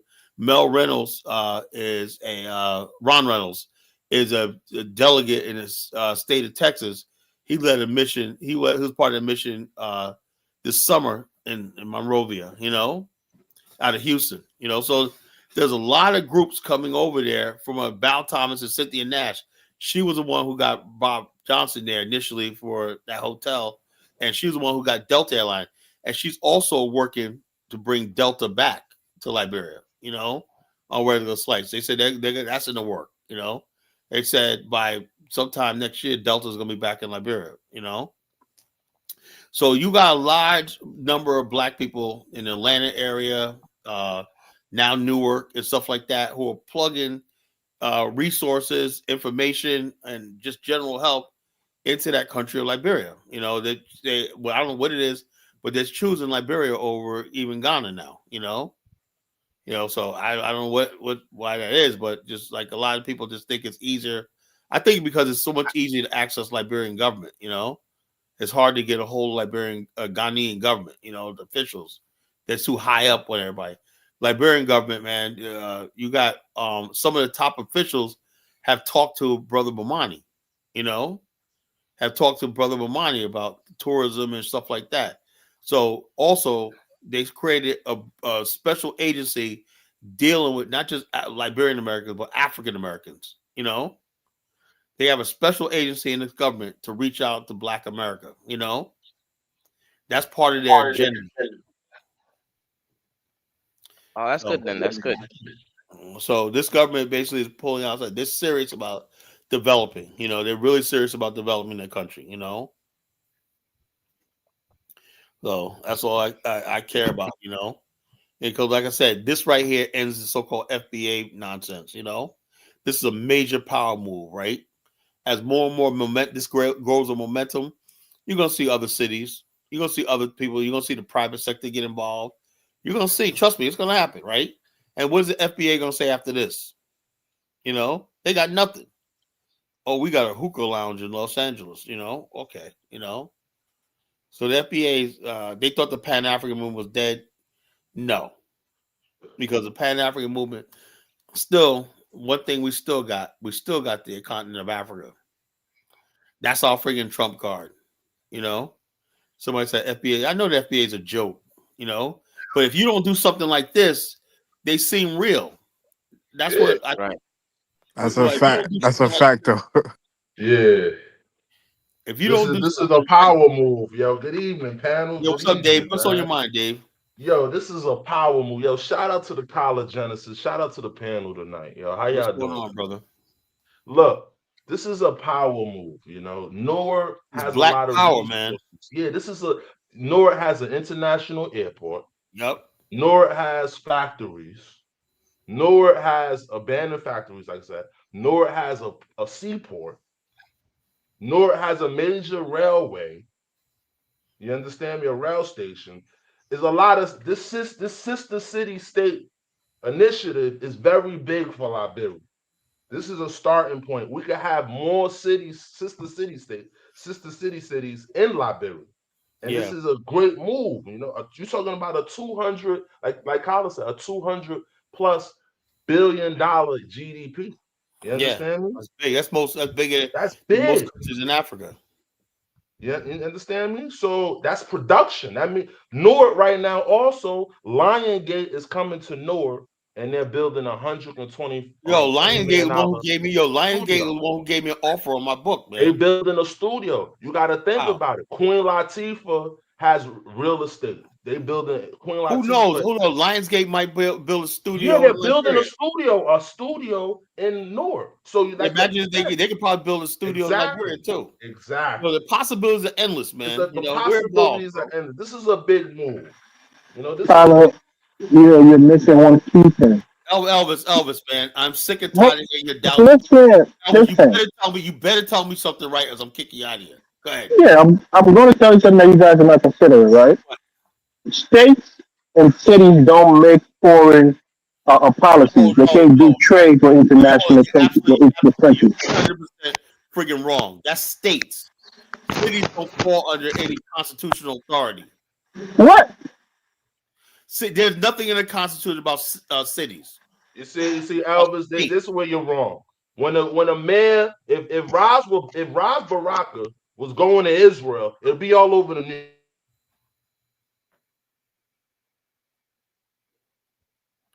What you call? Bottom line is, look, Sister City Project existed for a long time. So that's how we know it's an attack on Pan-Africanism. A state can't do it, Collar, this trip, Collar, this trip didn't hit a major news outlet.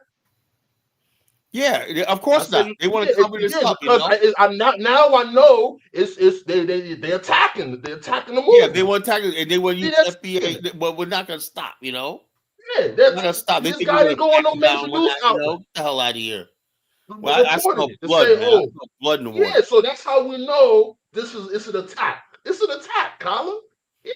A major move like that, a major city on the East Coast, linking up with an African country, the Sister City Project, going to work on things like police and all kind of stuff like that, and cultural exchange and business opportunity, tourism, and all shit like that, education, whatever. Like Newark and New Jersey got a lot of resources, And those are resources a country like Liberia can build off of. You're talking about you got access now to experts in the city of Newark who can help experts in every field, You understand me? You got access to intellectual properties. You got access and that's what the Sister City Project brain is. power. You're going to mentor every sector of Liberia. It's a good look. It's a good look. Oh, I need help with the airport.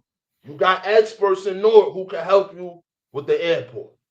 And the city will give these people incentives, tax breaks and stuff. That's what the Sister City Project does. We had it in Virginia. Look, check this out, Dave. I remember one time, it was like 8 years ago, 2018. I was part of the Sister City Project. I tried to create the BAO chapter with Sister City Project, right? And I sent my guy, Ron, man, my big homie in the BAO, right? He went there. I said, so what happened, right? He said, well, there was a lot of French there. They were cooking up and whatnot. He said, the only African country was Ghana, right?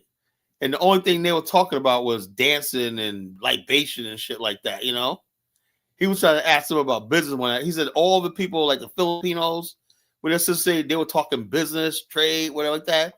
He said with the Ghanaians, all they were talking about is, and the black people that attended it, all they were talking about was the Elmino Castle and the food and stuff like that. And cultural exchange, but they're bringing other that was the city of Virginia Beach. He said they were talking business, man. From people from Germany were there. He said France, all these people from Europe, they were doing serious business, trying to get into city contracts and shit like that, going back and forth, in exchange, right? He said, man, the black people, all we were talking about was just fucking food and shit, at the time, there's food and dancing and whatnot, and all stuff like that. So what about land? What about infrastructure? He said, man, they want to talk about none of that, But now you got somebody like Baraka, who's a mayor, talking about, I want to basically build, and this guy's a revolutionary. This guy got balls the size of friggin' bowling balls, You see his thing, Dave, when he's doing his thing. He does his thing with. Kyla, wasn't Ras Baraka? Wasn't he the man that got locked up or something like that at the detention center? He got locked up. Yeah, he was at the detention center. Yeah, so bottom line, the guy's no joke, man. And also, he was on the one. I voted for him in 2016. He was on a ticket with Jill Stein. You notice how when he ran, he never showed this picture. They never showed this picture, right? The Hillary campaign made sure his picture never showed up no place, Ras Baraka, you would not see it. You see Jill Stein picture, and they would have his face blank.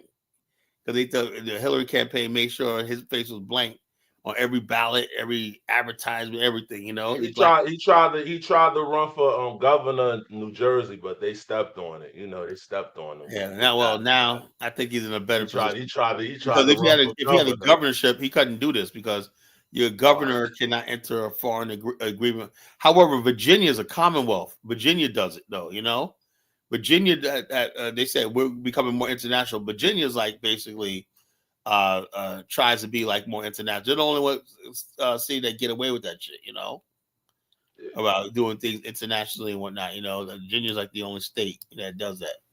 I was surprised that no major news outlet hit it. Right.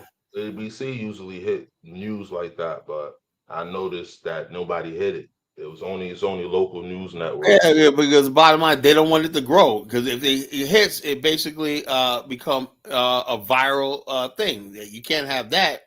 Black people doing a Black Power move.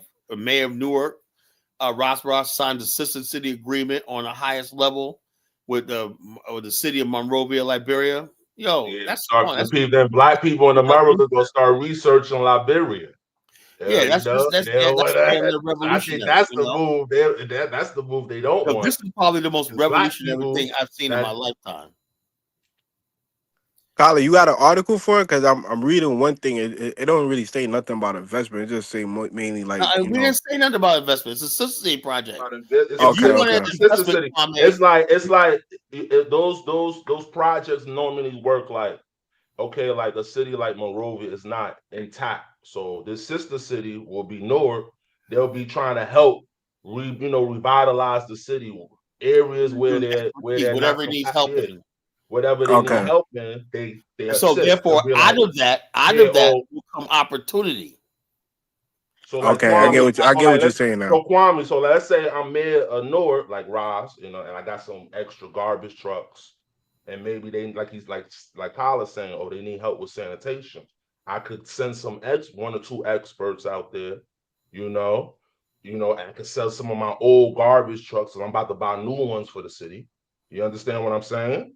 I can Okay, I get it donate now. it to you. Understand what I'm saying? Or Yeah. I got a new fire truck. I don't need these old fire trucks. This is my sister city. I'm donating it to my sister city. I'm sending some of my experts there to train them on the equipment. You Who knows? understand Who me? knows? Liberia might build a It's like railway that. track. That's how it Imagine works. that they build a railway track going on side RAI and whatnot, and Newark donates its old rolling stock, subways. Lagos did that.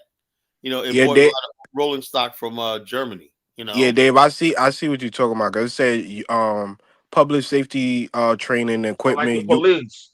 Yeah, youth like development, workforce exchange, university partnership, digital learning, climate resilience, environmental leadership, and transportation so they support going. such So as school basically, buses and logistics. I'm gonna be the brother city, the big brother city, and that's gonna be my sister, and I'm gonna be helping my sister come up basically on areas where they not efficient in. Oh, y'all could run the police department My better goal like is this, once this gets started, man. I'm gonna or go I to could the send mayor. a We have hold up, Dave. We got a black yeah. mayor in Norfolk, Virginia. I'm gonna go to him and say, man, how you gonna let Newark one up on you? Norfolk is with J.J. Roberts, the first president of Liberia. Well, who's that? Well, sit down. Let me tell you. I'm gonna start doing seminars. Yeah, Like I do go seminars show the for a living. statue. I'm gonna Go start show the doing statue. seminars and PowerPoints promoting Liberia in my area. You watch. I'm gonna start doing nightly seminars. Promoting Liberia to certain key people in this area. Promoting Liberia. So it's on, man. It's on. Man, this is a great move, man. I Yeah, mean, it's a great just time, man. and then what'll happen is what's gonna happen because like I said, in Newark, you got Shaq. He has real estate, major real estate here, and also Queen Latifah Somebody's gonna has buy the major Duke real Hall estate. Hotel and rehab that shit. Somebody's gonna, you understand me? That could bring other investors. An investor can be like, oh, that's your sister city, or you helping them? Oh, let me take a trip there and see what I could do. It'll attract investors. You understand me? Because once you on the books in Newark, oh, okay, well, let's go out there and see what we could do. You know? Yeah, And man. that even, hello? Yeah, you're absolutely right. Yeah. Now, I don't want to ruin the show. Should I let 1776 up here for? Let him up, man. Let him up. All right, Man. I'm gonna let him up You know for what I mean? 2 minutes. But he's gonna. You I said know I'm he's kissing gonna fuck up. ass. He's gonna say something I'm stupid. just telling. I'm around the block. I'm around here, so I know how it's looking in Jersey. I'm gonna let him up for a minute. He's gonna Yeah, prove let him up, exactly what I'm man. saying. He's gonna prove exactly what I'm saying. Watch. I'm gonna give him a minute. He's gonna prove exactly everything saying he's a fucking idiot. Say so. He's gonna say something dumb and ignorant. I started talking about black women and whatnot earlier, and older black women aging out, whatever like that. He started talking about, yeah, a lot of people like them black cougars. Why the fuck you gonna use that language on my show? That's a language you see in porn sites, I guess. Cougars and whatnot. This is a good initiative, Kyla. We just need you on the policy board. Oh yeah, I'm gonna be there, Going, bro. Trust just me. need to, The Association of African Americans of Liberia, I want to create it into an institution. I want to create that thing into an institution, where we have weekly events and whatnot,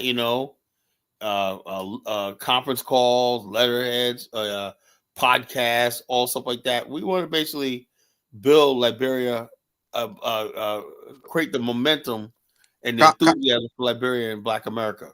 Kyle, I wanted to hear what Elvis thought about it because I know Elvis also Liberian. So why you never? Why you? I like this, but he's just so everything Elvis says is, you got to understand, Carlo. And he never says anything positive about his own country, man. I don't like that, man. Nah, but I mean, we got to get different perspectives so we can have a more holistic. We point know of that view. nothing guaranteed, right? What Liberia right now and Newark needs is young men to get involved. That's what other people do. They see the opportunity.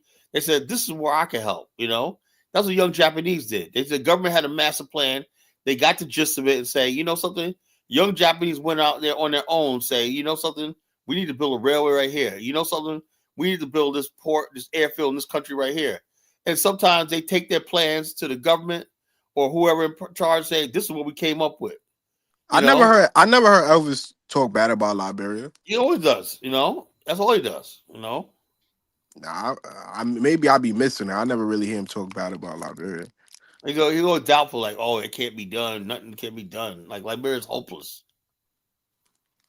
Elvis, you feel like Liberia's hopeless?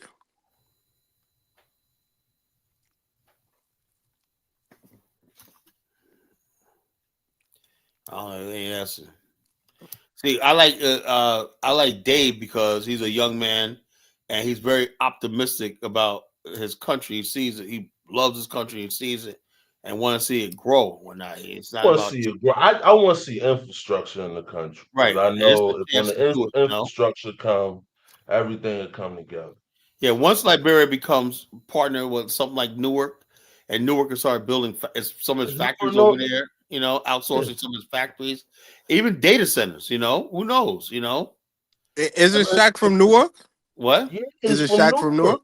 Yeah, he had property. He has property. They building new skyscrapers here, bro. You think Ras Baraka tapped in with Shaq? No, yeah, maybe he's tapped in with Shaq. Of course he's gonna probably be tapped in with Shaq because Shaq has major real estate in it. But the point I'm trying to make is like just the idea of him going out there and making that initiative of going to Liberia is gonna open the doors for other people to go. Because now another man gonna be like, damn, but he out So there. I'm never negative about Another Liberia. another I'm always realistic. another mayor might find another African country or city. You understand what I'm Elvis, I wanted saying? to hear your perspective because they always talk about you negative. So I wanted to hear. Yeah, like I said, Kyla, sometimes, and again, that's why sometimes I keep quiet because I don't want to be, because in his mind he thinks I'm against him. And I'm trying to pause on that because if I try to correct some of the things that you might be having a misconception about, you think I'm against him. But like I was trying to tell him, cities or states don't do foreign policies or foreign trade. That's exclusively with the. Hold on, Kyla, I just got 30 seconds. Let me just say it. That's exclusively with the federal government. So if you're talking about people in the city who engage with maybe the commerce, and you have business people who can go to Liberia and do business, that's fine. But when you're talking city to city, the city can't invest in Liberia. They can't do anything in terms of business what you're talking about. without the federal. Cities don't make deals outside of the country, Carla. The federal government has the ability to do foreign trades and foreign policy. You go to Alaska, right? Alaska basically has an oil industry, right? Basically almost outside the scope of the United States government. And it gives its citizens, some of the oil proceeds and everything like that, And they sell the oil to different foreign countries and everything like that. So tell me the federal government had to approve of the oil that Alaska was sending across the globe. That's what I say. You get something that you don't realize the nuance of it. The company that's selling the hold on. Let me say this, Dave. Hold on. The company that's selling the oil to foreign countries is a private company. Alaska share the revenue that they get in taxes for most companies with the citizens. Alaska, as a state government itself, doesn't have an oil company that sells to foreign countries. A city, a county, or even a territory that has not become a state. It says no state, right? You know how you define a state? State is a semi-autonomous entity, right? That it says two representation. See, in other words, basically, when you send two representatives, because at the time senators were appointed, right, by the state legislature, and you elect a representative, right, and you're part of the national body government, you cede sovereignty, right? That's why you can't enter a negotiation, because all sovereignty has to come from the central government, right? Now, what you call when you talk about thing, now the city cannot bring let's say a city cannot say, Russia, we like you. Oh, you're echoing. Russia, we like you. We want you to build a military base in Newark. Can't do that, right? But any other thing that does not have anything to do with diplomacy, look, you're export, bro. Yeah, Carla, a city has less power than a state. Hold So on, a I city know can that. do something that a state is prohibited from doing. A city can't enter any sort of military agreement on that, but anything that has to do with service and stuff like that, it's not the same thing as a state.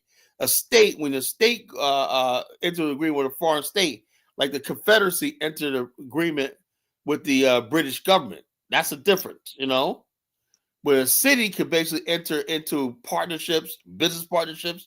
They do it all the time. Los Angeles. Do you think a city is separate from a state? Cities invest their bonds all across the globe. You know that? A city has a city bond, with a treasury bond. They float bonds all over the world. You may have a Newark may have a treasury bond, right? That's basically financed by the Lords of London. That's tied to the federal government. Hey, hold on. No. The city itself, right? Now the city goes broke, right? The state can take it over, but the city is look at what a charter of a city is. A city is a corporate charter. It's a corporation. It's really just a corporation that is allowed to have a municipality operating like a government. That's all it is. It's not a state. It's a legal municipality, right? It's not subject to the same limits as a state is. Hope you guys learned something, Let's see. 776. Dude, man, you gotta get a better connection, bro. Yeah, Kyle, I think you are correct about a city being a corporation, municipality. It's a municipality, it's a corporation. It does not have the same restrictions as a state. But I a think state is a geopolitical entity. I think y'all both saying correct things. Maybe Elvis could expound more so he could get it. Cause I can't.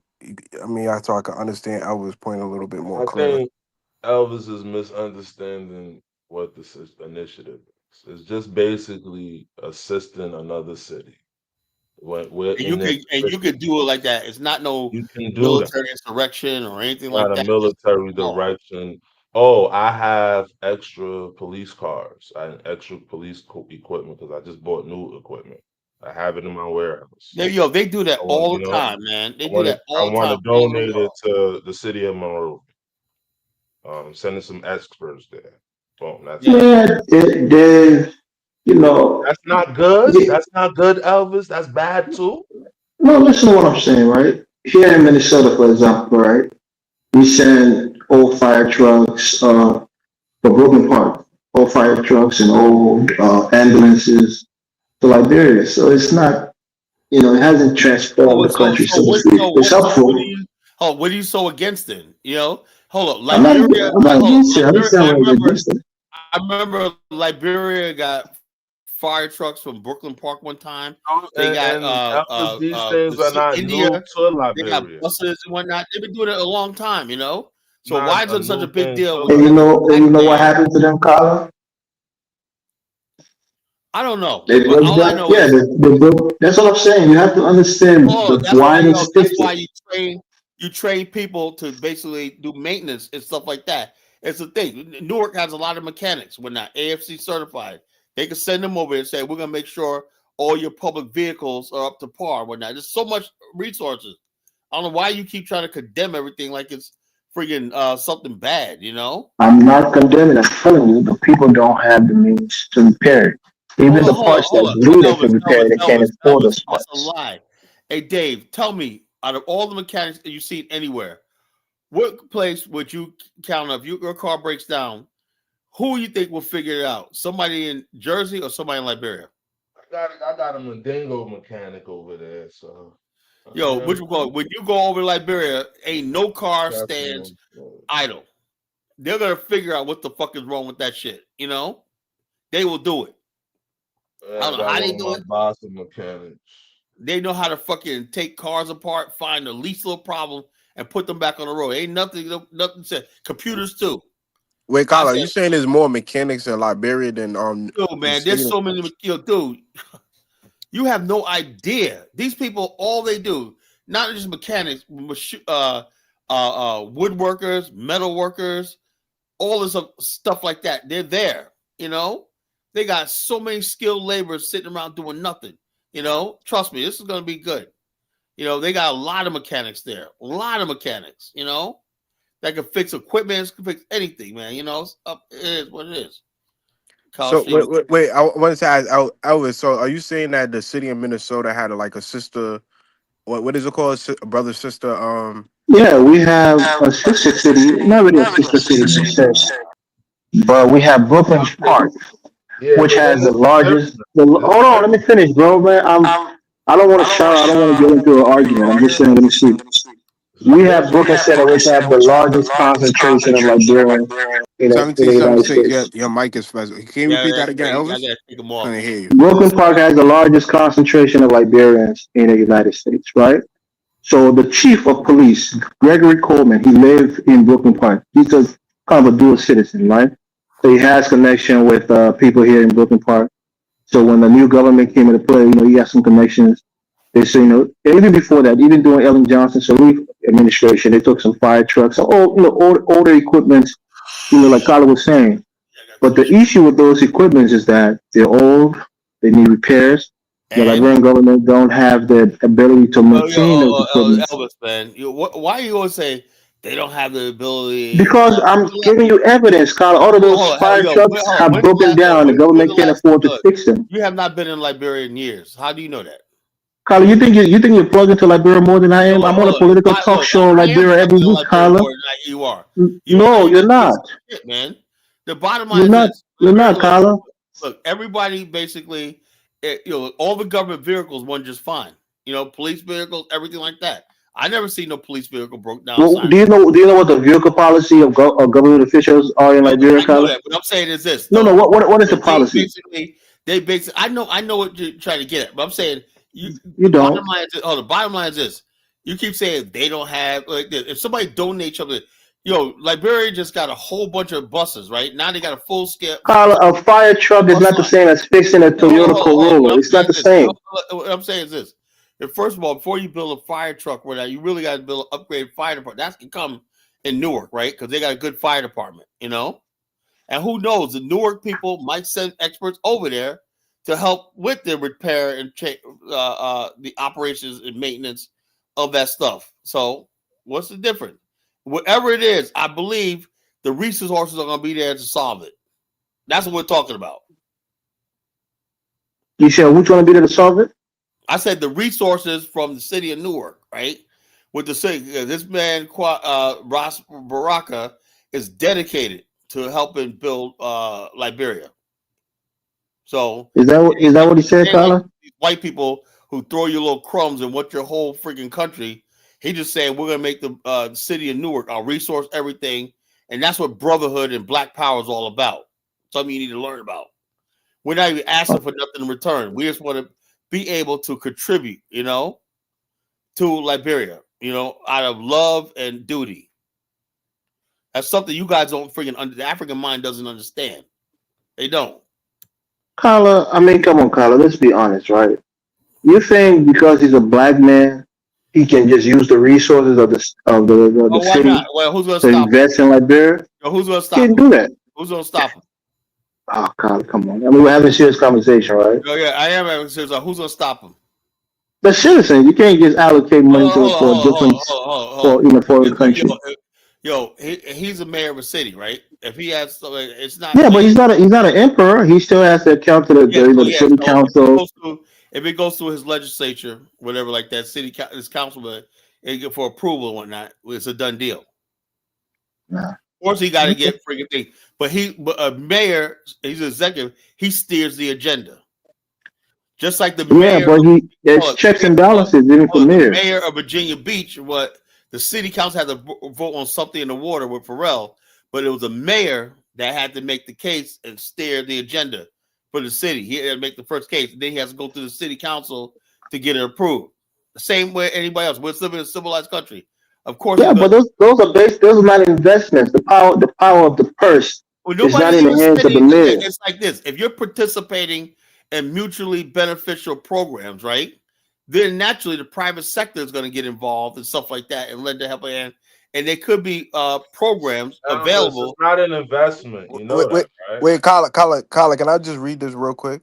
The power to officially allocate substantial financial aid to a foreign country rests primarily and almost exclusively with the federal government of the United States.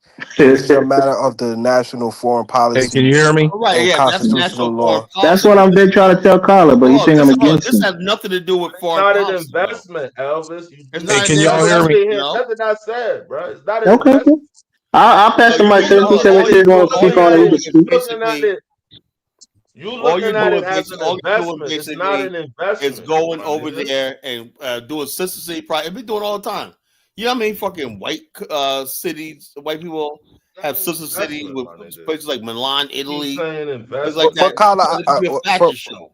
Carla, from what I'm reading, it says the municipal can allocate funds to a foreign that's That's a that's lie. That's a bunch of exclusively to nonsense, a. man.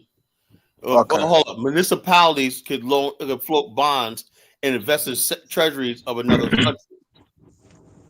But this So is hold I on. You wanted could to. basically hold on. If you're a treasury, a city has a treasury that has invested, right? You could basically buy up bonds from Malaysia, Japan, Germany, whatever you want. You know, you can do whatever you want to do. You know, it's a No, business. you can't, Carla. I keep trying to tell you that. So in other words, Anything that basically, has to do with foreign countries is you know dealt New with York by the City. federal government. New York City sovereign. Every city got a sovereign wealth fund. You know that, right? Yeah, and those sovereign wealth funds are What then they is invest that 100% money with correct? corporations, not Well, yeah, other yeah. countries. So what? So hold up. The city of Monrovia is a corporation. Okay, Carla. See, But it's international. Yeah. so the bottom line is this: city of Monrovia is a corporation. You know, that's all it is. So the bottom line is this: every city has a sovereign wealth fund. You know, you know what a sovereign wealth fund is? You invest money all over the world, like Yeah, we know what. foreign countries. When Yeah, that's but a sovereign wealth fund. not with governments, What I wanted with to touch It on. companies. doesn't matter where it is. You buy What I treasuries, wanted to touch you buy on. anything, you know. 1776. Hold on. We What having a. what I wanted to touch on Hold on. is You gotta wait for the host to call you up, brother. You hold can't on. just come on the Let show and just Elvis. jump up. No, Hold I mean on, I don't got 17. much more to say. My thing is I love my country more than college does because I was born there. My neighbor's Oh stream is yeah, buried yeah. there. You could My afford me. country. You could afford me. Kwame, let me just plug the show. There's a show called Focus on Liberia. I'm on that show every week, maybe twice a week, and we talk politics. I'm there with doctors and former government officials. So I'm Wait, hold tapped on, into hold on, Liberian hold on. politics on How come 100%. how come you You can people put the focus link in on the that's back Liberia? Little chat. League. Is it on YouTube? Yeah, it's on YouTube. It's called Focus on Liberia. Yeah, Spoon Talk is the main show, but Focus on Liberia, that's like the minor leagues. Focus on Yeah, but Liberia. you know what Spoon Talk is? 7076. Yeah, I know The all the guy sports. the guy who owns Spoon Talk stole Oh, yeah, $114 million that's what you gotta do. by selling fake nursing degrees All you guys and not run do is and ran to Liberia and bought up all the radio stations all you guys in not like do a, is a 8 month Are period. you hold on. You have no evidence of that. No, wow? You he's serious? literally been convicted. Yeah, he's literally been convicted of that crime, Carly. He's actually Yeah, yeah, awaiting I know that, sentencing. but hold on. But what does So that why do got you to think I do? have no evidence of it? He Hold confessed on. to it. Hold on. But what does that got to do with Spoon TV?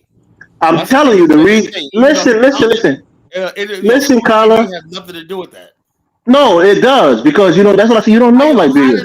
How in the world Listen, let me Spoon explain it TV to have you. to do with what the freaking founder effed up did? Because he went to Liberia and bought like So six it doesn't matter. radio The stations. bottom line, It does matter because he took the money that he stole and went and bought those check this radio out. stations. Spoon That's the point. TV is a friggin' has a way much larger audience and more credible. Yeah, I get it. That's Yeah, what I'm explaining to that's you. some crazy stuff His right there. his name, Kwame, if you want to research it, his name is Stanton. Stanton Witherspoon. Just go on Google and type in Stanton Witherspoon. You'll see his case. All right, 17. So you ask your question, bro. Hold on. Well, for 17, I just want to ask one question, See, Carla. what I How? was touching on Hold on. Let me was just ask one question to Carla before you get in. Carla, so I'm listening to you and Elvis go back, but I'm trying to understand how would Ras Baraka be able to allocate any funds or You don't understand something, right? If you got a sister city project, right? A lot of agencies and stuff that they can see. Some of these folks he's talking about are private sector NGOs and 501c3s that'll be involved. Right. So what they do is they use middlemen, the 501c3s, the NGOs and whatnot to do that, and the government But just basically give them the money to do that, the kind of thing. That's what they normally does. I hate to do this. I They hate to don't do this, they but don't do nothing different. I'm actually agreeing with Elvis. He's 1,000% correct in what he said. But I wanted to touch on Newark and Irvington. So like what? Like what? 30% of the population of Newark, New Jersey is below the poverty rate. Like Jay-Z said, how can you help the poor if you're one of them? Newark, New Jersey is one of the Hold on. What poorest, does that go? What does that got to do? Hold up. What does that got to do with what the hell does poverty in They Newark? don't have abundance in resources to Oh, they invest. got That's the point 300. I They got make. $200 billion or Like whatnot. No, that's a GDP, Carla. It's not physical cash. I don't know. Like I said, why do I am I going this? Instead of saying, something, we don't know what's going to happen. But I've lived in Newark. All I get people up there. Carla, I live in New Jersey when I came to the United States. I live in Ewing, New Jersey. Men up here talk about what they can't do. You guys are a bunch of Irvington. I lived in Newark, Irvington. Those places make Baltimore look like. Shut the fuck up, man. Let's say here a bash. I don't want to hear you bash fucking Irvington and Newark, whatnot. Yeah, Newark got problems, but this mayor is cleaning that shit up. Yeah, Newark has gotten a lot better. Trenton is really bad. Trenton is I'm bad. saying this right now, we don't know what this. It's not just Liberia. It's also the fact that once you basically build in Liberia and Ghana and these countries like that, you're going to bring other people from around. This is like opening things up. The private sector in Newark and stuff like that. We're Black Americans would do better off in the private sector rather than coming in with a government. Hold on. That's what it is. No, that's what the fuck it is. You basically start off with a mayor, NGOs, whatever like that, and eventually the private sector will follow you there. That's what they're hoping it will happen. But when you have a sister city agreement, that's halfway there. Both parties agree. We agree to this, and the government of Monrovia, city government, believes that is going to basically receive and give facilities and stuff like that. And that's basically will be attractive to somebody building IT, somebody building fiber optics and stuff like that. All that stuff is in Newark, right? Wait. Can I ask one question, Carla? Stuff like that, Elvis, did the private sector follow with the Minnesota program? Did they follow the private sector follow into Liberia? Of course not. There's no private sector investments there. It was just a city. Since there's a high concentration of Liberians wanted to do something, it was like a charitable thing. They kind of donated old equipments to the Liberian government. That's what it was. Okay, did the mayor of Brooklyn Park go to Liberia? I almost want to say yes, but maybe that was a couple of mayors ago. Yes, but I think it was a fat mayor. I forgot his name, but it was real heavy set. I think he went to Liberia. But of course, every couple of years you have a mayor, mayoral election, you have a new mayor. But I don't know if the current mayor has gone there, but I think there was a mayor maybe 8 to 10 years ago who visited Liberia. Yeah. Well, of course, Brooklyn Park is a small city. It's not a big city like a capital city of a state. This is a big initiative, Elvis, and I think you should be proud of it. That's what I'm saying. Okay, fine. What's the tangibles, Dave? It's good image and perception, social and politically. It's a good image and perception. You take what you can get from it. You understand me? And you move on. That's it. It's all it is an initiative. Y'all have the fire department needs help. Okay, I can send some trucks and send some experts. That's it.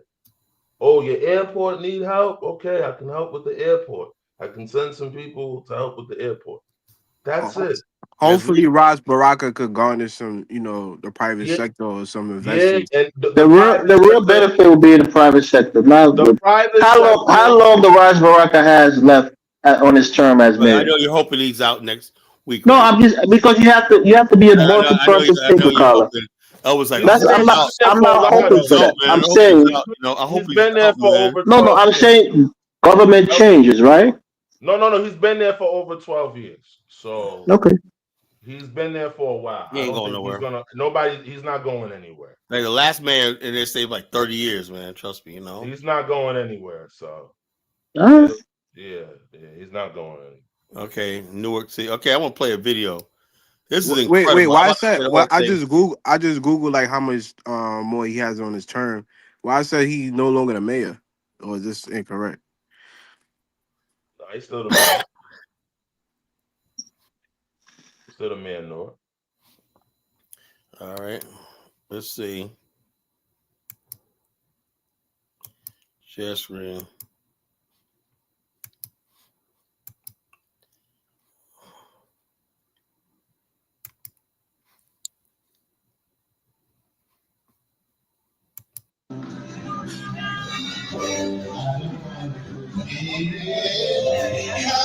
Yeah, you're right, Kwame. Raj Baraka gave up his seat. He's running for the governor of New Jersey.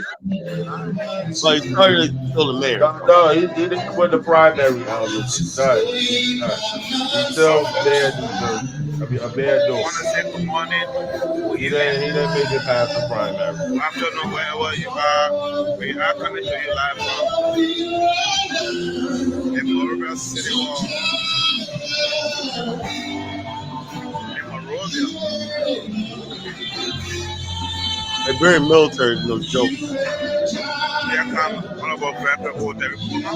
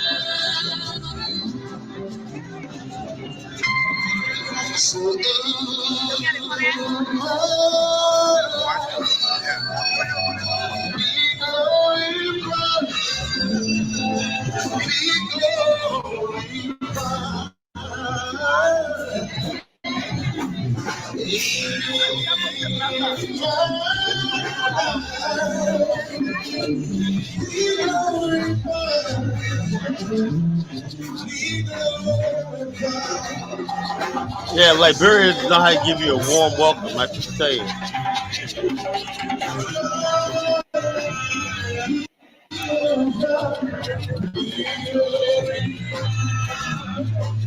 He pushed us along. Well, folks, we are.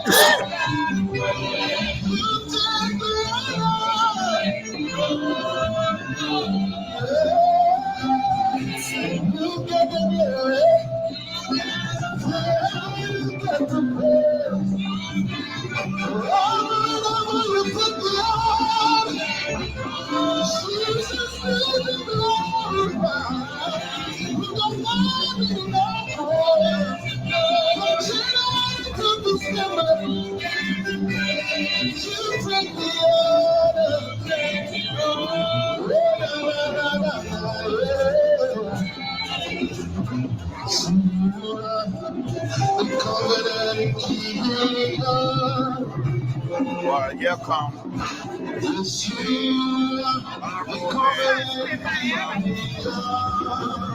of Newark,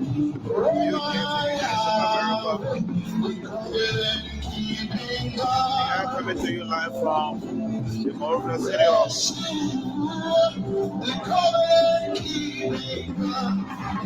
Official welcome ceremony of Honorable Ras Baraka.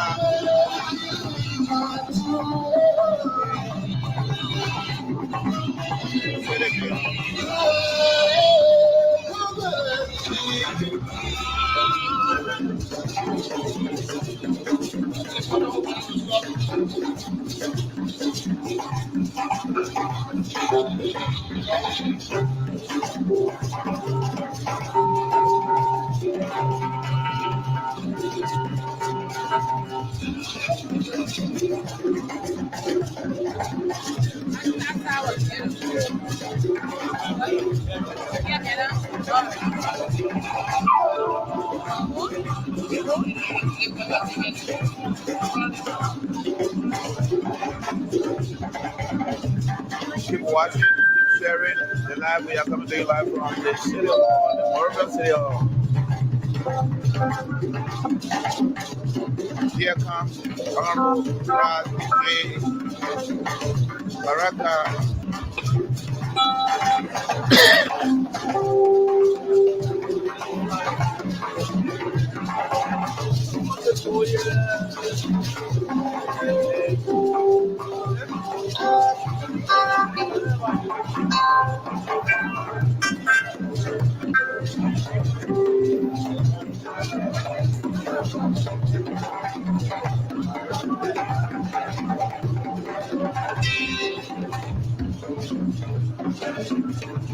Well, of course, keep watching, keep sharing the live. We are coming to you live from the Monrovia City Hall. Official welcome ceremony.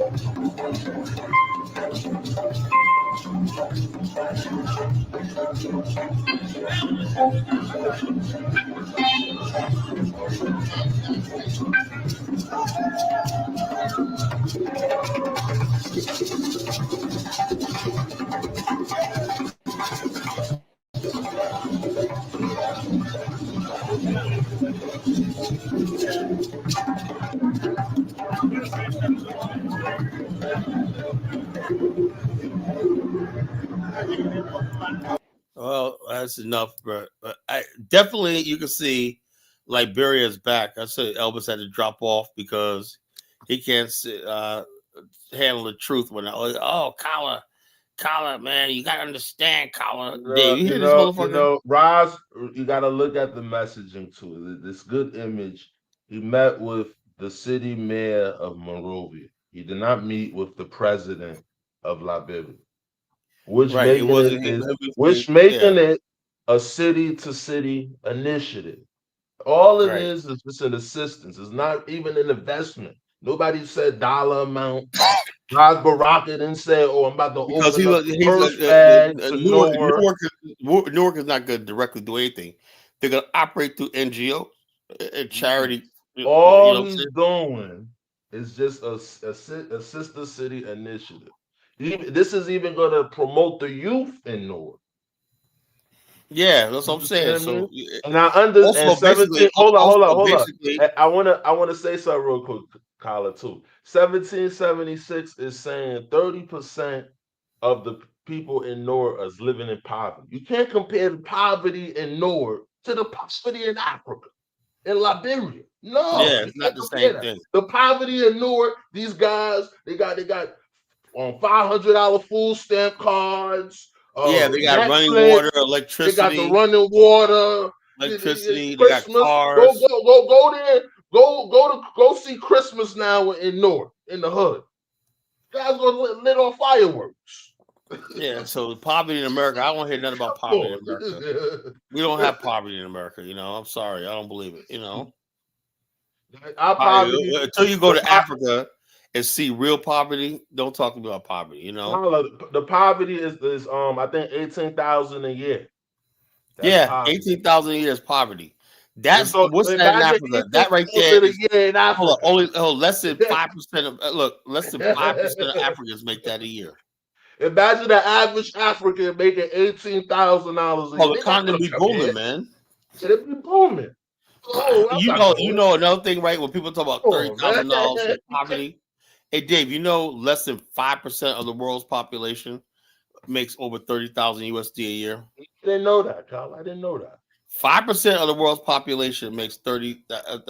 Is it 90% of the people who make over 30,000 reside in the United States? No, something like 70%. 7% of all the people making over $30,000 reside in the United States.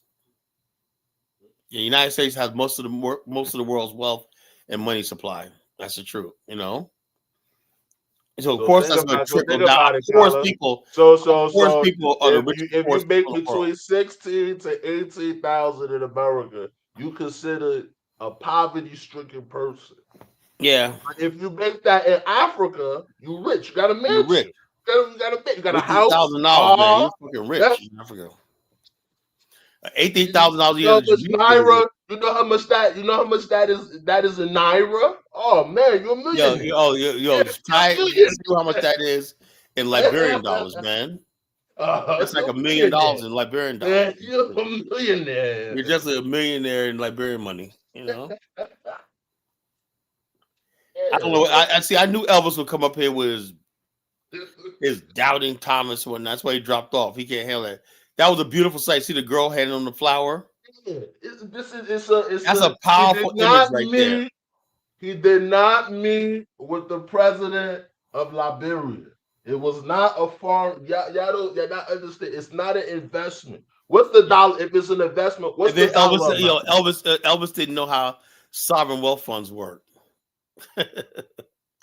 Yeah, I wanted you to elaborate more on that, so I could. Well, a sovereign Understand a wealth little bit fund better. is a sort of like when cities, states, or any sort of municipality has a fund, right, that they collect from taxes, maybe private investment, or whatever, right, and they got a surplus. Let's say a city or state has a lot of oil, right, and they need to do something with that oil money. They wanted to put it somewhere because if you don't do something with the money, you're gonna have inflation, right? So the money has to be invested someplace, right? What you have is a sovereign wealth, like Angola, right? Gave Portugal $32 billion of its sovereign wealth. 32 billion. It invested in Portugal. Portugal was a good investment because, despite being rich, Angola being richer, Portugal has a lot of things like infrastructure, which Angola's bought a lot of their real estate, invested a lot of sovereign wealth in Portuguese real estate. That was a safe investment. That's what you do. But cities also have sovereign wealth funds. New York City have a sovereign wealth fund. They invest all over the globe. Why? Okay, Kwame. Let me ask you a question. Why? The mayor of New York usually go to Israel. Right. Right. Yeah.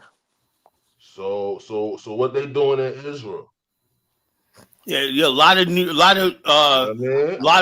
the Jewish you state understand what gets I'm a lot saying? of You got there's a sister. It's not a sister city state, but you got a lot of Jews have Jews. in Dave, Brooklyn. Jews have wrote the book on Sister City projects. You feel That's why they right, say they kill Kwame? their Jews. Right. Every city they reside in, So they try to you steer got money back you to got a Israel. lot of Jews that work in NYPD, FDNY, right? I'm not sure about No, that. They mainly in I'm the real just estate. Jews work there too, right? Yeah, They yeah, live in yeah. the I'm quite city. sure they are Yeah, Jews that work in they that. work in the police department. They Yeah, work I'm in quite sure they do. They probably got right? some Jews. Yeah. Okay, so they gonna look out for Homeland. And it's gonna be Sister City, it's gonna be some type of initiative to help, Right. Exactly. So that's how it is. That's what we're trying to do over here. Emulate some kind of plan like that. Jews have mastered the Sister City project. They got them from all of Miami and all shit like that. They use the wealth of a city, institutions, everything like that to penetrate the whole entire globe. Hopefully, Ras Baraka could get to somebody next to somebody like Shaq that got a lot of investments already. Well, it's not even about the It'll, it's about it'll establishing come. relationship. That's not going. It's going to come down the line, Kwame. This is just to crack the door. You got to build a open, relationship crack first. the You got door to build a open. relationship. Crack And the now door come open. organically. You got to build a relationship. You got to get black people It's just knowing about Liberia. You got to know about the history. You got to say why we're going over there. What's so important? People that's right now, people should be doing their research and stuff like that. What about Liberia? What is this country and whatnot? Kwame, why they didn't hit no major news outlet? Why they don't want this to NBC spread. was out there? Why BBC wasn't out there? Why nobody was out there? Man, they don't want to cover it, Man, what they're not trying bro? to. You feel what I'm saying, bro? You feel what I'm saying? Hey, after that, why isn't Phil Scott out there with African disaster? Exactly. The locals. Holla, don't bring up Phil Scott in your show. Come on, but we said no, but that's something good. Why they didn't bring that up? Oh shit! Why they didn't bring that up? I'm the only one that did a show on this. I'm the only one randomly. Yo, Kala, I just randomly was just looking, down the blog. Some of my peoples was talking about. That's how I found out. So you the one who told me about it, right? The one who told me. Yeah. Oh, did you know this? Yeah, it's not even reported. So yeah, but don't bring up Phil. Phil Scott is I'm just saying, but that's how you know it's an attack on positivity and stuff we're trying to do. People trying to do. You cannot have a situation where everything you like have Elvis a big doom and situation like this going on. Elvis is all doom and no gloom. publicity. You understand? Elvis is all doom and gloom. He says Liberians can't fix nothing. Why you can't create? I don't think he said that tonight. That's what he said. Did you hear him, Dave? He said, "How you gonna fix these trucks and everything like that? You train the people." I know, yeah. And so he's like, "Oh, it's just hopeless, man. Elvis, it's just hopeless, man. I knew he would come up here and find a reason." My thing is the lack of publicity for the situation. Not Collie. He actually came up here and said he would much rather the private sector. Yeah, but that's the whole thing is you understand something, right? All of that's hold on, Dave. Let me say this, right? Do you know that the city is not going to directly do anything? It's going to be done through private sector, like whether it's a non-profit private sector or for-profit. That's how things work. They're going to be done tons of NGOs and 501c3s that's going to get on this. Say I want to go to Liberia. Some people are probably getting their filing that 501c3 right now because there's going to be funding for this. That's what Sister City probably does. They find funding for NGO. That's why I want to get the Association of African Americans of Liberia up so I can tap into some of this money. African Goddess she just raised a good question. She said, "What about the money for the parts?" Well, Liberia has a parts stores and stuff like that. Why does everybody think that Africans people, whatever it is, they don't have fucking money or they can't? Because they don't. We have a national budget. of about $800 million. I know. 90% of that money goes to That's why. reoccurring expenditures, Carlos. Hold up. That's why in every other society, right? Funny for Elvis. You Don't start worry about it. It taxing the happens. people for goods and services. Now there's 5 elements to logistics, Elvis, right? Elvis, right now they want to add 12 more representative seats in the House. That costs money. Yeah, so you got So to. you telling me they ain't got no money for You those got no money. parts? Oh, what about the fact that the average senator in Congress is making like $40,000 a month? That's insane. They make more money than Congress over here. Yeah, like Hold come on. And on, also, let me say bro. this, Dave. There's 5 elements to They want logistics, to add right? 12 Hold more up. seats. Hold up. Let me say this. There's 5 elements to logistics, right? It's an acronym called EPCOM, right? And you follow the EPCOM model just like I follow the LARP model, right? The first thing is engineering, right? You got to have an engineering plan, stuff like that. Then you got to have procurement. That's how you purchase things, the parts and supplies and everything. Then you have construction. That's how you build things. If you're a mechanic, you doing repairs or, you're building buses, whatever like that. The next part is called operations, right? That's the day-to-day human labor, human resources, the payroll. Also, it's operations, transportation, transport, logistics from A to B, whatever like that. That's operations, right? The last and most important part is maintenance, right? Maintenance is the upkeep with a scheduled upkeep on everything. Once Africa master EPCOM, right? They wouldn't be going through something. In 3 years, you have a scheduled maintenance, right? That's what I have in America, right? You have the scheduled maintenance, and bottom line is, Yeah, but Carl, they don't do that in Liberia. yeah, I know, but I'm You don't maintain saying our equipment. you got it because you got a bunch of greedy politicians who That's what I was trying to explain to you. This is not me being negative. I'm just telling the reality. What I'm saying is if and we could do our part too, but if the Liberian people see that we're coming over here with this goodwill and stuff like that, and they keep electing people that's doing the same thing, stealing from them, whatever like that, like Akarius Gray and all these other people, then there's absolutely no hope for Liberia. I don't know what's wrong with Liberia. Kwame, let me tell you this, right? We got a population of about 6 million people. In our national budget, we only allocated about $10 million for education. For the entire country. Less than $5 million for agriculture. So like I said, you don't have the money. Well, that's why I said that's why people like you need to come over, go back I don't have the money either, Carla. What do you think I am? I'm not a millionaire. Taxpayer. You said 10 million, Elvis? Yeah, less than 10 million. Our health sector is like $6 million for the entire country to take care of our health sector. Our national budget for next year, fiscal year, is estimated at $1.2 billion, but 90% of it is going to paying salaries. It's important that you basically create the atmosphere where you might have people that want to invest in your country. I hear that, but what I'm telling you is the reality of how our country is currently ran. So it's not me being negative. More investment, more growth means more tax revenue. Simple as that. Tyler, we just went from a goods and services tax, GST, and now we're going to the value added tax, the VST. So what I'm saying is, they're trying different things. You got to do something because the bottom line is this. Like I said, your people, run the country, whatever like that. If you guys don't think much of the people that you claim to represent, and you stealing all the money for yourself, what can you say? So it is what it is. It's all in Liberia's hands. Nobody can do nothing. It's in your hands. Yeah, but that's what I'm saying. I'm not saying it's not, but when you come and try to paint a picture and you're being so fanciful about Liberia, I'm just telling you the reality of it. All I'm trying to saying look at the is positive side, Elvis. All I'm saying is from my side, my vantage point, things look good.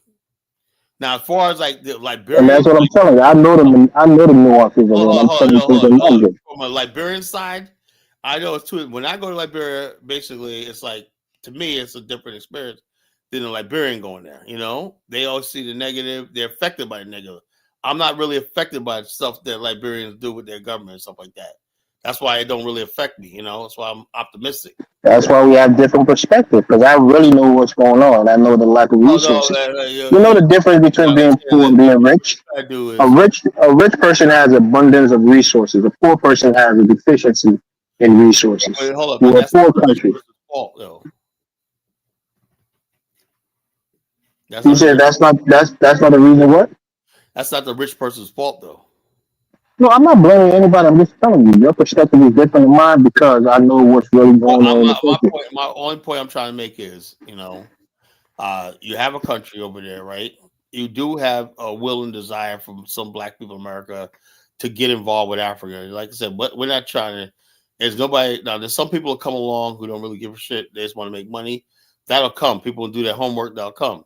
But for the most part, you got to take Baraka as thing that, okay, we got cities in here that they went over the things with him. The city of Mayor went over with Baraka. We have these problems right here. We have these problems right here. He probably said, man, okay, we can help you out with this. We can help you out with that. And it'll be done through private NGOs and private 5133 corporations and organizations and whatnot. That's how it's going to be done, And so it's not going to be done directly by the city of Newark, That Sister City Project is a private entity, It's a private thing, It's not really official, but it does have. There you go, Connor. There you go. Now you're being honest and you're being honest. Look, It's a symbolic thing. It's a It's private not thing. right. Yeah, it's a Hold on. symbolic thing. It's not tangible. Hold up. But the government of these cities basically fund private initiatives. They do it all the time. They fund Parenthood. That's a private organization. Planned Parenthood gets funded by the government, right? So the bottom line is just so therefore, America's about institutions, Elvis, right? If you want to build something, when you create an institute or a think tank and whatnot, and how do you longevity? You put a plan in action, and you look for funds, right? Sometimes it be donors. Sometimes you get money from the city. Say, hey, look, okay, we got this. You got approved for this. You guys saying, Carla? I don't know if it's me or not. No, you get grants. Act like you don't know. You get grants from the city, whatnot. Say, okay, let's say you said earlier that they don't know how to fix things. What if a mechanic or a Liberian mechanic living in Newark says, yeah, I would love to go back to Liberia, right? I have a mechanic shop there. I simply don't have the money. I would love to train the people, the youth in Liberia, how to build this, how to repair this and whatnot, right? Carla, you're so smart, but some things you just don't know. No, I'm saying, listen. A regular mechanic cannot fix a fire truck. It's different components. I'm saying, what if the guy had the skill? If he has the skill, fine, but you have to be specially trained for it. What if the guy really had the skill? AI could do anything now. AI can do anything now. You can learn anything with AI. So what if the guy has the skill? He got AI technology. He's done it before. He fixed repairs and whatnot. But he said, I work for the fire department. I'm a mechanic in the fire department for years. You know something? I would like to take an initiative to go over there. Well, somebody with an NGO or whatever like that, that's a good idea. We need that. So the city and other private stakeholders will invest money, whatever like that, to get that started. What gives the legitimacy is the city. Now, if the city didn't get involved in this, it wouldn't happen. So, but he took the initiative to say, I'm gonna use my political capital, right, to influence things to alternative events like this, to get the ball rolling. He's not like a dictator saying, I'm gonna give all this money to Monrovia. That's not what the fuck I'm saying, Elvis, right? I'm saying he's in a position, right, as a person who's chartering something new into thing, and he's basically bearing the responsibility of this, putting his name and reputation online, and he can influence people to act, on what he's proposing.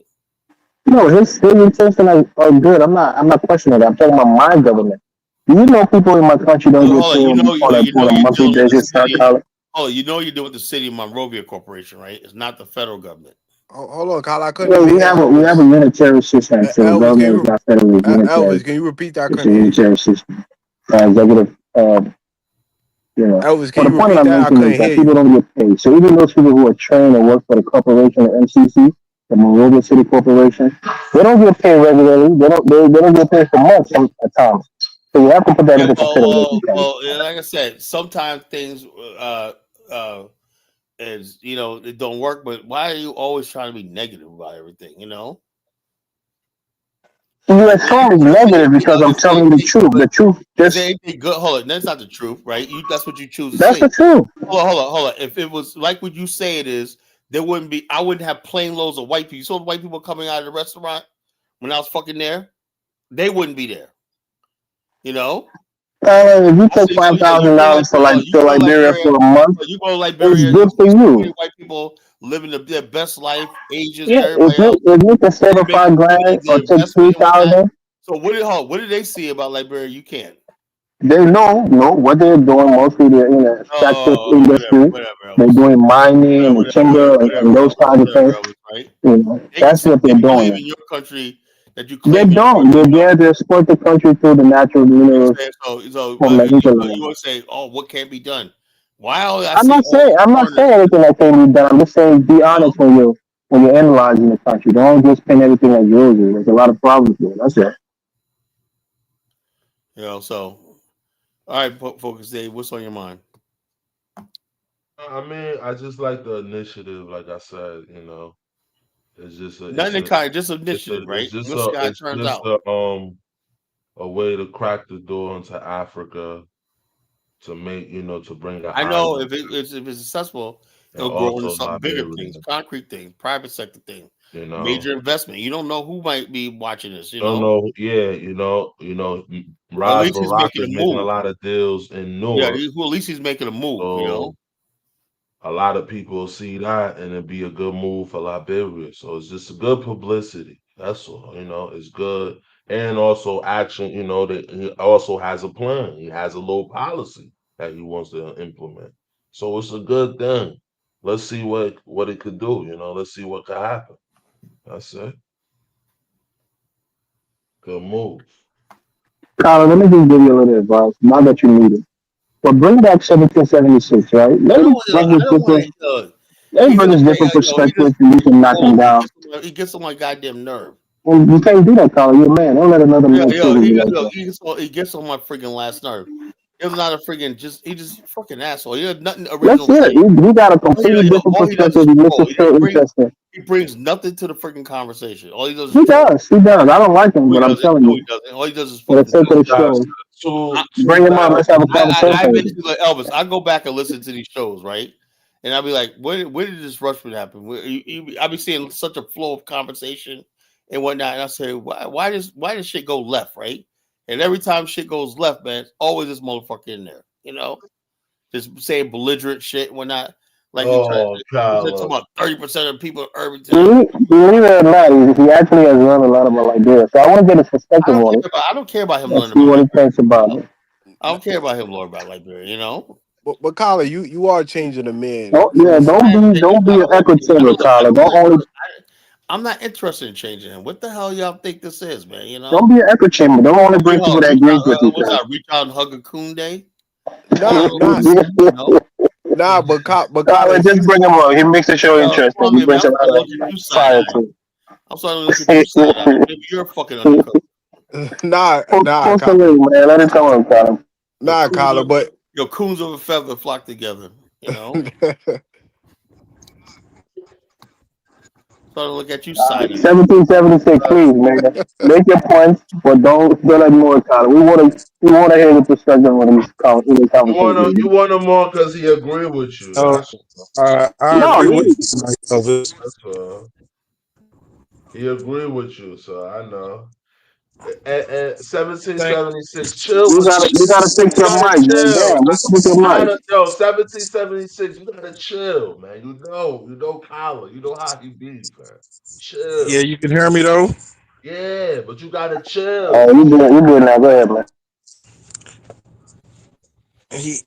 Like not, but I have a lot of family from Newark. That's why I can speak with it with authority on what does that Irvington. got to do with the topic? No, what I say, what I'm saying. What the fuck does that got to do with the topic? What Ras Baraka is doing is like an olive branch. It sounds good, but like Elvis said, it's really not practical. They haven't done anything yet. All he did was go there and said, "This is what we plan on doing."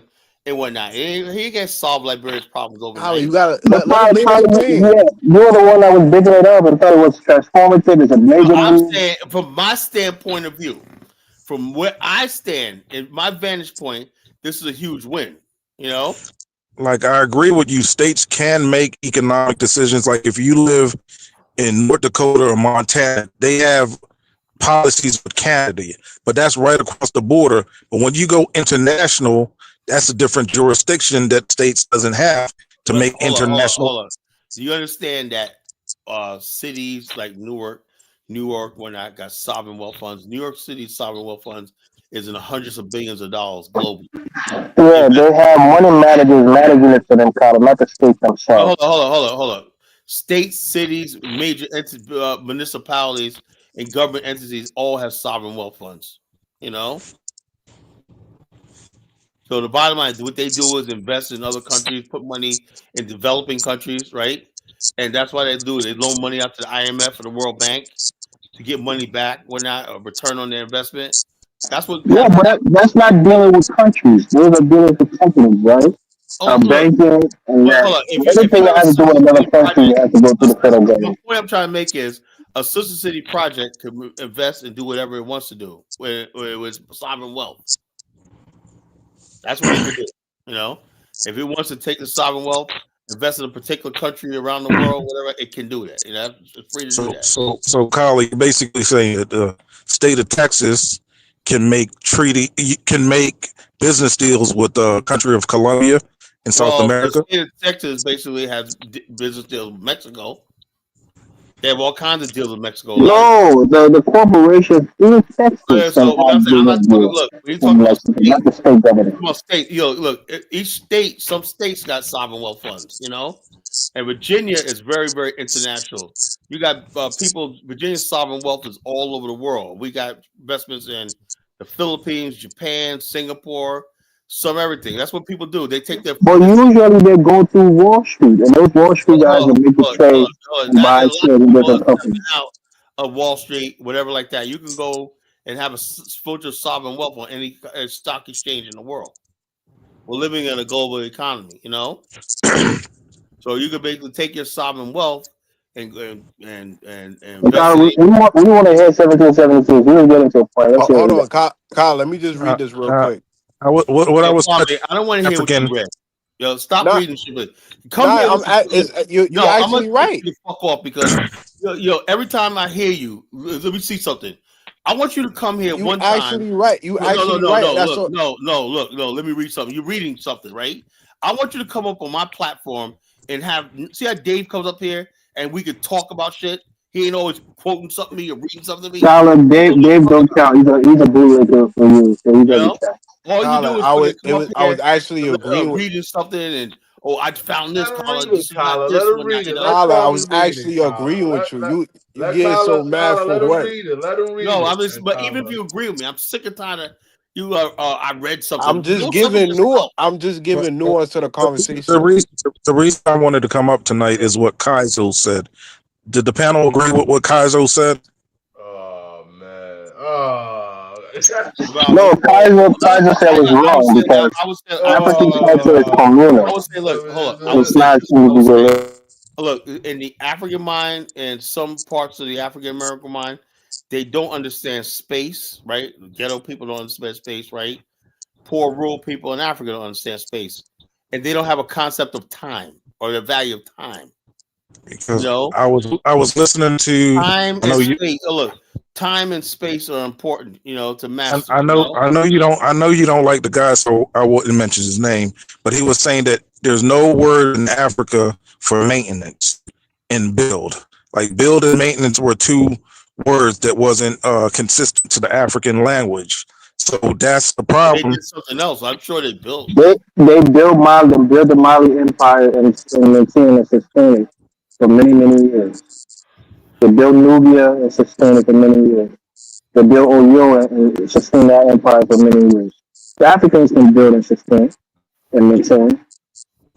But the professor said they don't have a word for maintenance, And what Kaiser was saying, we don't have a lot of words in our different languages for a lot of different things.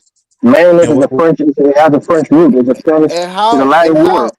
And how Africans don't understand space when they clearly had neighboring borderlines for Nubia and Egypt, for example. Are you sure? But like the first cataract. Cataract separation. We never established the fact that they were actually Africans. So that's debatable if they were actually us.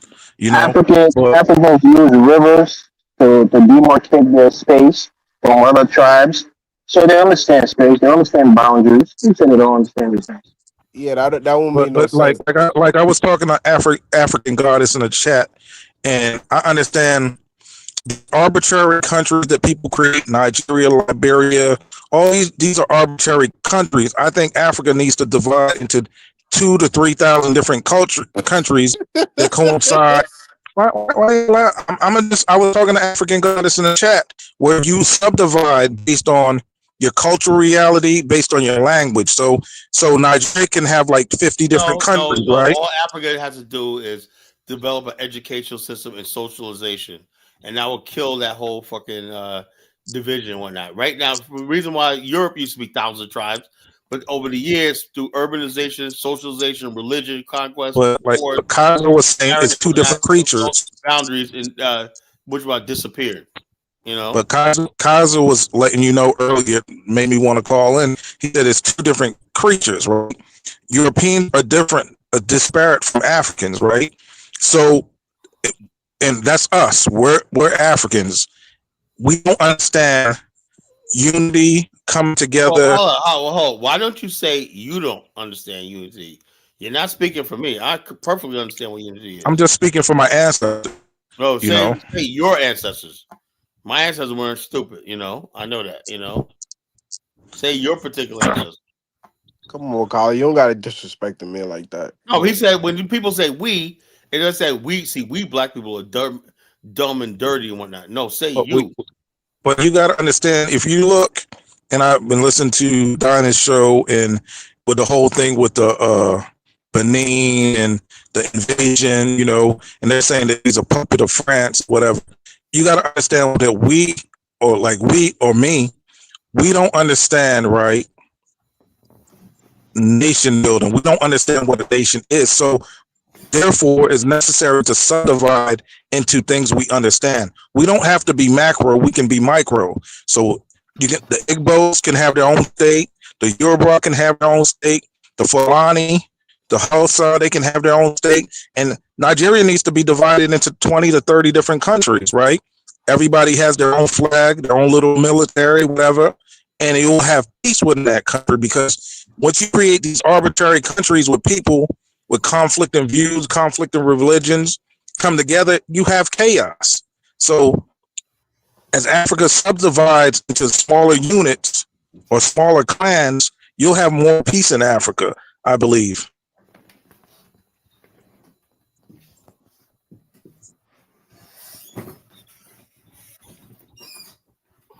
So you want Africans to have an ethno state, you know, and call them countries. Yeah. You know, Liberia might be too big. You could subdivide into 3 or 4 different countries, and everybody would have their own, you know, this is something we believe in and we can build on. It's called ethno state. Yeah, ethno states. Yeah, I like ethnicity that has common language and culture. I believe in the ethnos.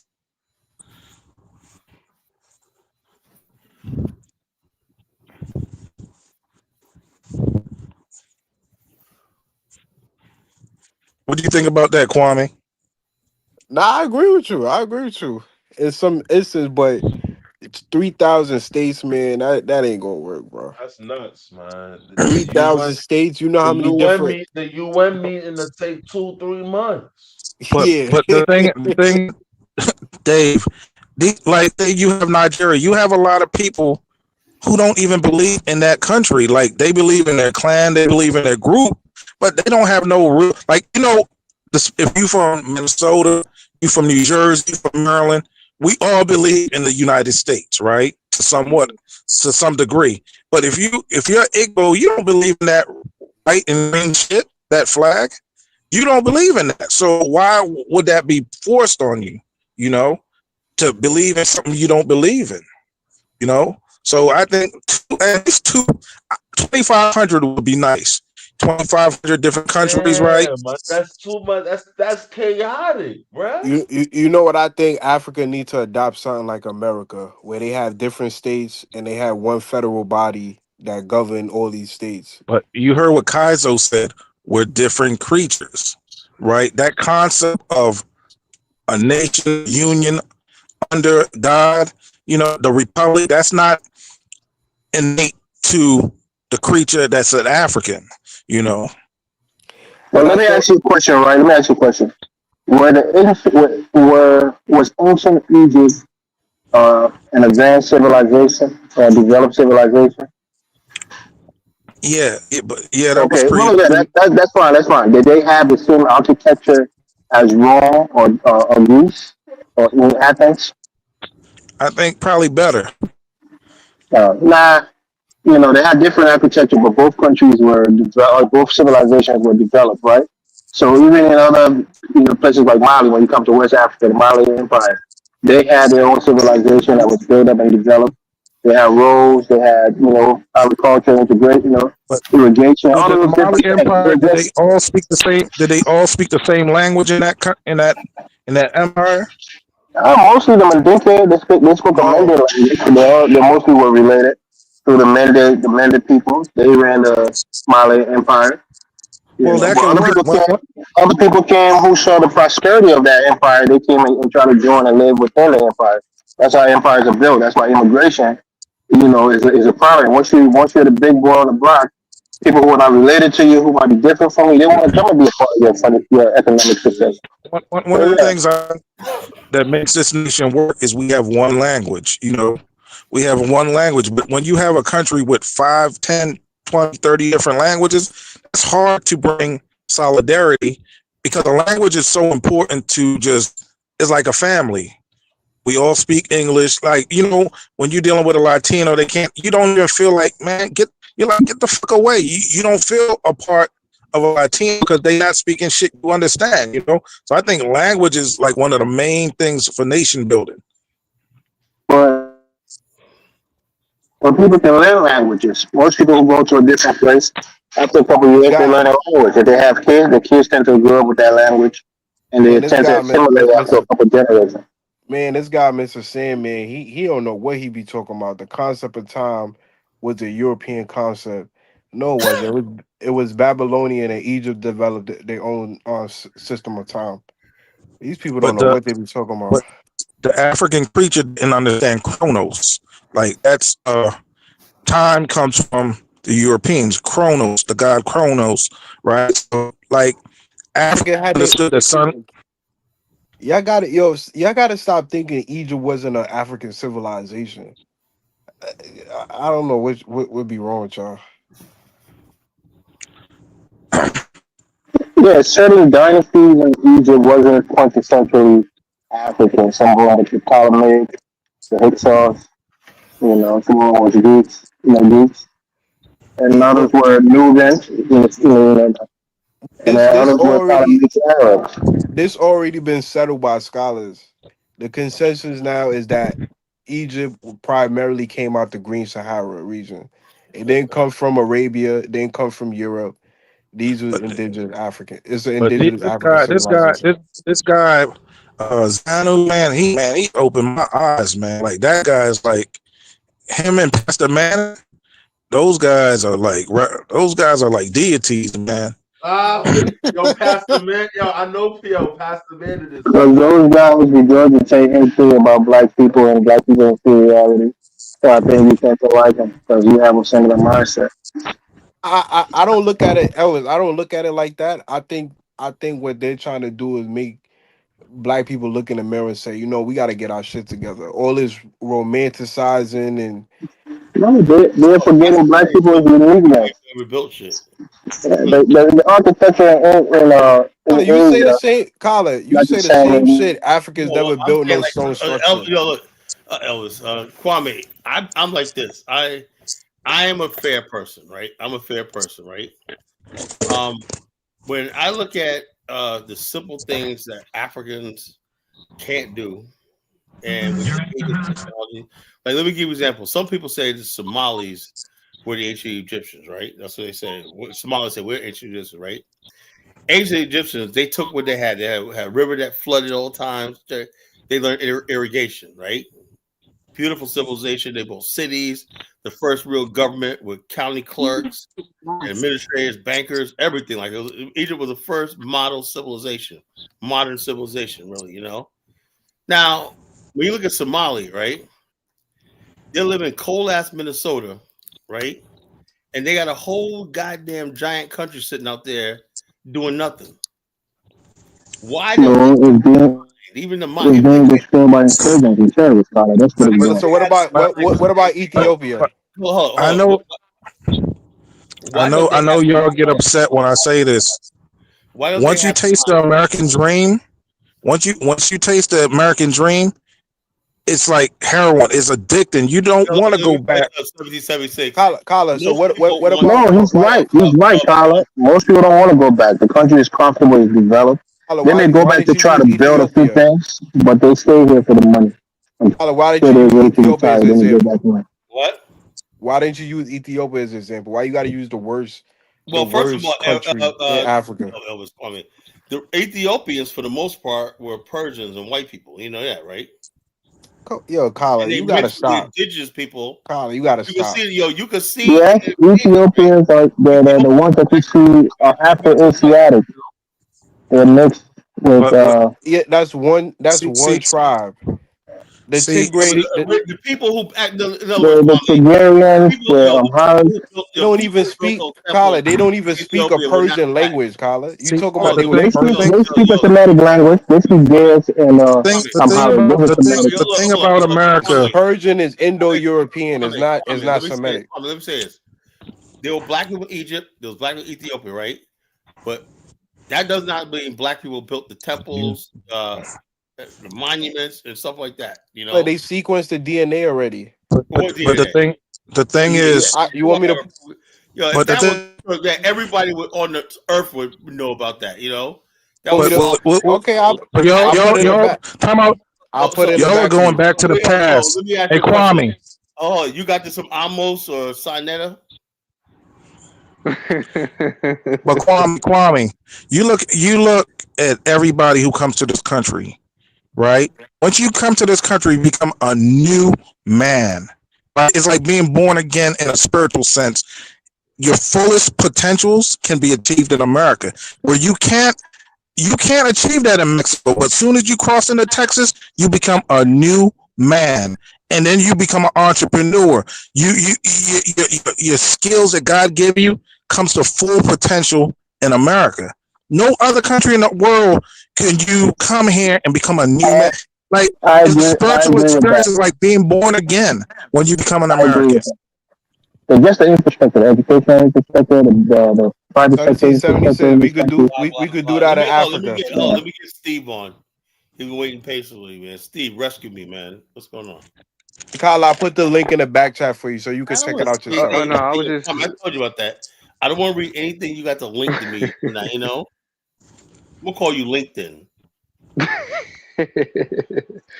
No, I was just coming here to agree with you what you were talking about Egypt. That's all. Do you agree with him on Egypt about Steve? Steve the teaser. You said what, Elvis? I said Steve the agreeer. Steve the teaser. Steve never agrees with me, I agree with you all the time, Carla. I just disagree with you as well, and you kicked me off the show. But no. I don't kick you off like that. When you sound like you just basically if you put thoughts into yourself and disagree with me, I like that. But you say, yeah, man, I'm gonna disagree because Kyle said this. So I'm just gonna Kyle, you literally just lied. Kyle, you literally just lied and said that Ethiopians are Persian. That's a lie, Kyle.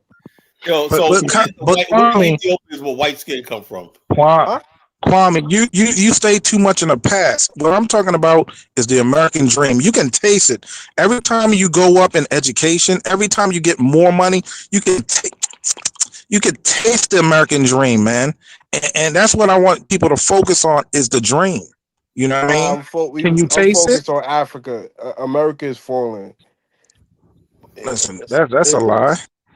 It's 38 trillion in debt. And it keep ballooning. See what you don't understand, brother, is when you have a military, you don't have any debt. It's just like if you come to my house and I got 10 guns, I'm not paying you. We're not paying that shit back. Right. That's the same thing the British Empire thought. We're French going through a thought. year. We're going to, as the Jewish said, we're going through a year of jubilee. We're not paying that shit back. So now 1776. Everybody got to pay off their debt, no matter we ain't what you pay, think. No we matter got what you debt. We think. got debts. We got debts from the Revolutionary War. We're not going to pay back. 17. That's If we didn't have to pay off no debt, it wouldn't be no Doge. What was the point of Doge then? Hey guys, we got a woman joining the panel, so don't be over talking. What was the point of Doge then? 1776. If we don't Who's got the to pay off no woman? debt. I don't see a woman. I All right, said he we talking have a about woman Afro that's about to theory. join. Yeah, Afro Afro Theory. We have theory a woman question. that's about to You guys join the are panel. Don't nuts, be over man. talking. 1776. Answer that. If the military so and great, listen. why we had Doge? Why we had to why we trying to allocate funds to pay off All I'm telling the people is interest rate on the debt? taste the dream. That's all I'm going to say. Taste the dream. Can you taste it? Oh man. The feeling. Oh, bro. You got to go to school, Kwame. You got to get a degree. China's rising. It'll be the first world first world economy in a couple years. We can't stop it. China is like a feudal country, man. Like you got 1% to benefit, and everybody's in hell. I don't know why y'all be sweating China like that. China's over. Let the woman speak, man. She came here to say what she got to say. Yeah, peace, Afro theory. Hey y'all, I'm Hello, just how you coming. doing? I'm good, thank you. I'm just coming in just to see what y'all doing.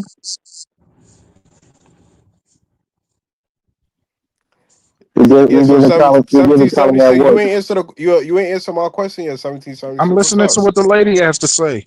She said she just tuned in. She So said she want to know what we were doing. I'm telling her we're giving Colin that work. That's it. Afro theory. What do you think about this topic? What do you think yeah, about this I ain't gonna topic? lie. I was giving Colin to work earlier. I try to stay out of it. I try to be neutral, but Man, damn. Carla about to get back on the mic, man. What do you think about this This topic? how Colin like the rich, baby, like that. I like the Ras rich, baby. Baraka. Yeah. Oh, I called in earlier and I had let Colin know that I'm interested in knowing what comes out of it, what relationship comes is built from it, and And how she it ordered my would, book. And she bought my book. yeah, and how would it influence, you know, future, how it'll influence the future with African Yeah. Americans Yeah. connecting with Liberians. I think it's a good thing.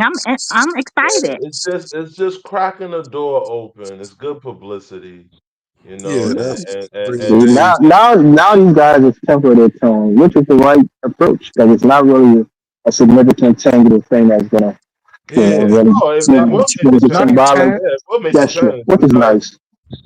It Nothing will make a tangible is tangible going to change. happen out of it. You know, it's a nice, what do you call that? What word would you use? A nice overture. Symbolic gesture. Yeah, symbolic gesture. Yeah. Well, we don't know yet. We don't know yet. We got to give it a chance. I mean, at least he's doing something, you know. At least he's And doing this. Ras And Baraka need a fix. Newark, New Jersey. That place is suffering, man. Listen, man, it got so many junkies running around Newark and Irvington, He man. been mayor for the last 12 years. So Yeah, he's a do nut. He like the dude in Chicago, Mayor Johnson, man. Those are do nuts, man. oh, Do okay. nuts. New Jersey is just pure suffering, man. But you know what? Whenever like these types of things happen, or not even these types of things, meaning like the it seems like it's a bridge being built that just comes out of nowhere. There's always a lot of stuff like logistics and planning and strategies and goals that we have no idea that's happening and that's being spoken about.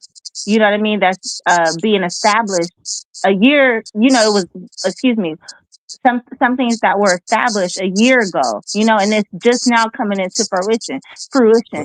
So it's just interesting to see how this falls out, how this I comes don't. about, and I don't. how this how this blends with their like overall scheme or their overall goal for, I guess, the city and the people. Yeah, I don't want to be a contrarian, but soon as a black mayor is elected in my city, that's when I start to move.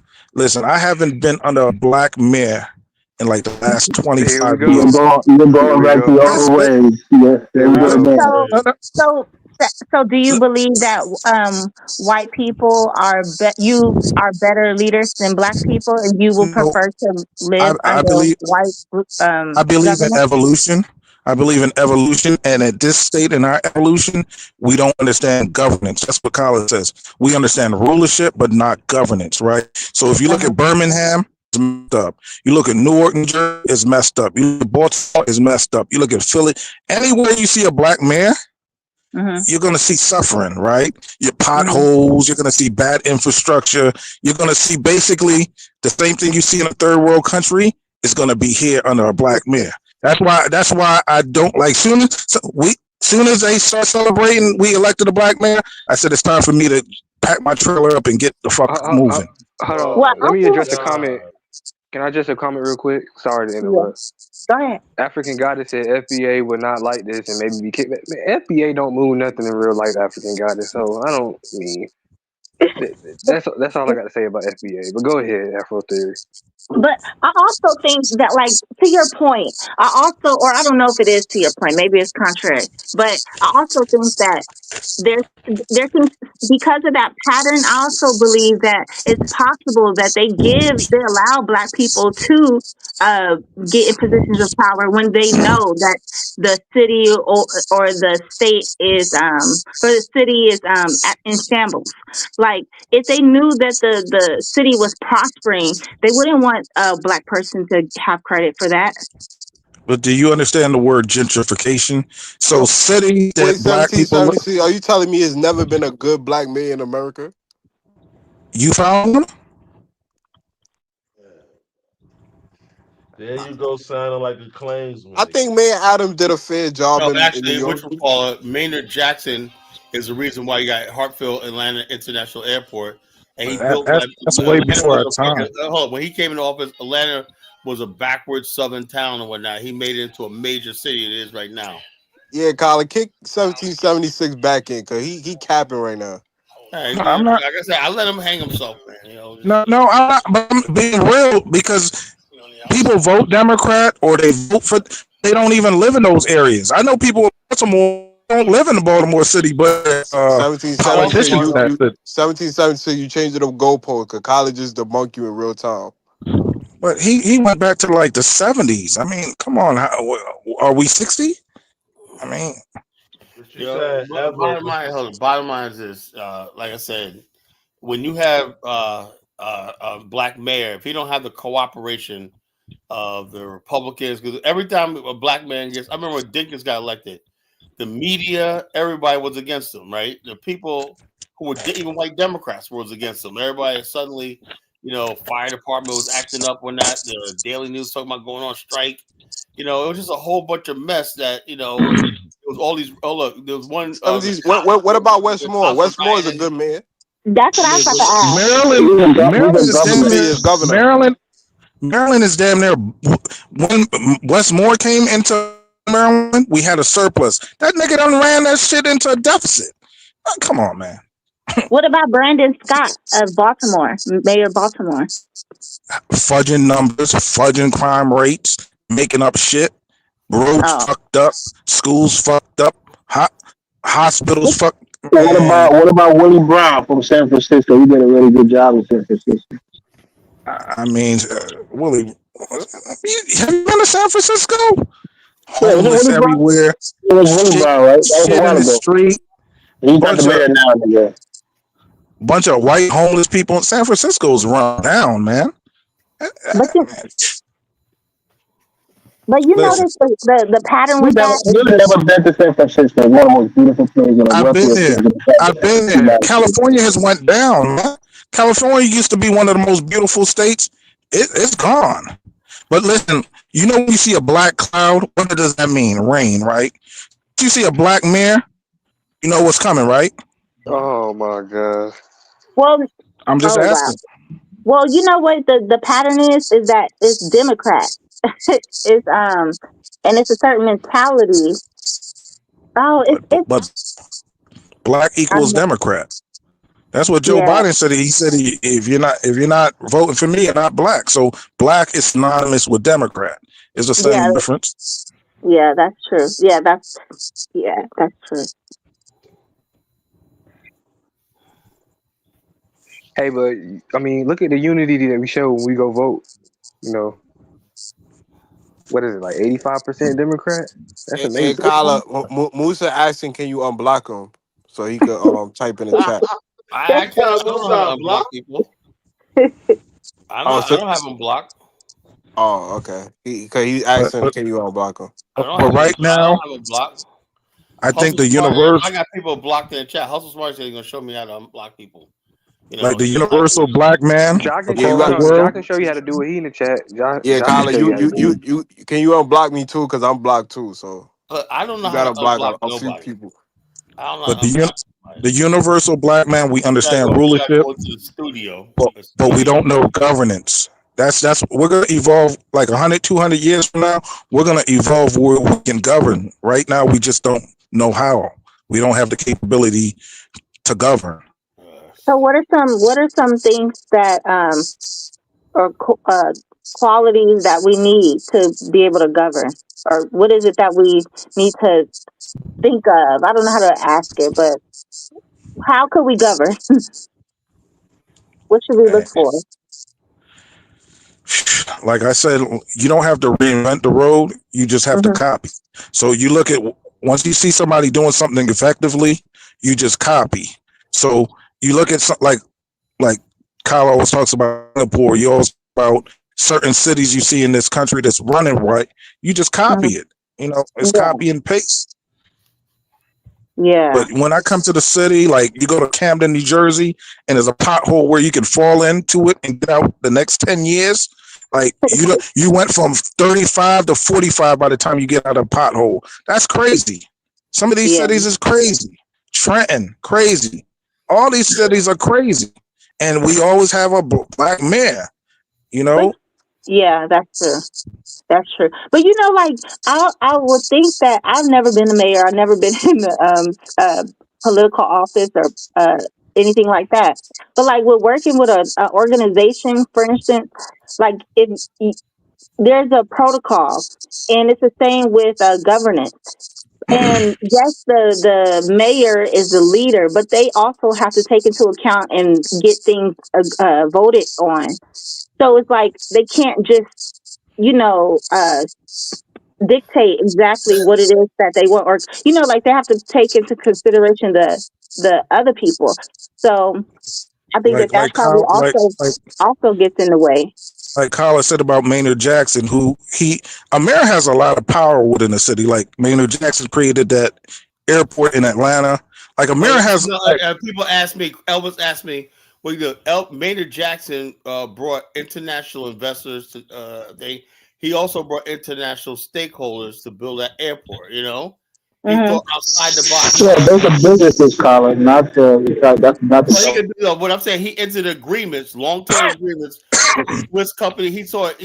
Look, Maynard Jackson saw that Detroit companies were not going to invest in the city because they're black, right? He saw it. He said he found out that he toured Europe, right? That there were companies that wanted to get into the American market, right? And they told him, all you have to do is build us the airport, build the airport, and we'll locate our business there. And that's how Atlanta was booming ever since. He entered agreement with Germany, Sweden, Switzerland, a lot of countries in Europe. Those companies within those countries, not the government of those countries. He worked with governments of the country. You got to do that on a government level. Like if you wanted to renovate the infrastructure like roads, you can go into contracts with German companies, but you can't make contracts with Germany. Check this out. But the Constitution also says Congress has to declare war or whatever like that. When's the last time that's been? When's the last time we declared war? The police, the president can put the presidential powers. The president can put troops into a country for a certain amount of time. He has to get congressional authorization at time. Look what's going on the thing. There's a full scale war going on in the Caribbean. Yeah, but that's your president, probably. You I'm voted saying, for. oh, don't put my president. I'm saying what I'm saying is it's bullshit. George W. Bush mobilized millions of troops to send in Afghanistan and Iraq. You know, that was no declared war. It was necessary. And necessarily just like That's because he's circumventing the Constitution.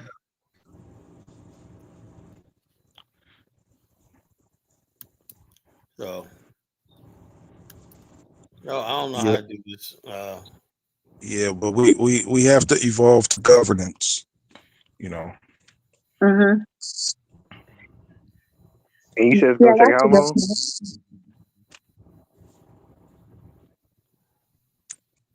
1776. How long would that take? I will fit to 100 years. Yeah, black people, Steve, we don't should. start with that shit. Don't dig him up here. You know, 50 My fault. years. My fault.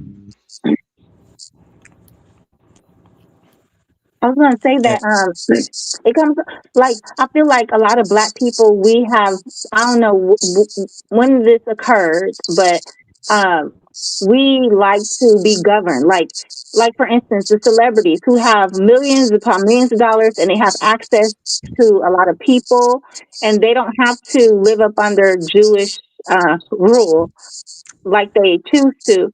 They don't want to build anything. They prefer to create sign a deal with the podcast with a media company instead of just creating the media company themselves. Or like I just feel that's just one example, but I just Yo, feel like because the distribution of a media company is what really matters. And most black people don't have the money to have a distribution company. So it's very expensive. well, I think Master P did it. I think he was the last one really to do his thing oh, freelance. okay, yeah, because I brought that up because they have such huge influence on just every aspect of life, really, and if they were to set the bar of distribution and things like that, then that'll become the trend, and people would strive to, a lot of black people, young kids would strive to do that and to own those types of things. But I didn't know that about the But distribution. this is just me personally. I don't think two things. We don't really have black love or black unity. Like so when you Yeah. have love, you want to preserve your kind, right? Hmm. But it's the mentality where everybody's for self. You know, everybody's for self. It's like rugged. Like we take rugged individualism to another level. Like everybody's for self. Like once I get mine, f everybody else. That's how it is. And that's that love and unity. I don't even like. I don't think it's in like the Bantu culture. Love, like what love means. Like we don't we didn't go through a Greek philosophy to understand love, peace, unity, joy. All these concepts is foreign to the universal black man. We don't know what it means to love. What does love mean? What does peace mean? What does unity mean? All these concepts that from Greek antiquity, we never as we don't know. We just know how to eat, and basic stuff. Okay, so then how would you? Okay, I get what you're saying. It's like you have to go through like every in evolution, you have to go through different things, right? Industrial revolution, you have to go through different steps. You can't skip steps, right?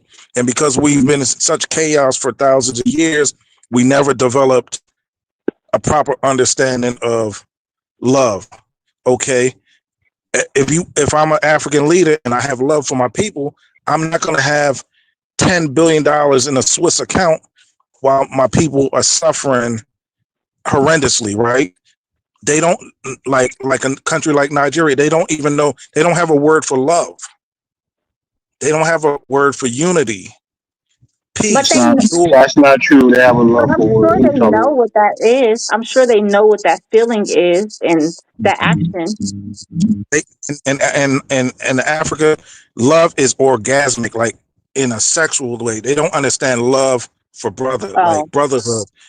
That's why you don't really see like fraternities and Masonic groups. They don't understand what love is, and that's why you have One guy would have $80 You billion. seriously are trolling us right now, 776. I'm not trolling. I'm speaking reality. Real, where do you get this stuff from? Scholar, how does a Nigerian leader have $80 billion? Back in 2023, I was just witnessed, right? A girl, little schoolgirl, got killed because the construction site worker on the road on area 2, I don't know, one of the construction vehicles, whatever like that, ran over a little girl and killed her one night. And they said there should have been school safety passing over. People were driving with kids were passing the thing, but the whole country was in mourning. It almost ruined my trip. The whole country was crying over these. Some people didn't even know the little girls, but they were just crying. So how you gonna tell me Africans don't know love? Their word for love is Ife. What'd you say? I said, for instance, a Nigerian word When you say for that the people don't concept. love, man, what you're doing is dehumanizing. What you're doing is you're being dismissive of their humanity. African theory. If I have $80 billion in a Swiss account that could be used to benefit my people, Some people are basically greedy and corrupt and whatnot, and bottom line, my whole thing is, like I said the show the other night, I said a season for all things. The problem is Africans haven't learned how to hate. And when you learn how to hate, right, and you learn how to hate injustice and wrongdoing, then you'll see things happen. Africans and black Kylie, you just said what I said. You said they don't know how to hate, but to understand hate, you must understand love. African people love too much, right? If somebody does something, they're willing to forgive and forget, look the other way and stuff like that. What you have to do is teach Africans the right hate. I mean, not just hatred of another tribe. You got to teach Africans how to hate wrongdoing, injustice, but dualism. Once you have God, you have the devil. Once you have love, you understand hate. They're dualistic. So what I'm saying is, the main thing is there's got to be a balance there. If you love, if you hate, then you could actually love. And so African theory. What do you say about somebody who have 10 cars in their driveway, right? Living in opulence, where right across the river they can see suffering and not even feel anything. I think that they have a love for money and themselves and not a love for other people, and they're not compassionate. Or are you talking about like a person who's in leadership? Yeah, leadership, right? I'm living in opulence, right? Yeah. And across the river is Macaco. Like that concept of love is not there. But I understand through evolution it will come. But right now it's not there. That's why Africa could be one of the most. But you're talking like Africa is not the home of humanity, and I get that. Yes, they have a lot of strife and a lot of tribal wars, but we can't act like the whole world, including the Greek, who got the words eros and what other words was it for love? The 3 different types of love that they agape, and there was another one for brotherly love. I forgot Filial, there's filial love, there's agape love. There's another one I can't think about it right now. I'll look it up. What did you say, Carlo? Sorry. It's filial love and agape love. Filial love is mankind's love. You love me, I love you. Agape love is what they mean by God-like love. Right. Love beyond what somebody can do for you.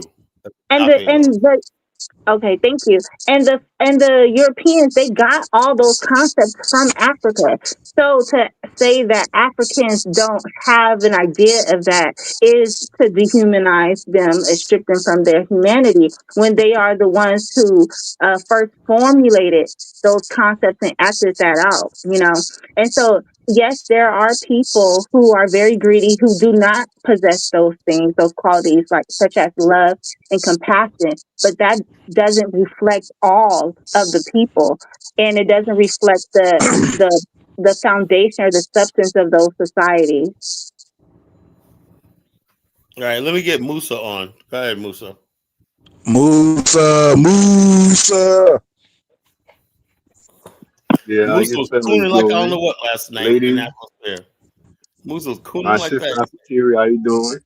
No, Hi, I I'm was not good. fooling out. I was just telling the truth, man. And you heard the truth, man. The truth is a hard pill to You say swallow. we Get gotta that, worship man. the white man. Get on I'm our not knees saying and we gotta prove it. worship the white man. I'm simply saying that we need to learn from them. Instead of hating them, we need to learn from them. Yeah. That's what I was saying. Like everybody has gifts. Like I think Exactly. one of the gifts that And the white Tyler, person have is organization, governance, like rule of law. These hold on, concepts. 1776. Let me talk to Kala briefly. Yo, Kala, you said that African has to learn how to hate. Like, what do you mean by that, man? Why do you want What us I like say? to hate? Why do you want our people in Africa to hate, man? We don't need to have that shit in our hearts, man. For what? No, what When I'm we got saying is, people coming from foreign land, like helping us Musa, out. right? Hold up, Mm, Musa. Hatred would have saved you from being your ancestors from being on that slave ship. You know, if you Man, would have stop it, hated, man. if your Kala. ancestors would have hated seeing other people being dragged to the slave ships, right, and did something about it, right, then you would not be here. Like You'd probably be in house land right hatred will get you nowhere. Guess what happened now. in Well, Haiti, man? hatred arises a Hold on, serious man. Let me spirit. finish, man. Hold on, hey Let yo, me finish, hatred, man. Musa. Hatred keeps the foolish spirit, and Can it I finish, awakens the man? serious spirit in people. So if you don't have Listen, hatred, right, the foolish spirit hatred dominates gets you. you nowhere, Carla. Hatred gets you everywhere. Hatred gets you nowhere, but set you backward. Let me explain. Hatred And is a beautiful thing. man, can I explain, man? Because Go ahead. listen, in Haiti, we kill all white people, right? So I ain't saying where that are we sort of now? hatred. I ain't saying. Where are we now? Well, I'm Where not are we saying. now, bro? Hold on. You're talking about. I'm talking about primitive It's the type of poorest hatred. country on the earth, man. Hold on. We I should have never never said. killed all of I'm not us. talking about genocide, hatred, genocide. What I'm But talking about that's is what we did. We hold on. commit This is what I'm genocide saying. on them. Hold on. I'm not saying you're saying that, right? I never said that, right? What I'm talking about hatred is the hatred Mm. for injustice. That's all. Injustice. That's called But righteous the thing is, indignation. It's not hate. That's called righteous but the thing is, indignation. And Carla. hatred is hatred. But the thing is, like the very same people you came from Africa, like the language is still there, like the culture is still there, the custom is still there. It's just that you don't want to go back and claim it. That's your Because I problem, man. can't go You back. even tell me I like can't go multiple back in times time, and man. Look, saying that like tribes should be in a museum. Musa. I cannot go back. I cannot go back in history, man. If Africa would have kept up with the rest of the world, it'd be no problem, man. I can't go But back, man. So We went through 2,000 years so of because of that, you feel the need that you don't need to go back and claim like I don't look. Bottom line, your bottom line, ancestors. it happened. It happened, right? But I cannot go back and claim something that has no use to me nowadays in 2026. Are you I'm happy. serious? but I'm happy. Look, y'all need to You can't be Yo, serious, embrace. man. Musa. I'm happy with what the Look, y'all connection my need to ancestors embrace. made 20 years ago to Liberia. That's it. All the other stuff, man. I'm just like, look, it was a loss, man. But y'all need to Africa, embrace stoicism. Musa, Y'all need to Africa, embrace Africa. It's stoicism. our Look, loss. What's It's our supposed to loss, Carla, happen? man. What's Musa, supposed Africa did not protect to us. happens. You see what, Carla? Hold on, 17 Look, seconds. everybody. Okay, I want to have a conversation with Musa. Nobody interrupt me, right? I said, Go ahead. our problem is right when the white man created his world, right? Right? In every civilization, right, there's an unwritten rule called a social contract, right? And that's ethical, right? That means we're going to govern you, right? We're going to protect you. You're our subjects or citizens, right? You got certain protections, right? We're going to make you feel included. We're going to make you feel, you're going to be encompassed, right? You're going to be a part of. You're going to be protected. You're going to be provided your general welfare, your general safety, and everything like that's good, right? You don't have to do that. The contract is you have an obligation to be loyal and pay taxes and obey the law, right? With that you're safe and protected. See, we never had that from America, and we never had it from Africa. So that's a conundrum we're in. Africa didn't protect us, right? They allowed the slave trade to happen, and America didn't have us. We were killed by the Klan, burned out, killed, murdered, everything like that. So We're dealing with two continents. Kala, it was a trade, man. What? It was a trade. What do you mean that Oh, Africa just a didn't trade. Oh, respect look, us, look, it man? was just a It trade. was it was So what, yo? So trade, what? bro. Human beings. This is what I'm saying. When you talk like that, you sound like a fucking savage. You know that, right? But can I No, interject? I'm telling When, you when, what when it You is, sound like man, you got. You sound like and all you of us are not the same, sound like you man. got bush hey, meat in your hey fucking Musa, mouth. when you're a black stoic, you accept things for what happened. Stoics, we can't. What's supposed to happen happened, right? We lost the Right. war. Get over it. We Hmm. lost, No, I right? know that. But I'm saying, but at the same time, I'm not gonna sit here and say, although we lost, you learn from your mistakes, right? And What Musa, Musa's saying is, 500 years from now, this could happen all over again because nothing but to see here. one of the things It's I not. like It's not about gonna happen but again, Musa, bro. let me If slavery happened again, you wouldn't even have a problem with it. Musa, let me You interject fail to understand what I'm saying. But the thing is, Kala, it's never gonna happen again. So why even How do you saying know, that? yo? It's not How do gonna you know happen that? again. Yo, how do you know that? What makes you hey, think it's because gonna happen? we have TV, we have the What makes you internet. think it can't happen? What makes you think slavery can't happen again? It can't. Kala, in How? this modern world, man, it's not It's gonna not happen, bro. practical. Stop it, man. Okay, whatever. You know. It's not large. It's not Whatever it is. logical. It's Don't not know. practical. It's not going to happen. All right, we got some more people on. I got and look, it's been past 6 hours, man. So let's wrap this up. I got Jonathan, then I got Mike You're Olawale. about to flee. You know, go ahead, Jonathan. Say your piece. Then I got Steve. Then I got Mike Olawale. For sure. What's up, y'all? What's Now, going on? now I agree with Kyla. Kyla's right on the hate part, whether y'all want to admit it or not. The fact of the matter is, the most developed countries in the world right now, they hated another group of people, and they use that towards pushing it towards their development. All them countries in Europe, they hated each other. They every single time they bombed the shit out of each other. The Europe only they had difference is 1,000 years of war. But constant Jonathan, war. why are we focus on the white man? Let's focus on ourselves. We got to Like focus on that them. book, Let's focus on that's the every book, other group on the planet. The Turks hated other people. The Iranians, the Persians that hated other people. These people You have long prove that term they hated energies. other Only people. in Africa. Only in Africa. We didn't hate each other to a point at which we tried to push for development and tried to outcompete each other. Do you have your proof that they hated other people? Like I said, hate is not gonna get us nowhere, man.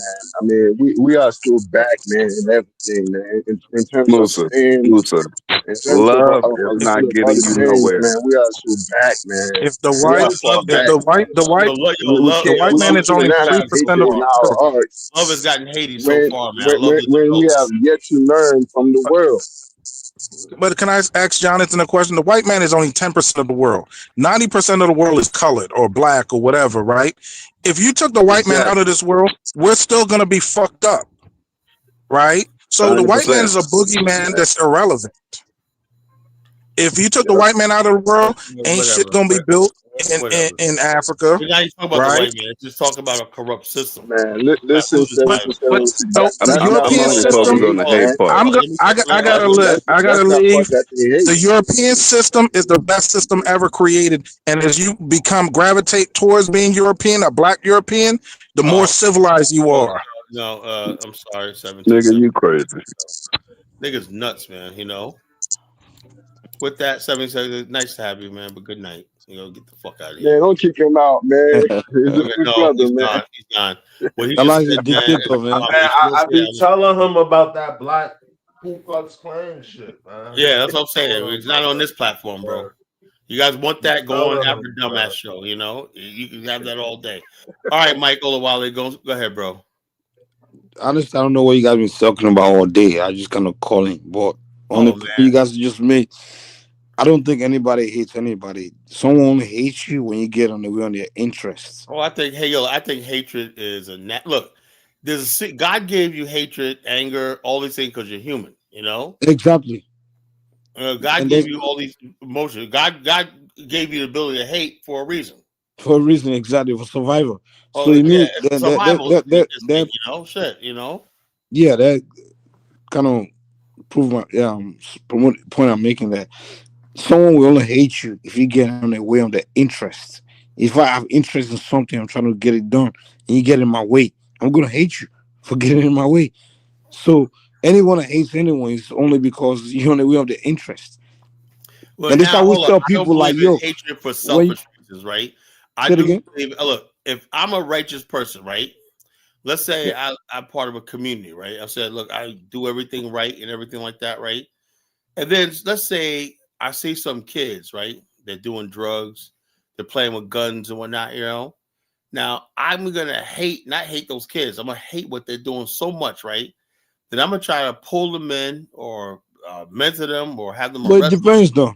to do something like that, right? But it Now, depends. hold on. Or you can say, okay, look, I hate what they're doing, right? Let's say the kids are shooting off guns and whatnot. Oh, let me perfect example I'm talking about. I am sick and tired of seeing black mothers, right, crying because their child got Before you hit go by a into that, bullet and stuff let like that. me That before you go into provides that. the people who's doing that lifestyle, that culture, the gangbangers and stuff like that, tearing up. I hate them. Yeah, of course you hate them because you're not into drug dealings. No, no, not because no, it's drug dealing. Even if I wasn't into drug dealing, the Kinda fact if that you were people into have a drug dealings, callous you will look, not hate them. people that have not all drug dealers are violent. You know, that's another thing, I right? didn't say I didn't say anything I'm about saying that. so. That's not what I I'm said. saying if you basically, Kala, Kala, and I see Kala. it all the time. I see it all the time. You don't need to People are over so talk, Kala. reckless with You guns said and enough. shooting up neighborhoods and stuff like this, and Kala. they don't care. Look. We have 4 incidents in the last month, right, where black people were killed at large gatherings. You Kala, think you don't I need to like over the talk. fact? What do you think I think We when get I your point. like gatherings? Calm You know, down. when We we get your points. You and I definitely we're on the same point because we are not drug dealers. You understand? So we hate all that shit. But what I'm trying to say is the drug dealers, if Kala today he becomes extremely broke and whatever, something leads you to like, oh, I gotta sell drugs, you're not gonna feel the same way anymore. Because now the old drug progression becomes your interest. You're not gonna give a fuck. So what I'm saying is we get that. That's evil. That's taking the evil path. So if you decide to take the evil path, your interest is gonna be for everything to be destroyed for you Well, let to me give you another get back. example, Mike. Right? Hold on, You Kala, know the calm down, reason calm why down, calm down, calm down. Let me land so they don't I never got misunderstand what into I'm crime saying. because I always hated criminality. I agree That with you. makes I'm it with you on very that, narrow. and that's why you and I. Yeah, that's why you and I connect. We hate criminality, and we have to get rid of that shit. And so the So bottom line is when people tell you not to hate something, they're a fool. You know, you got to calm hate down. something. You know, Yeah, I'm with you. I'm I with hated you. criminality so much I stayed away from it my whole life and whatnot. You know, So the main point I'm making is that there's something called individual interest. There's something called collective interest. Collective interest should always override individual interest. Collective interest is for the best interest of the community, society. Individual interest is, oh, I gotta feed my family. I don't give a fuck, I got me, kind of shit like that. And sometimes individual interest is, hey, if I don't sell these drugs, I ain't gonna have money to pay for my cancer treatment. I'm gonna die in 6 months. I gotta go sell drugs, that kind of shit. Shit like that is individual interest. You get it?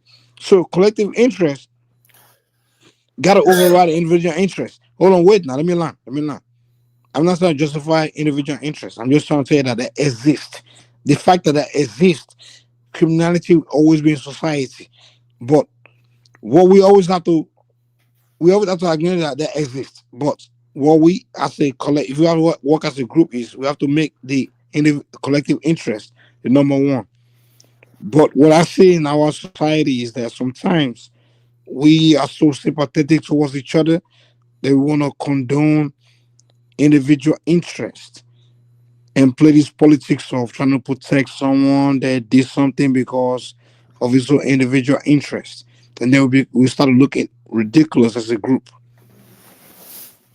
to other people. You get what I'm saying? yeah. We do that with lots of people as black people. Other races don't really do that much. We go on TV, we're trying to give excuse for why somebody did something terrible for his own individual interest. Where we should just shut the fuck up, even if we agree with him. But you should never argue for individual interest. You should always argue for a collective interest. And that's why white people always make black people look ridiculous because they will invite somebody on TV when an individual black man does something fucking terrible. They will bring one stupid rapper to come speak for his behalf. He'll be like, yeah, yeah, to do it because hey, mama couldn't pay his bills. No, shut the fuck up. We agree with that, but don't say that shit, man. Keep it to yourself. It's always arguments should always be for the collective interest. The collective interest of a black society, whether it's in Africa, Black America, whatever, anyway, Yo, right should now always be it's a black fuck American. the individual that gotta die, whatever. No, we can't accept that you sell drugs to kids because you gotta save yourself or save your family. Yeah, that's the point. Fellas, anybody want to wrap it up, man? I've been 6 hours, 13 minutes, man. This is 13 straight days. Tomorrow will be 14 straight days, 2 weeks. I want to try to But take. Kala, before you run, I can argue this. So you want this abolishment of tribal entity You got nations a in call a Africa. little What's up earlier. with that, Mike, man? I've been on for 6 hours, man. I'm falling asleep, man. When All I right, came, do you're it. not Do gonna it keep your tomorrow. ass on that Do one. it That's why you're tomorrow. not running Go away. ahead, So answer Mike the is question. like, I gotta run, I gotta run. No, I'm not trying to run, man. I'm just tired, man. What do you want to ask? Go ahead. I better say, Nah, do I it give tomorrow, no, Carla. go rest, go rest. I'll give it you another day. Don't give me another excuse for running. Because you and I'm your not running. buddies, you always say this bullshit about we gotta get rid of tribes in Africa or some shit. Yeah, we do. Dude, that's our identity, homie. Yeah, You can they get rid got of my Mike, identity. man. They need to go into a museum, man. No, you gotta go Sorry, into a Mike. museum because you don't make no sense. They Your got Mike. tribe don't Mike, make man. it. Does the Mike, tribe gotta go to a Mike, museum? Mike, I like to Mike, see ignore Kala, him, Kala. Mike. civilized. If there's a tribe, Mike, I they like to gotta go ignore see into a you him. guys museum. civilized. It's your Hey, tribe. Mike, look what you done to Musa, right? He was born in Haiti, right? Lives in America. What do you mean, Mike me? hasn't done anything to Yeah, me. but Like, listen, listen, hold listen, on. And Kala. but he's attached to Mike some. is Yoruba. He's I attached have to some nothing to do fucking. with Kala. Yoruba people. I'm of He's attached. Hausa He's ancestry. attached to some He fucking doesn't alien understand that. tribe. That's the problem. He doesn't know. He know nothing about Listen, Africa. That's listen, the problem. Kala. Mike is He see Yoruba, Africa as a and one I'm of small Hausa village with a bunch ancestry. of ant tribes. The Hausa and Yoruba are not the same people. I have nothing in connection with Mike except Yeah. for So the skin Oh, color. bottom line That's is it. this. Like I said, you should. The bottom line is this. I You mean, might. I respect Mike. He's an elder. I respect him, Kala, but what do you we mean have we should? nothing in What do you mean we common, should, Kala? What do and you you say? fail to understand that. What I'm saying Kala, is. Kala, this is what you need to understand, Kala. You, as an FBA, you are a tribe. I'm not a fucking FBA, please. Okay, as a black American. You're I'm a not a black American. I'm African okay, American. what is your ethnic No, we group? gotta stop Kala, this, Kala, Kala, Mike. what is your ethnic Mike, group? you gotta stop I'm this, African Mike. American. That's my ethnicity. Kala, okay, yo, that's not That's my ethnicity. ethnicity. Oh, look, And you're Mike. always proud of it. My Kala, answer. Oh, look, Mike. Let me say this for once and for all. My ancestry is the original African story to North America and America. what is your ethnicity, Kala? That's African Americans. Okay, cool. That's your ethnicity. Yeah, I'm My an African ethnicity, American. okay, Kala, calm down. My ethnicity is Yoruba. But that's beautiful. You can keep So that. why you telling me to move my ethnicity to a museum? What the I'm fuck saying does there's that a mean? difference between an ethnicity and a tribe because you can have an It's ethnicity. the same thing, Kala. What the hell are you talking about? Let me say this. So let me difference is this. Difference is a tribe is right. I see It's somebody the with the same ethnicity. background. White man just call it tribe. Mike, let me say it. See if you can figure this out, bro. If I see another black person and black American, right, and I see him, right, don't know nothing about him, right, and I see just because he's black American, right, hey man, I'm gonna give you the job over that Nigerian guy over there because we're part of say that's wrong. That's tribalism, right? But you could also, but the other thing, ethnicity is we part.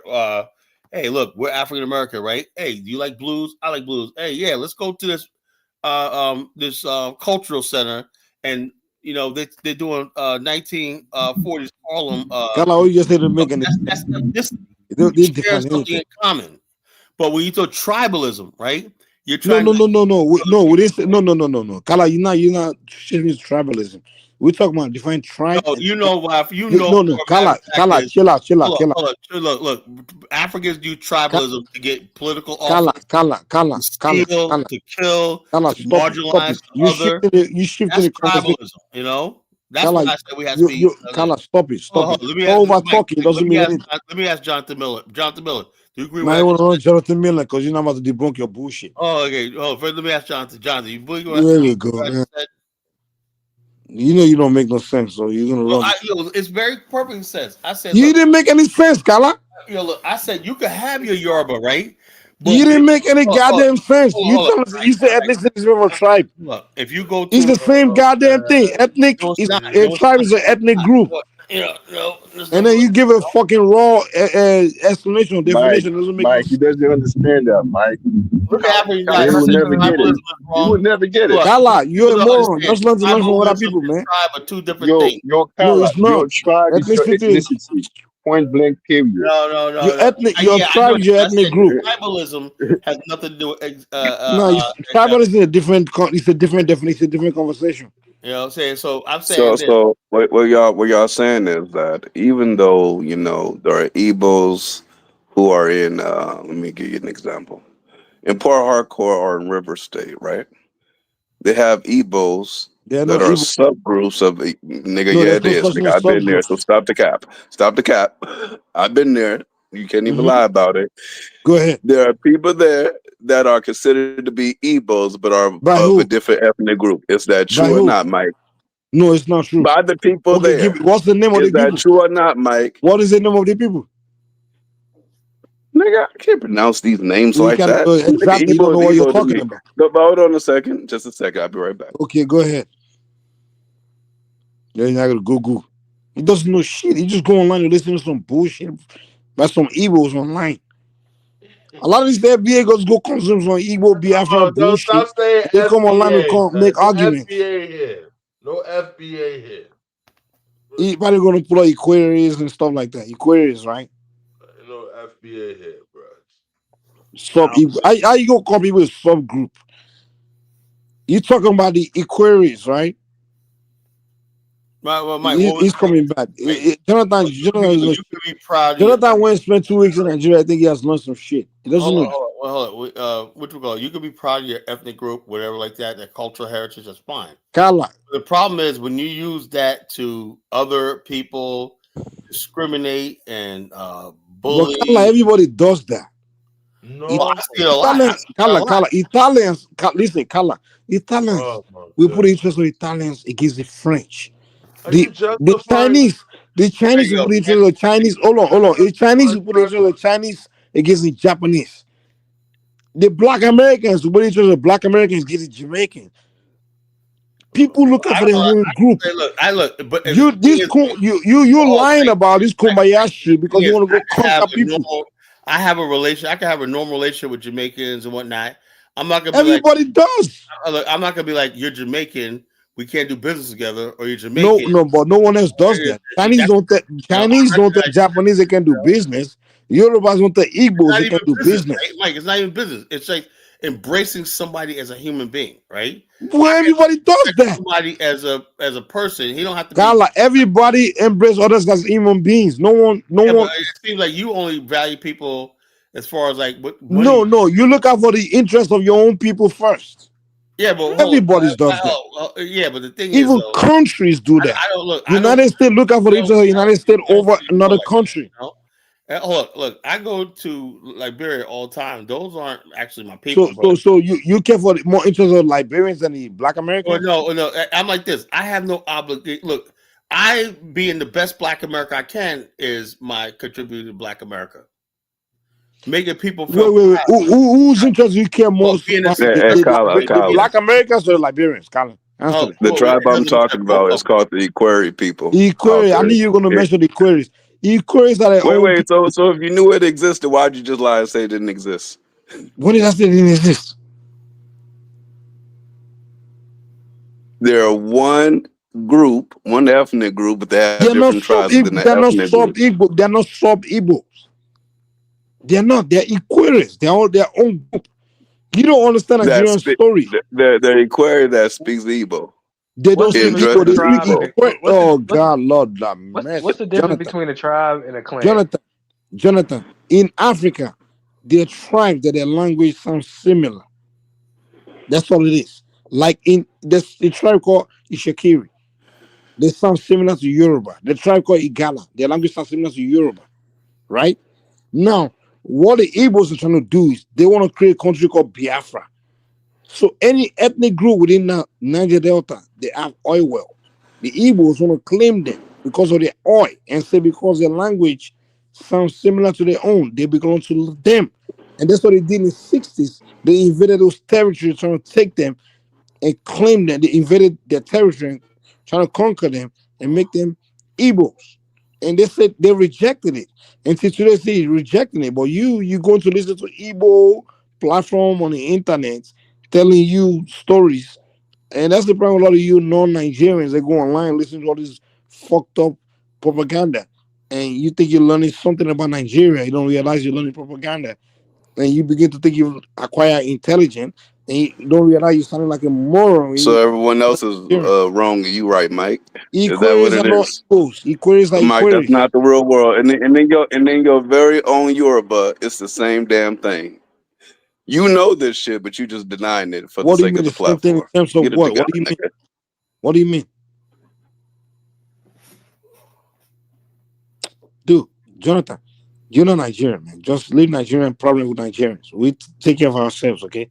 Focus on your ethnic group. FBA, that's your ethnic group, okay? Oh man, You know like nothing about that's other people, man. FBA Stop trying to over. be the superior Negroes. You're lying. You're lying about your own people. Even your own people You don't know. discounting what you're saying, and that doesn't make sense, Mike. What did I But lie? Mike, Tell I've me what learned I something lie. about you. You got a problem with lying. You got a problem with lying. Okay, explain to me. Prove Even it. though you know the truth, you're a lie. What kind All of right, shit prove is it to that? me that I'm a liar then. Prove it. I just did. How? By saying it? I made a You're black. statement. I'm You the said the black statement Americans. wasn't true. And then later You came got back and said the statement was true while also trying to say the statement wasn't true. okay, prove it. Did that not just happen, Mike? What happened? Oh, Lord. Exactly. You see, for black Americans, you want to rule the black world. You have no knowledge of nothing. Your view of the black world comes from white man's media, and you think you understand everything. Just calm down, man. You listen. You don't know more than the Caribbeans and the Africans. We're ahead of you. You're just a group of people that only consume information from media and what movies and all this dumb shit. Mike, Mike, And y'all you are think just 100% because ahead of us. your white man making the Mike, superior I'm agreeing with you. I'm celebrities agreeing with you. of the You're black you're world, you you're think you're you're so ahead of us. intelligent. If there You think was you're a so race called intelligent. backwardness in the Olympics, y'all will be winning that Listen, listen, motherfucker listen, hands listen. down. Jonathan, let You me will tell you be something. ahead in the backwards Olympics Let me tell you. because you're constantly running backwards. You know the problem of black Americans. You think Mike, you're Mike, so Mike, Mike, Jonathan, Mike. calm down, calm down. I want. Are you in America, Mike? You're in America, right? Jonathan, yeah, I'm in America. Jonathan, the problem with you Okay, black let's both Americans. walk. Wait, let's both walk outside. Let's both walk outside. You show America, and I'll show Nigeria, and you tell me who's backwards. Let's go. Kala, sorry, Jonathan, here's the deal. Here's the deal. No, no, no, no, Mike. I'm going to walk No, no, no, no, outside. no, You're going I'm to just walk answering you. outside, Can you and allow we're me to going to talk? show Jonathan, what we Jonathan, see. And we're going to see Jonathan, what's backwards. Jonathan, can you allow me to Kyler, talk? just go ahead and end the show, man. Just go ahead and No, end no, the no, show. end the show. Let me just allow me to do this. Allow me to say this, please. These guys. Jonathan, the reason why you think you are Hold on, superior Mike. I'm putting my shoes on. okay, let me talk, please. Allow me. Just give me 30 seconds. Jonathan, the reason why you think you're superior to the Caribbean man and the African man is because you live in white man's environments. If the white man today decide to I take mean, you, Mike. hold Last on, time let I me land, checked, let me land, let me last time I talk, Kyler, please. checked, bring Lagos Elvis is up. white man's Kyler, bring environment. Elvis Please, up. They please, Elvis please, want to they come please, off just developed let mic. me talk. Lagos. They built Lagos. Last time I Listen, checked, listen. I've been to the Caribbean Jonathan, countries. They Jonathan, developed that shit too, and they built that Jonathan, shit too. Jonathan, So every Jonathan, time you try to be like white man's environment, nigga, we all Jonathan, grew up in white man's environment, Jonathan, whether you want to like that or not. Jonathan, Jonathan. If the white man decide to cut the land and take you black Americans, dump you there and say, okay, you are your own country, I guarantee you, you're gonna be behind the Caribbeans and the Africans. They You'll be did way that in behind them. Liberia. You guys They are did behind that us in in terms of Liberia, wisdom and and your anything people else. would leave Listen, when it comes to Nigeria to wisdom, go to I'm Liberia. not saying it to insult you, but from in my own interaction, the Caribbeans and the Yeah, but Africans are way ahead of you in but terms the of problem wisdom. is you're wrong because You we have got no evidence that wisdom. says you're wrong. When I interact with black Americans, your wisdom level is so below my foot. The When I problem interact is with we got Caribbean people, evidence their that what wisdom you're level. saying is wrong. Listen, We when I got interact evidence with that what you're Caribbeans, saying is any wrong. country, whether it's Jamaica, Haiti, when I interact with them, their level of wisdom is ahead of you.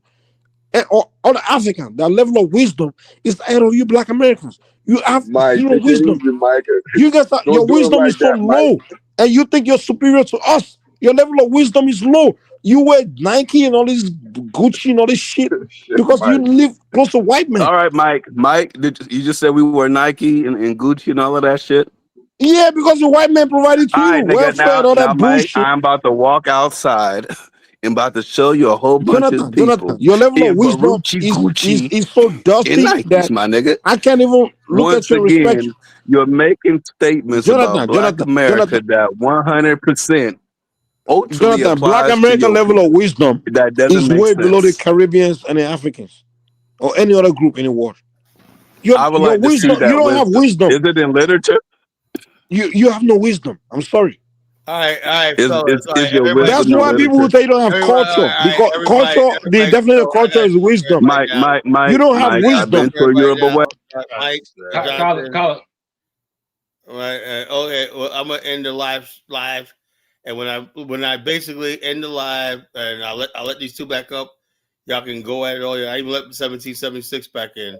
Y'all can do whatever you want. It's not live anymore. So The circus, Let Kyler. Elvis You talk gonna as let the well. yeah. circus So go? You look. gonna let Check the this out. circus open, right? Yeah, Open Kyle, the I was just circus. about to join the show. You about to end the live, man? Yeah, Shit. just open the It's 6.5 circus up. hours, man. Get up, man. Just Check open this us out. the doors, I'm gonna man. let Mike and Jonathan. Look, it's at night. I am going to bed right now. I'm Yeah, gonna Oh mute just myself. open man. the You circus, guys, man. you guys Open it have up, fun and man. whatnot. Tell me, Dave, tell me how it turned out, man. I know it's gonna be a free Hey, for all. Colin, can you do a show about this tomorrow? About the whole About what? tribal thing? Tribal, ethnicity, whatever. I can and whatnot, but the bottom line is, look, as long as basically you have something to gain. That's what people understand about mankind. Until you get rid of gain, right? You can see what's in the heart of a man, right? Everybody, I noticed that anybody like me personally, the reason why I don't subscribe to FBA, because one, what they trying to gain, I don't want. They want to try to establish a hierarchy over other black people because of their proximity to white people. I don't. That's gain. I don't believe in that. So what I'm saying is, it's as long as there's gain by tribes, right? That people you can look at and say, my tribe is in this rear right here. Like somebody told me, Nigeria first told me, if I went to Edo State and I didn't kiss their feet, you know what he told me, Johnson? You know what Nigeria first told me? He said, if I went to Edo State and if I said what I said, I'm not going to bow the chief. He said, he'll cut me up in pieces. That's what he said. If I don't go there, Kala, let me tell you one of my experience with a one white person I ran into, right? I ran into that white guy and I said some stuff. He was like, God damn. He said, yo, I ran into one Jamaican Caribbean person. He told me that the wisdom of the Rastafarian is that you give more to nature this than you guy has take from. long hair. Hold on, calm down. And they take from nature. It's like, God damn, they think black man have that level of wisdom. And then when I give him my own wisdom from Yoruba land, it was like, oh my God, it's out of the sky. It was like, yo, you know what? You guys, you Caribbeans and Africans just did to me. You make me debunk the things that my father used to tell me. My racist dad, my white racist grandfather, and my dad used to tell me that Negroes are monkeys. They don't know, have no wisdom because we all only been around black Americans. They have no wisdom to offer. Yeah, okay. So I'm Well, saying the Caribbeans and Africans I'm gonna literally end made the white live. people change their Hold on. mentality, When I get their that, I'm gonna perception end the about black live. people. So I'm trying to tell you Mike, that listen, have you you been guys have drinking no tonight? wisdom. The only thing you have is flashy bling bling. And because the white man, the American society is so wealthy, they provide Hey, Mike, bling bling for every I citizen. think College Genesis has a lot of wisdom.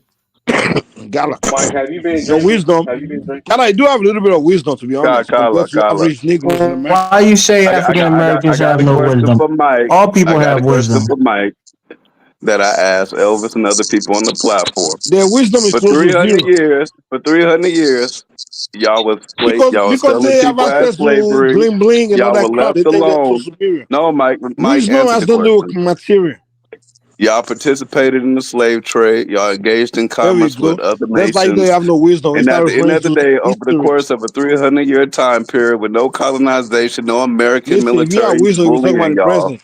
why the hell didn't y'all Yeah, develop? I wants to get up here. Listen, if you have wisdom, you're talking about the present. Oh Lord, man, it's like a fest. Like John If wants you to have get up. wisdom, you know When you he's have to talking go about to the past development, to he's get talking to the about compared present. to white man. You came to America because of the past. You didn't come to America because of the Not present. because of you, Jonathan.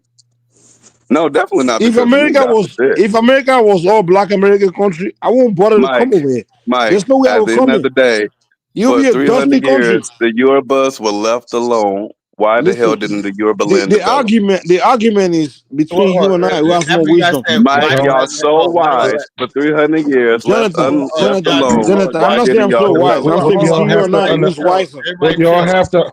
Hold up, What you everybody have to chill. understand is One mic, one mic. Jonathan, between you and I, who's Hold wiser? on. I That's the gotta question. answer something for African guys. She said, why don't I let Mike up? Because I believe he speaks for Nigerians. That's how most of them feel, So he's the voice of Nigeria, man. So I let him up here, John, what's on your mind before I leave? Go ahead, bro. No, actually, I was gonna wait until the live stream ended and kind of be in the back chat and chop it up. Okay, I'm gonna end the live Yeah, I don't stream think this is a now. conversation that I want to be like kind of on the live stream with. Oh You yeah, know. yeah. Okay, let me end it so y'all can kill each other. well, you gotta understand.